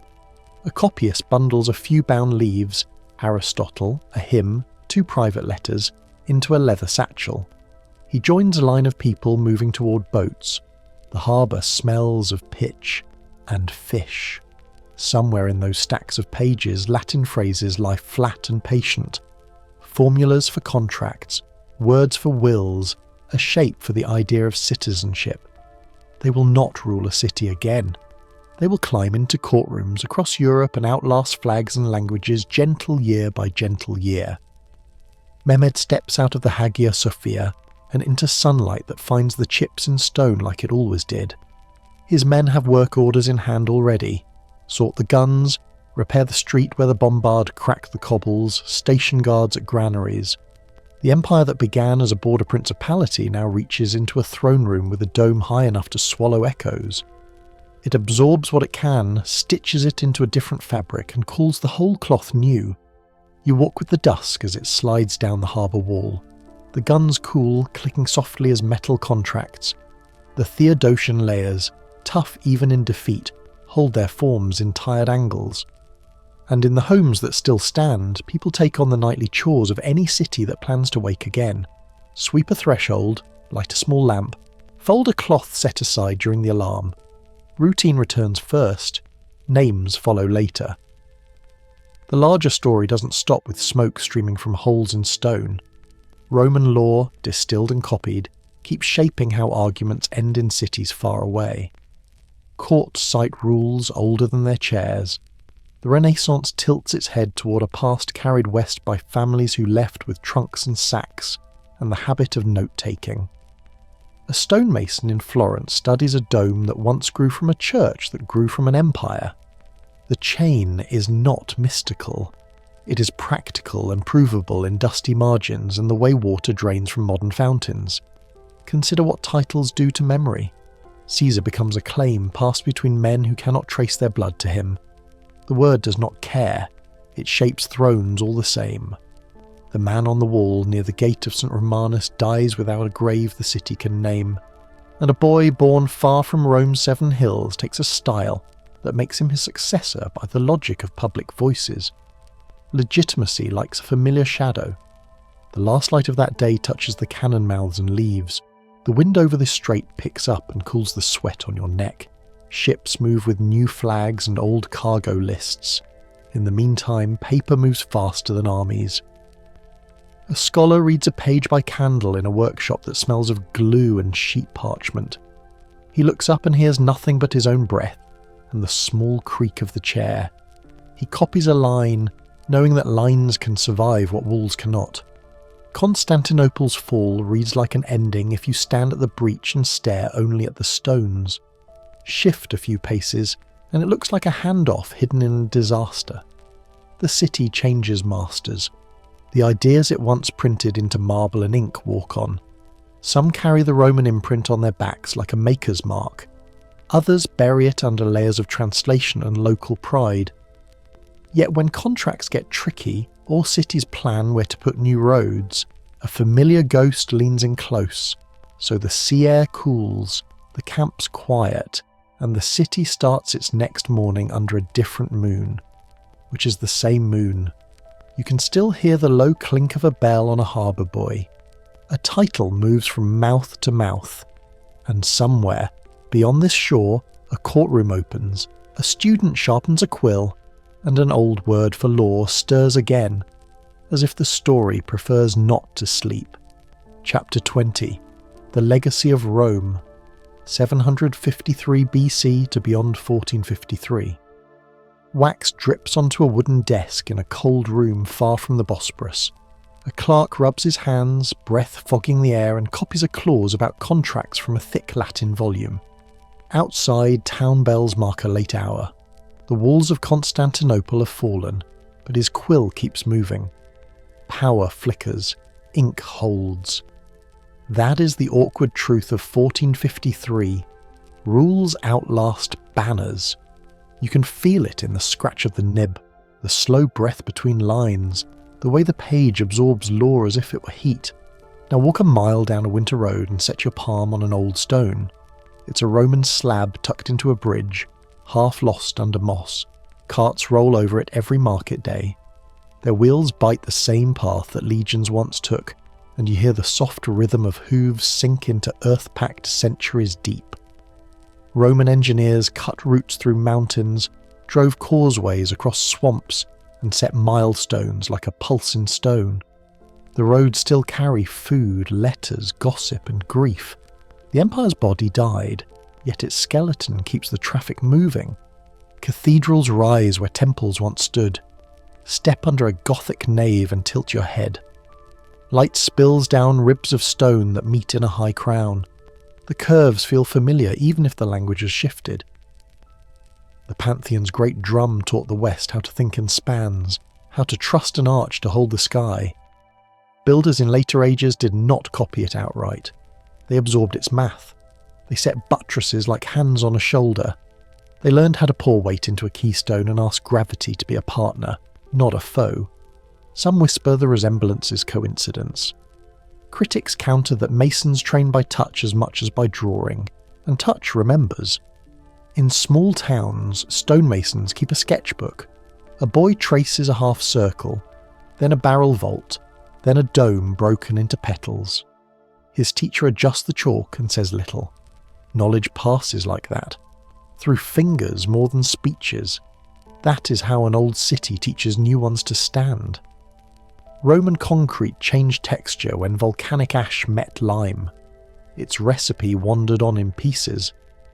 Later builders used what they had and still chased the same calm curve. The shape survives even as the mix changes. A traveller feels it in the chest before he names it with words. In a crowded lecture hall in Bologna, parchment rustles. A master of law unwraps a roll of Justinian's code and reads a line on obligations. The windows leak cold. The students lean closer because the words make sense to them in a way local rules do not. They hear the idea that a promise binds, that property can be defined, that authority is not whim. The Corpus Juris Civilis gathered in the 6th century returns as if from a long voyage. It brings tools. Courts across Europe start to sort cases with this framework. Town charters borrow its clarity. Kings pretend to rule by custom, yet scribes under them draft edicts with Roman bones. The ripple widens. Law schools sprout near markets, near cathedrals, near royal courts where disputes never sleep. Arguments become cleaner. They gain a shared language. Jurists debate what counts as fair dealing and what counts as fraud. They argue about guardianship, wills, and the weight of testimony. Not many have seen Constantinople. Most never will. But they work in its shadow without saying the name. Supporters suggest that this was planned legacy, a careful seed sown by emperors who saw beyond their age. Others dismiss that as romance. The effect stands either way. By the late Middle Ages, you could cross borders and still hear the code's cadence in a clerk's Latin. Cross an ocean to a hot summer in Philadelphia. Windows stay shut to keep eavesdroppers out. Paper piles up on a green table as delegates trade ideas in tight circles. They fear kings, yet they also fear mobs. They know how republics slide. Rome's story sits behind their chairs like a patient witness. They argue for consuls without consuls, for a senate without a senate, for veto power that shackles haste. The phrase checks and balances owes debt to years when Roman magistrates blocked each other so no single hand held all commands. You can hear the echo and emotion passed or failed. You can feel the caution in how a bill must survive 2 rooms before it can live. One delegate sharpens a quill with a small knife. He has read about a general who crossed a river and broke the law because he trusted his legions more than rules. He weights that story with fresh ink. The office they design divides war from purse, judgment from passion. It is not a copy. It is a warning turned into structure. The old forum taught a new hall to distrust simple lines of power and to favour knots that force patience. Later, journalists will lift Latin mottos onto seals and arches. The language has the feel of marble even when stamped in wax. In churches, the map shifts again. The Bishop of Rome builds authority in layers that look familiar. Administrative districts, councils, letters with seals and set phrases. The habit of issuing decrees from a central seat out to provinces has clear roots. So does the urge to collect doctrine into canons, to list what is allowed and what is not. The empire taught the church how to file the world. The church in turn taught kingdoms to file their souls. After the Great Schism, the split between East and West hardens. Titles diverge, rituals drift. The argument smells of incense and old books, yet its outline could fit in a Roman courtroom. Precedent, jurisdiction, appeal. In a small monastery library, a monk flips a vellum leaf with thumb and forefinger. He copies a Greek homily into Latin while a storm taps the roof. Down the hall, another monk sorts charters of land grants and merges them into a new register. He reaches for Roman terms because they make the accounts clean. Even as empires transform, people still need to say who owns a field, who can inherit, who has the right to sell or vow. Function keeps language alive. It's one thing to let statues topple. It is harder to let go of the words that keep neighbours from cutting each other's fences at night. Medieval crowned heads crave a lineage that time cannot erode, so they claim Rome with titles and ceremonies. Coronations repeat gestures an emperor once used to clothe power in order. Orbs and sceptres leave one court and reappear in another, carried by hands that swear they are ancient. Rival kings fight over whose Latin is truer, whose claim sits closer to Caesar. The theatre matters because subjects watch. If power looks old, it looks safe. If it looks safe, harvests feel safer too. A shepherd wants peace more than pedigree, but pedigree creates obedience. That is the quiet alchemy Rome bequeaths to monarchies still finding their feet. East of the Balkans, a young ruler studies a map. He sets his finger on the straits and calls himself Caesar in another tongue. It is not a small thing. To take the title is to step into a story with obligations and privileges. The claim is an argument as much as a name. We hold the centre now, the mantle moved. Traders who cross his harbours nod because the ledger lines stay straight. The law courts work. Ships pay duties and go on. If Rome taught anything, it taught that legitimacy is a system you can step into if you keep the ledgers and the roads clean. Latin, meanwhile, lingers in places no emperor planned.